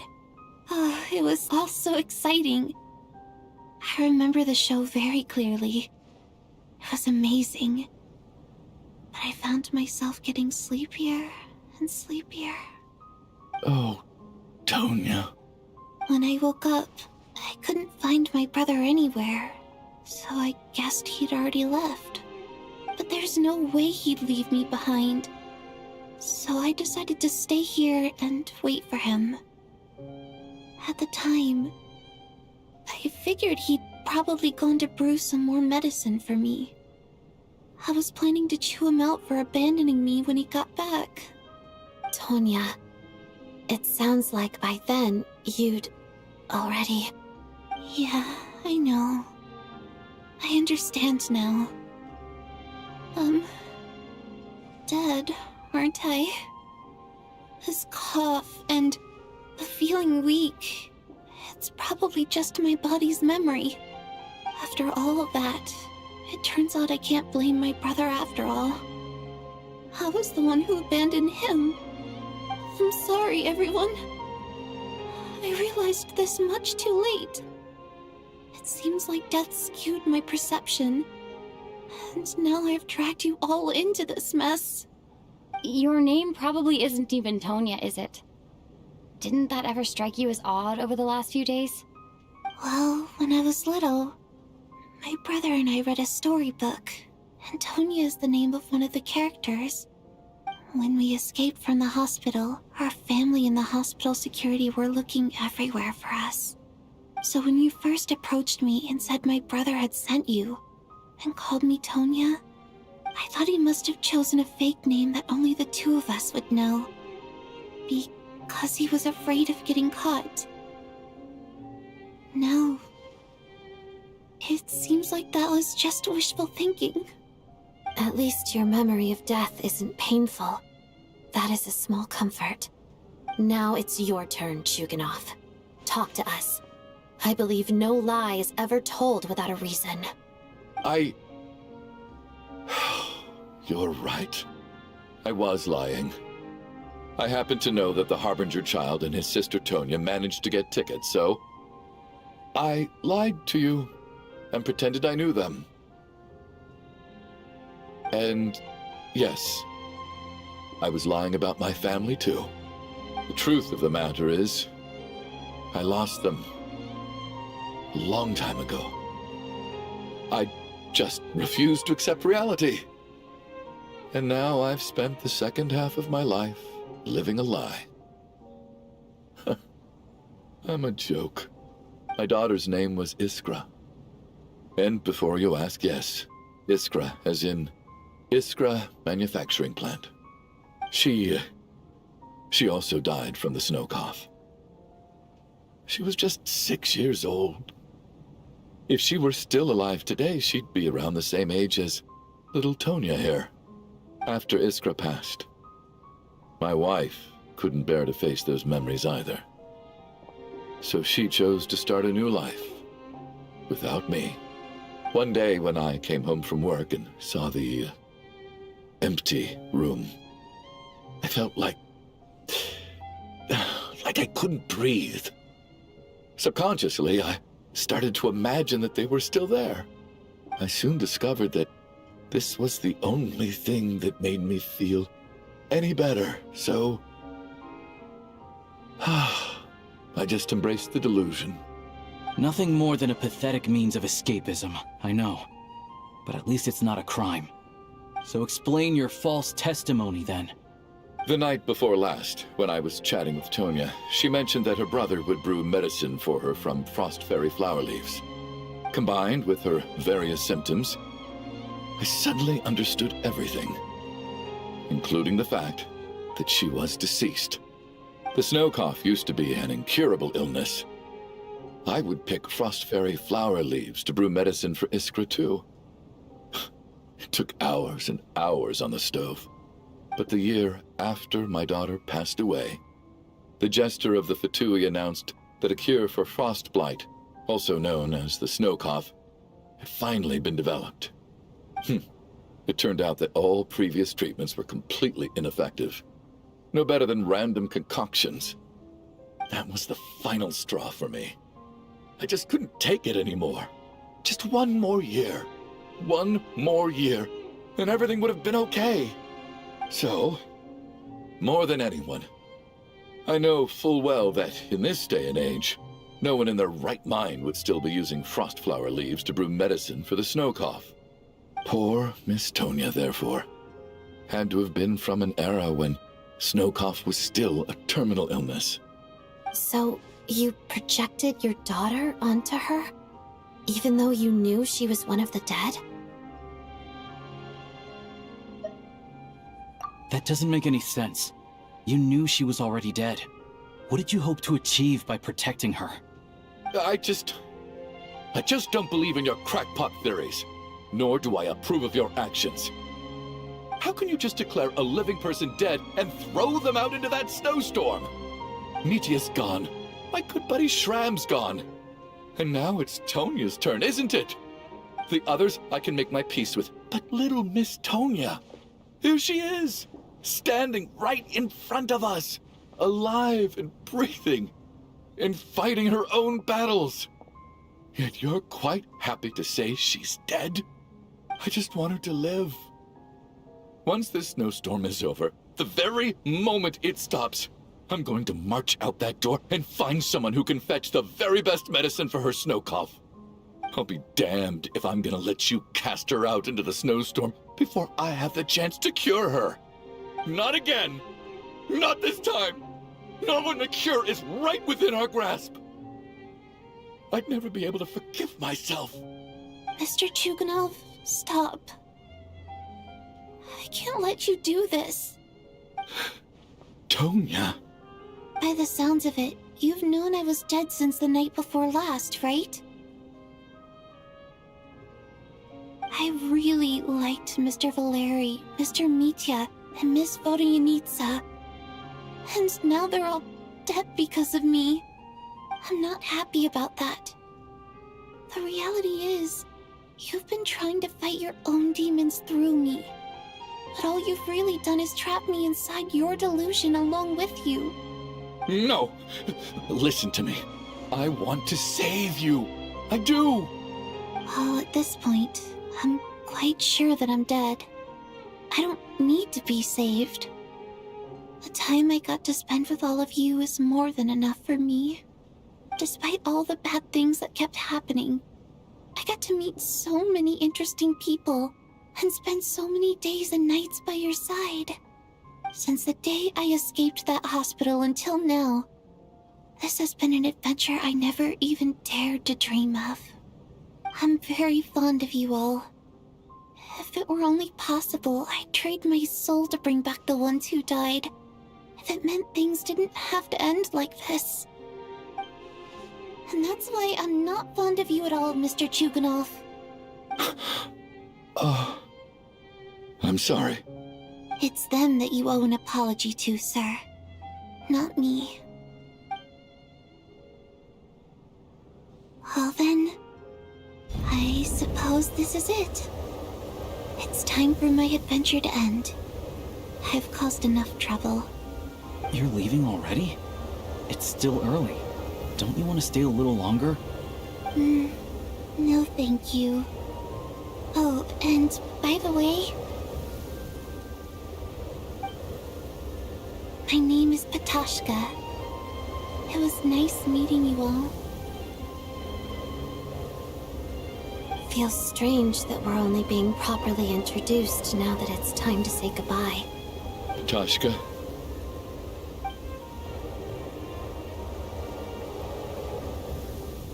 What are you doing, Chuganov? Are you crazy? Let me leave. I can't keep lying to myself anymore. In your dreams. Don't think you're getting off that easy when you had a hand in the deaths of so many people. The Fatui have honed quite an array of enhanced interrogation techniques since they were founded. Once we're out of here, Lelek will personally give you a taste of every last one.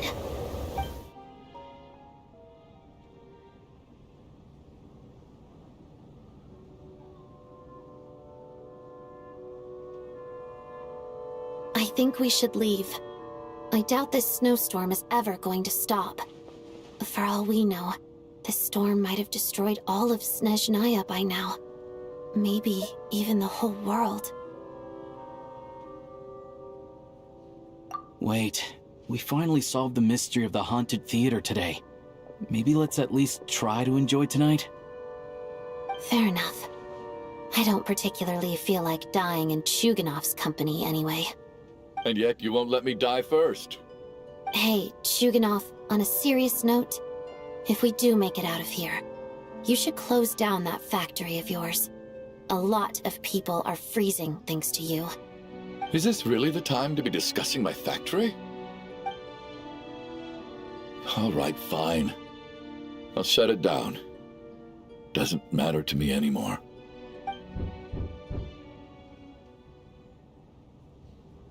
Am I hearing things? Or was that a knock at the door?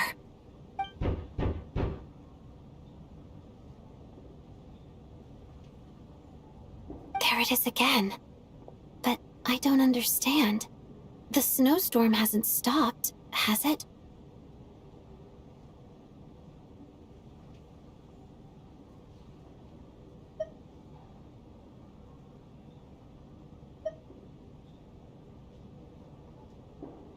Should we open the door?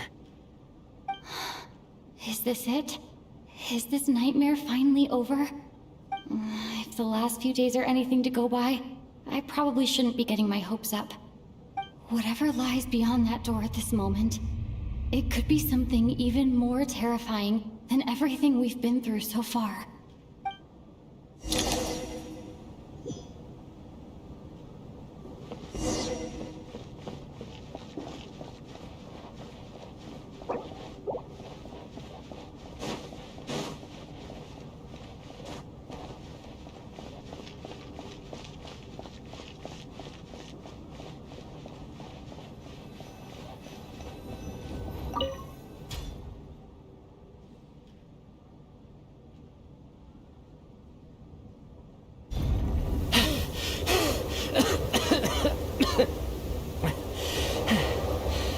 Hey everyone, I'm back.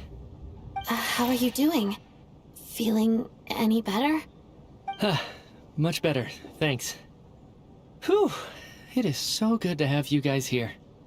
I was a little worried that the theater would be empty by the time I got back. Let me see. Tonya and Vodyanitsa are missing, which means... Vodyanitsa died last night. And then you discovered that Tonya was the other dead person. Am I right? Not Tonya. Pitashka. First, tell us how you made it back here. Given the conditions outside, no one should be able to return alive. You're right. The thing that got me back safely was... a song. I heard someone singing. After walking into the snowstorm, my mind grew hazy. I don't know how long I walked through the storm before my mind completely slipped away. Then, suddenly, I heard the sound of singing. The voice instantly brought me back to my senses, and I regained consciousness. So I followed the voice, searching for the source of the singing. I searched and searched, until finally, just a few moments ago, there was the entrance to the theater, right in front of me. I've actually never performed this song in the theater before, because it has more of a ceremonial purpose for our people. It's not meant for the stage. It means something like, "May those we have lost watch over us, and follow this song back home in the night, so that we might be reunited once more." That must have been Vodyanitsa's Requiem. Who knew it actually worked? That song is meant to guide the souls of the dead. Mitya, that must mean that you... Huh. No kidding. Huh, seemed like I guessed right then. This is what I've been so desperate to tell you about. When I first stepped out of the theater, I was still quite lucid. My memory of it is still pretty intact. I remember the outside world being completely different than what I'd expected. It was like this was a world where only the snowstorm existed. There wasn't a trace of any humans or buildings ever having been there. I don't know how else to describe it, except to say that it just didn't seem like the real world. And as for the Requiem, if I was guided here by Vodyanitsa's song, it can only mean that I must already be dead. And this is my soul, not my body. But I didn't experience a clear moment of death while I was out there. Nor do I feel any different now than before I walked into the snowstorm. You don't seem any different to me either. In fact, this is something I've been wondering about for a while now. If souls aren't physical, shouldn't they lack tangible form? Both Shram and Pitashka were clearly deceased, and yet their souls didn't look or feel like ghosts at all. They were visible, tangible, no different than you or me. This raises a truly terrible thought. Is that really what Mitya is suggesting?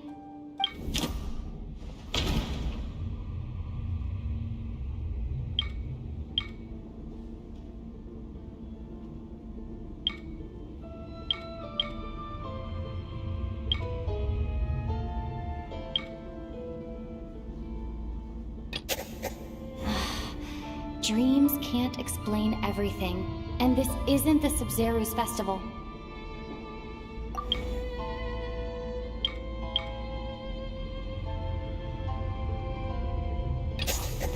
Mitya's soul was summoned back by the Requiem, confirming that he is indeed already dead. And yet, he looks no different from us. Of course, if even the long-deceased like Mr. Schramm can blend in with us undetected, then maybe we've all been dead from the very start. And all of us are now souls wandering the theater.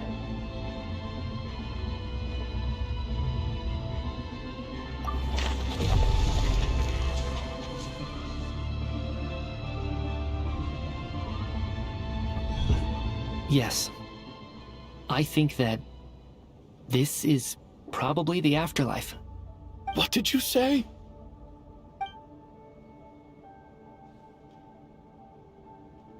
You heard me. We died in the theater. All of us did. But due to an obstruction in the theater's ley lines, our souls are trapped here, while an endless, infinite snowstorm rages outside. It's ironic, really. All that time, we were working so hard to figure out who the deceased among us were, when the truth was, we were all deceased. The only difference being some of us died more recently than others. Do you remember that note, "Death is near"? Seems like we misunderstood what it meant after all. Death was nearer than we wanted to think all along. The note simply meant that all of us were already dead. So all our attempts to survive, our search for the deceased, it was all for nothing? Hard to say. At the very least, we helped 2 lost souls find clarity and go to where they belong. The presence of those 2 is probably what caused our souls to be drawn in by the ley lines. In which case, the deaths we've awoken to over the past few days were just souls returning to the ley lines for good. If what you're saying is true, doesn't that make us the lost souls now?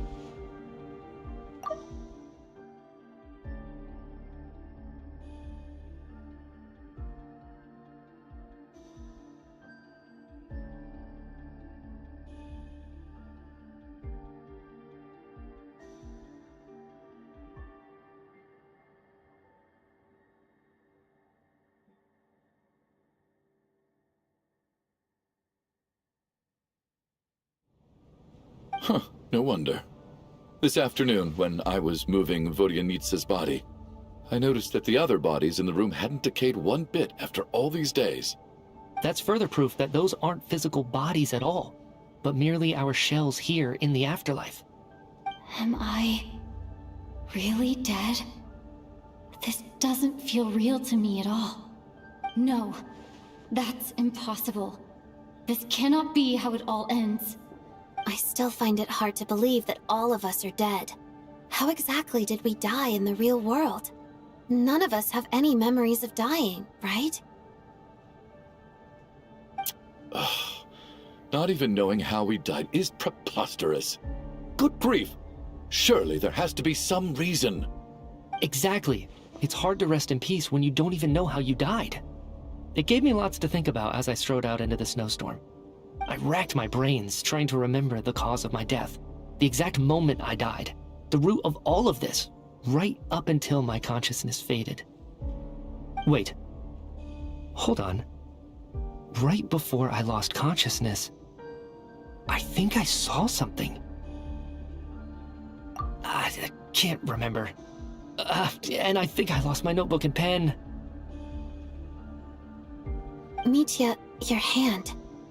Is that blood on your fingers? Huh?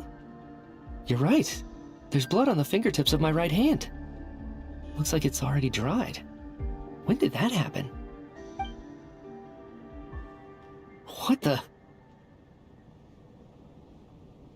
I guess this was what I saw. I must have desperately drawn it in my own blood right before losing consciousness. What's wrong? Do you recognize the symbol? It's Renova, the ruler of death. Alosha, do you still remember that Snezhnayan folktale you told me about? It was about the Grim Reaper. When someone's about to die, he appears as an incarnation of someone familiar to guide their soul into the afterlife. And as soon as you recognize his face, your life is over. I heard a similar tale when I was little. You think the Grim Reaper in this story refers to the ruler of death you mentioned? That's right. In which case, death is near could also mean that the Grim Reaper is here, disguised in a familiar form. Death, the deceased, and the Grim Reaper? So it's a triple entendre. When I first saw this note, I thought it contradicted the investigation report. But now it seems like that was the whole intention. So the Grim Reaper deliberately misled us. Then, we started suspecting each other and searched for the deceased while they hid in plain sight.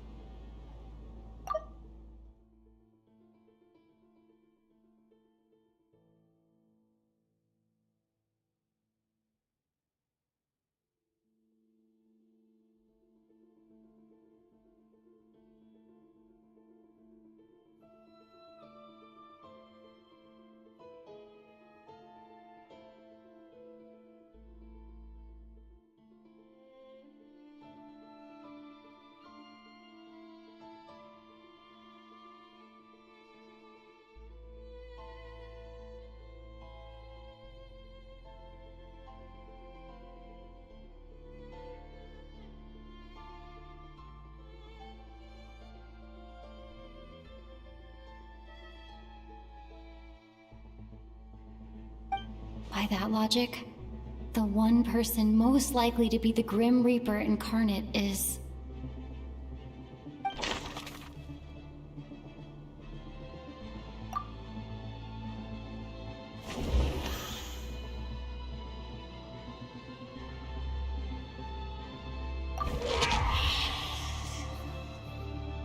No doubt about it.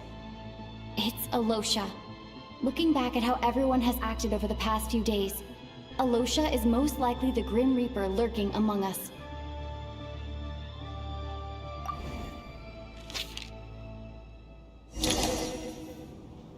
Is it you, Alosha?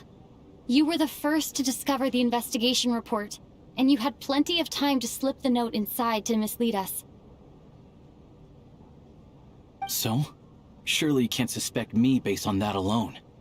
What if someone else found the investigation report first, slipped the note inside, and then put it back without telling anyone? There's no denying it. The note could easily have been slipped in much earlier than it was discovered. That's not all. I've also noticed that, although on the surface, Valeri, Mitya, and sometimes I were the ones taking charge of the situation, looking back now, even though you didn't say much, you were always subtly guiding everyone from the sidelines. What do you mean? You were the one who emphasized how dangerous it was outside and insisted we all stay here. It was also you who suggested that we all sleep in the same place. And earlier today, you tried to convince Ptashka to stay. I don't understand why, but it was out of character. So, you didn't understand my intentions, and now you're assuming the worst. Seems pretty unreasonable if you ask me. He still won't admit it? Fine. Let's see how he responds to the most damning evidence of all. The biggest question I have right now is, if the Grim Reaper is impersonating Alosha, then where's the real Alosha? When did they switch?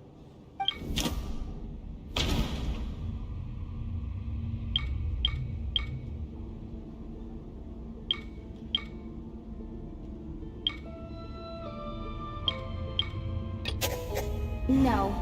Nothing related to Alosha happened that night. I should think about this again.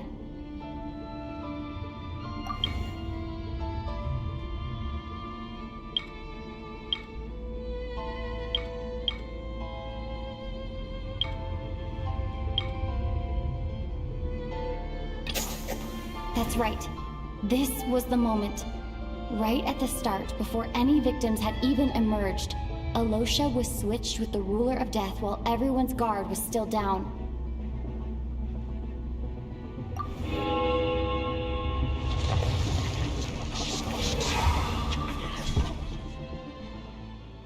When all this began, right after the performance ended and the snowstorm began to pick up, no one suspected anything unusual. We just assumed we were snowed in. It wasn't until we discovered the bodies the morning after that we realized something out of the ordinary was going on. But it's clear now that the oddities actually started earlier than that, when Dimov walked into the snowstorm and never came back. Right. So Mr. Dimov was the first victim, not Sobolova and Torgov. And if we pinpoint that moment as the beginning of this incident, then one thing becomes clear. Alosha, you are the only person who walked into the snowstorm and came back without the help of Vojanitsa's Requiem. More precisely, Alosha never came back at all. The one who came back was the Grim Reaper. Not bad. Well, since you've backed me into a corner, I suppose there's no point in keeping up the act anymore.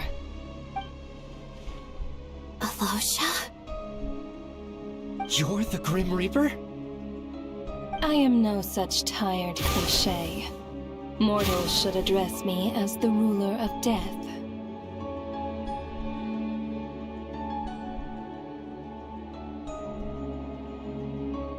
Before being wiped out for good, you identified the two deceased, and even sensed my presence. A commendable achievement, far beyond what I expected. I heard you can ferry souls. Those deaths each night. Were they your doing? Your initial conclusion was correct. Due to the existence of the two deceased, the ley lines yearned to reclaim those long-lost souls. Every night they devoured an equal number of souls to fill the void. This required no intervention from me. Though, of course, ferrying souls is indeed my authority. Here, take a look.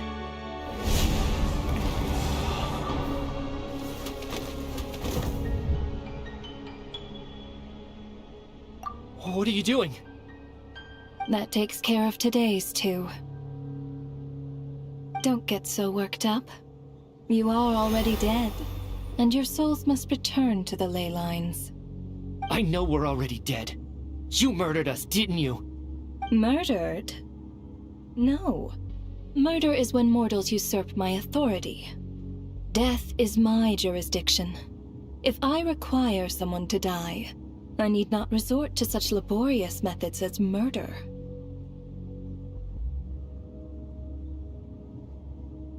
You simply met the criteria to trigger my curse of death.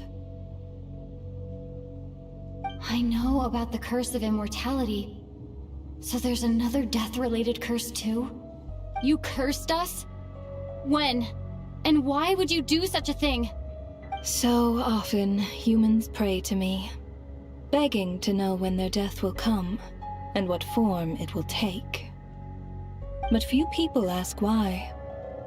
If you must have an answer, know that death comes simply because one's time has come. So you're not gonna tell us the truth? Hold your tongue. By all rights, you shouldn't even be allowed to speak with me. Those angels from the past are to blame for the reckless renovation of the ley lines here.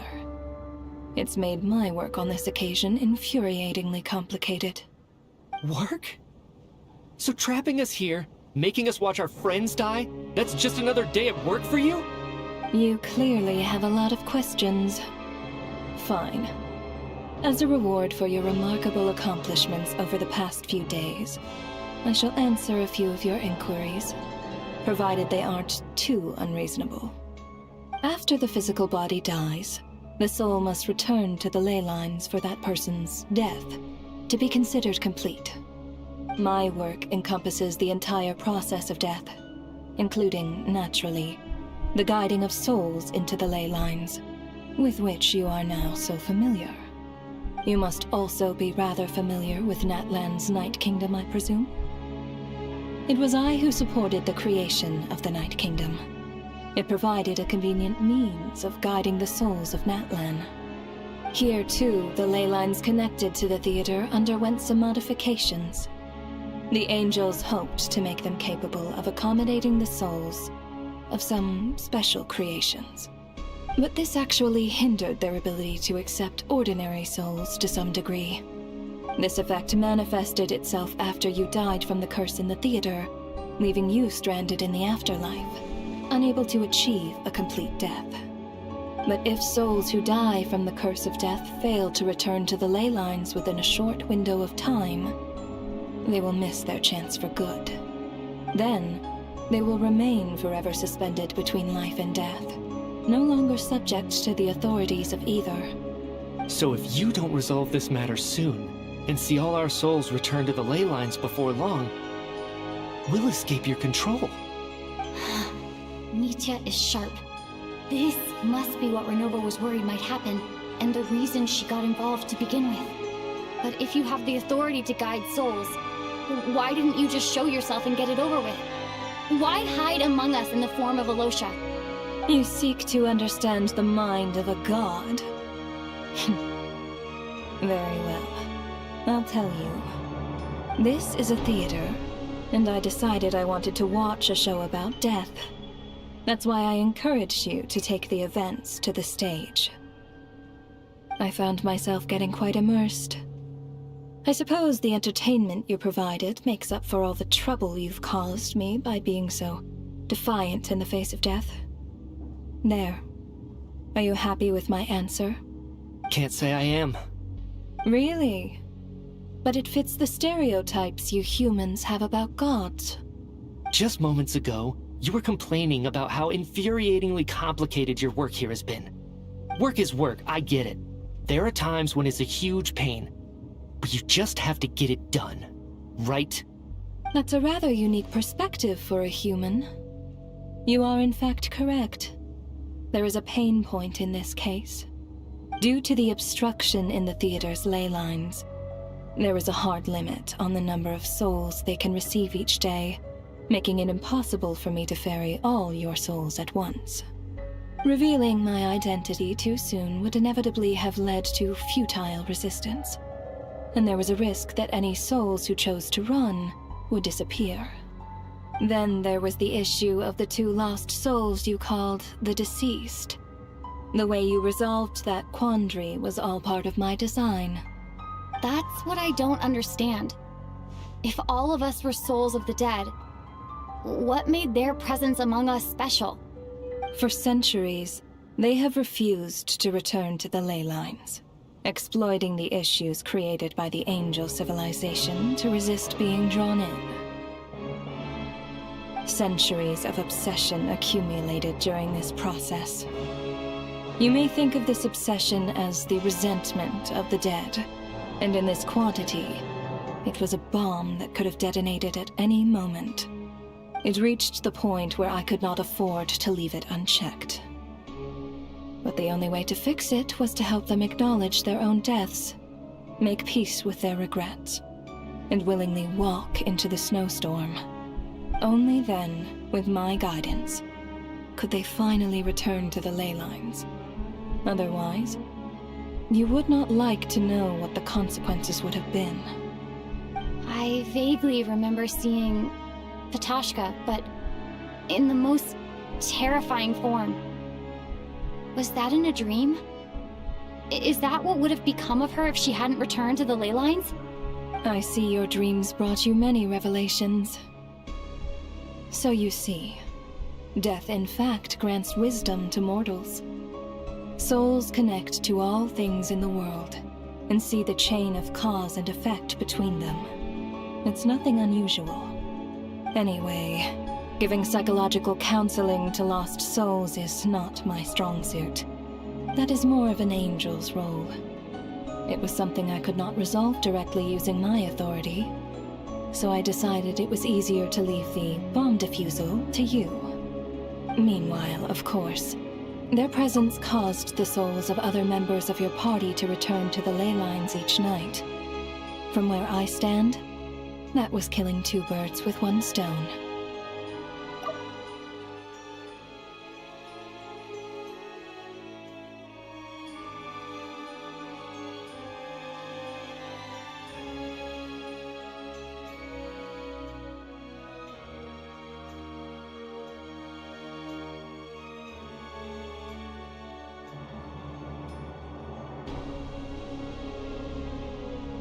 As both issues slowly resolved one another without me having to lift a finger, all I had to do was stay close by and keep the situation under control. Then use my authority to wrap things up at the end. And, of course, while I was at it, I thoroughly enjoyed watching this drama, dealing with death from a mortal perspective, play out on the stage. Sounds like you had it all figured out, Grim Reaper. I just did the math. You said there's a hard limit to the number of souls the ley lines here can receive each day. It's 2, isn't it? That much is obvious, even to a fool. It's time to review this whole affair.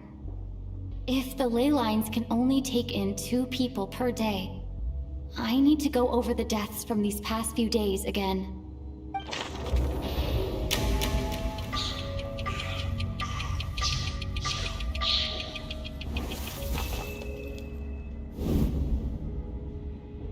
Looking back now, none of us had the faintest idea at the time. From the moment the staff member named Demoff walked into the snowstorm, the incident had already begun.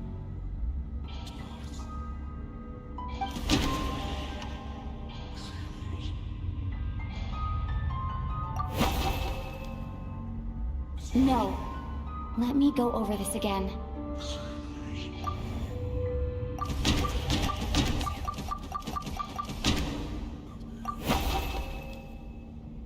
No. Let me go over...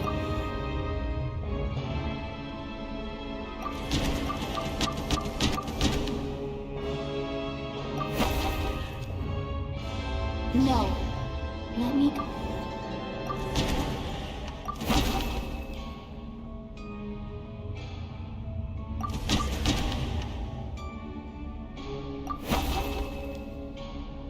No.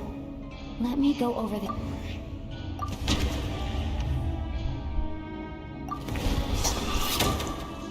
Alosha was the second to walk into the snowstorm after Demoff to investigate. During this process, the ruler of death assumed his identity, making him one of the victims.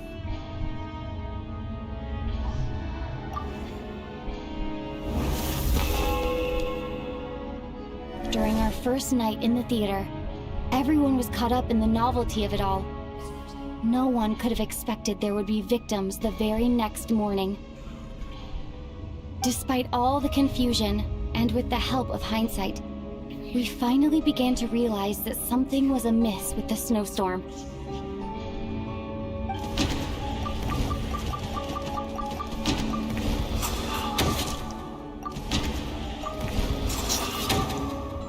The ley lines devoured Torgov and Sobolova on the first night. At the time, we thought this might be a murder case connected to Lelek.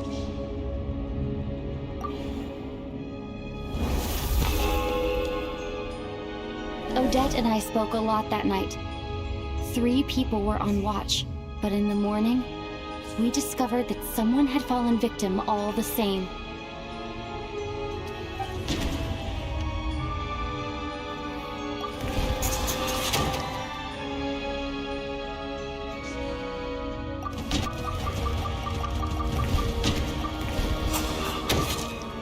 The deaths of Coolish and Ranpana caused everyone to stop suspecting Lelek.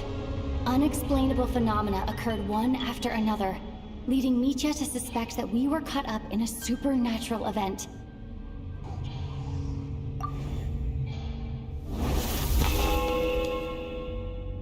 Later, we discovered that there seemed to be an extra person among us, and subsequently discovered the existence of the deceased.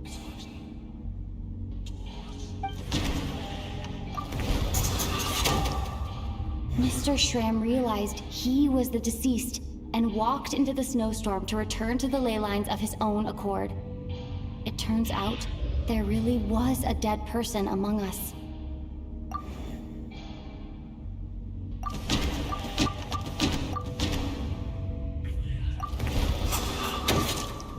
We thought it was all over, but Mr. Valeri's death was a rude awakening for everyone.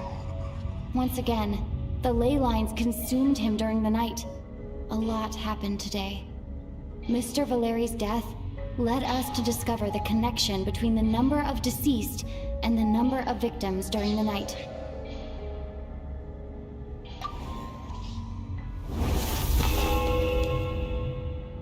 The fact that there was more than one deceased seemed to bring us back to square one. Odette revealed some information she had been keeping to herself.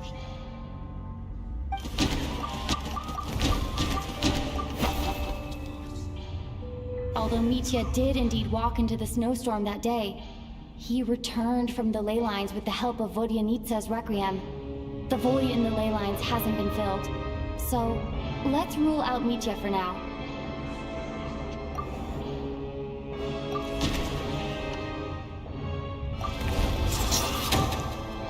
Vodyanitsa was swallowed by the ley lines in her sleep, but the requiem she sang before falling asleep was quite a game changer.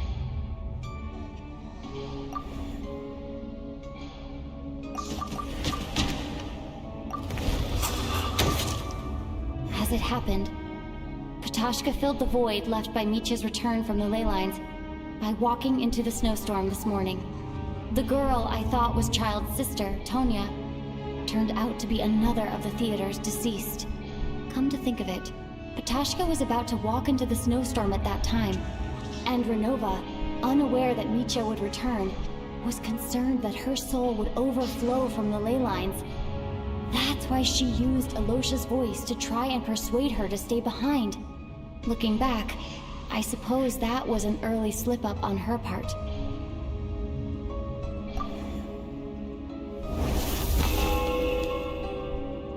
No one could have expected anyone who walked into the snowstorm to return. But just after nightfall, Mitya returned, bringing crucial information with him. Various truths began to surface, including that all of us were already dead, and that the ruler of death was here among us. Then, after revealing her true form, Renova callously claimed 2 souls.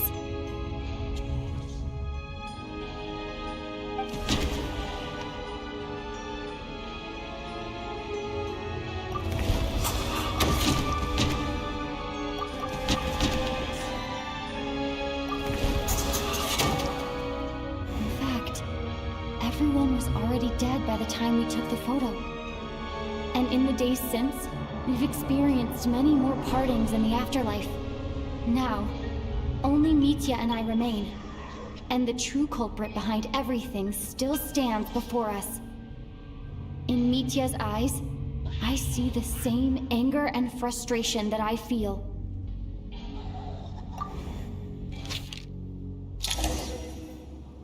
That covers everything. It's all clear now. Your work isn't finished here yet, is it? The Traveler and I are still standing here, safe and sound. The Water Imp's song threw things off a little, but it is of no consequence. The ley lines have already anchored your soul, and the first ray of light tomorrow morning will take you back. I, meanwhile, need to review my attitude towards the Water Imp race. So the reunion in the night that Vodyanitsa mentioned, I suppose that was never meant to be a permanent reunion.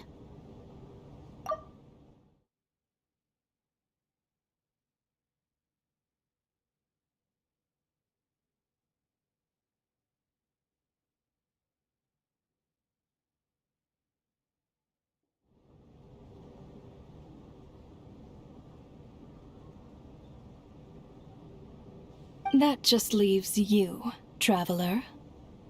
My power only allows me to temporarily separate your soul from your body. The ley lines of Tevat would not accept you. And your soul is firmly anchored to your body by your will. For a descender like you, who is not bound by Tevat's rules, your death can only be brought through the most violent of means, such as directly destroying either your body or soul.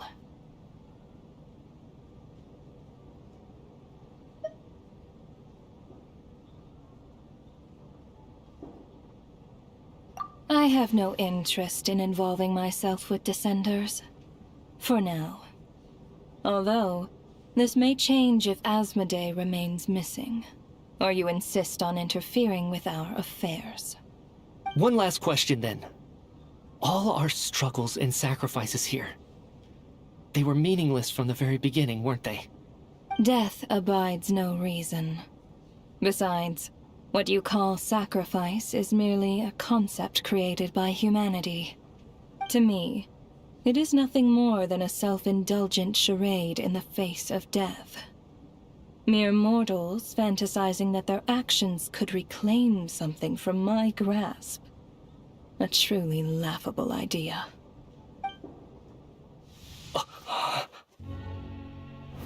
Grim Reaper, you really know how to get on my nerves. I'm not here to ingratiate myself with you. I kill merely because your deaths are necessary. Oh, you've made that quite clear. But humans don't take well to being scorned. Not even by the gods.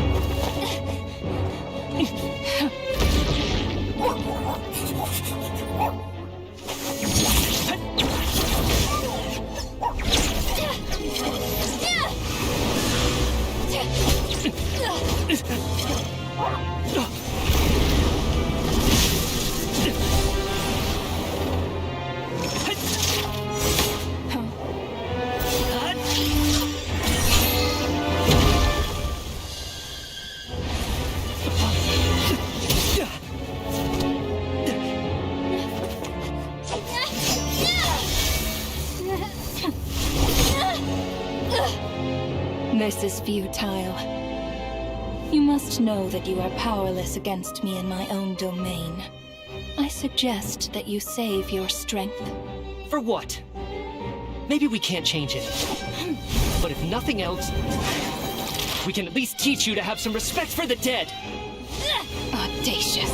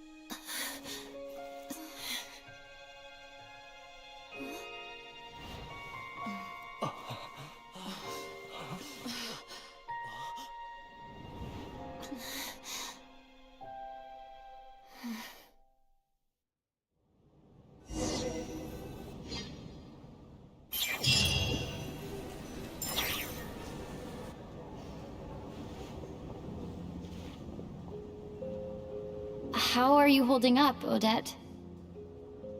What happened to me? How much do you remember? What do you mean? Is the performance over? I can't seem to recall what happened. Has Odette already forgotten?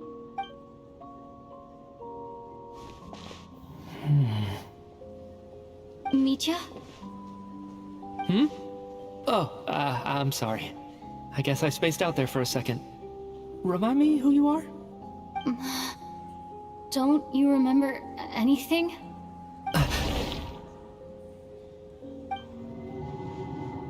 Yeah, I remember now, comrade. Looks like we guessed right. Just like me when Odette found me at the Armory Palace. For some reason, everyone killed by the Ruler of Death eventually came back to life. Just with one catch. They forgot what happened while they were dead. Odette and the others have already forgotten everything. Why were you able to remember this time? Could this be the reason? You said this is the Ruler of Death's symbol, right? I don't see anything there. You don't? Huh. Okay, I guess that makes sense. I carved this into my hand in the afterlife, so it's not visible in the physical world. Does that mean I carved this symbol into my soul? What an unsettling thought. Still, at least I get to remember what happened. I suppose it's a blessing in disguise. What about you, though? The Ruler of Death mentioned that you're a descender? Is that why you can remember? A full explanation would get complicated very quickly, but that's essentially it. Well then, now that it's all over, let's figure out what we've learned.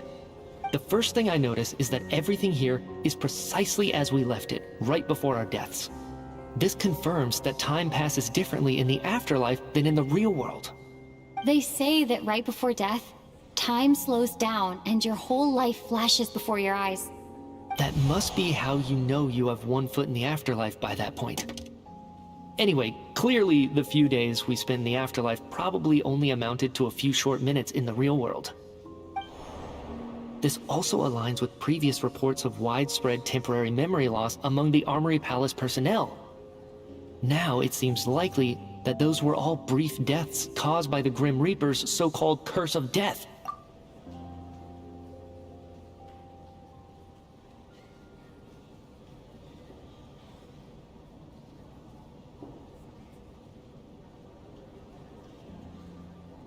To those unaware of the truth, dying and coming back to life must feel similar to a short bout of catatonia.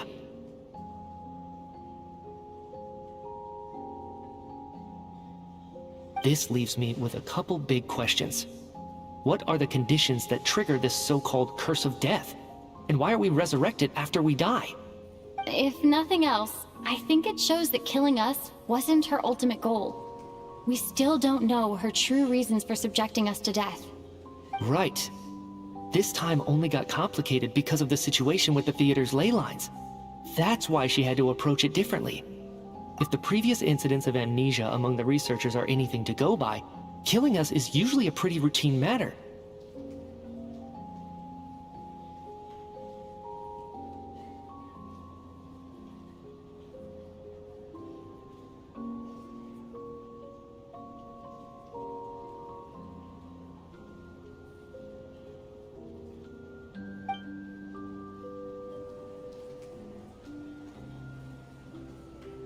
Come to think of it, wasn't I about to note something down before I died? I can't remember what it was, but I think it was something related to my research project? Sorry, Traveler. I'll catch up with you again later. Right now, I have to make a trip back to the Armory Palace. Ma'am, if I may, no one of your description has ever shown up in my investigations into Mr. Mitia's friends. Yet, you two seem very familiar with each other. Could you perhaps tell me where he was in such a rush to get to? And, by the way, have we ever crossed paths? Forgive the presumptuousness, but I feel a vague and indescribable sense of familiarity about you. I can explain everything. Could you help me gather everyone in the theater in one place?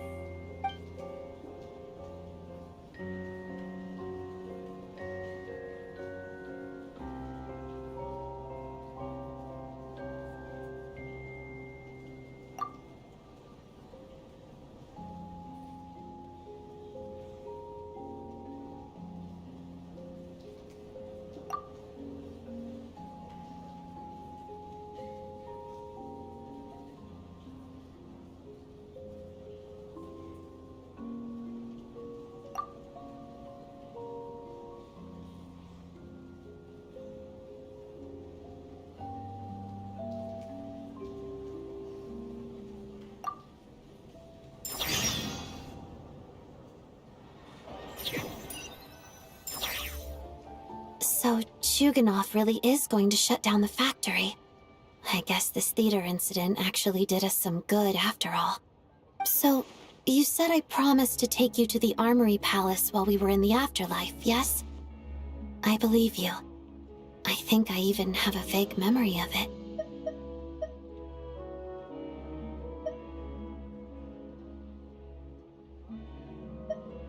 Agreed. Let's check in on her first. The whole reason for our trip to the Armory Palace anyway is to figure out what's going on with her health.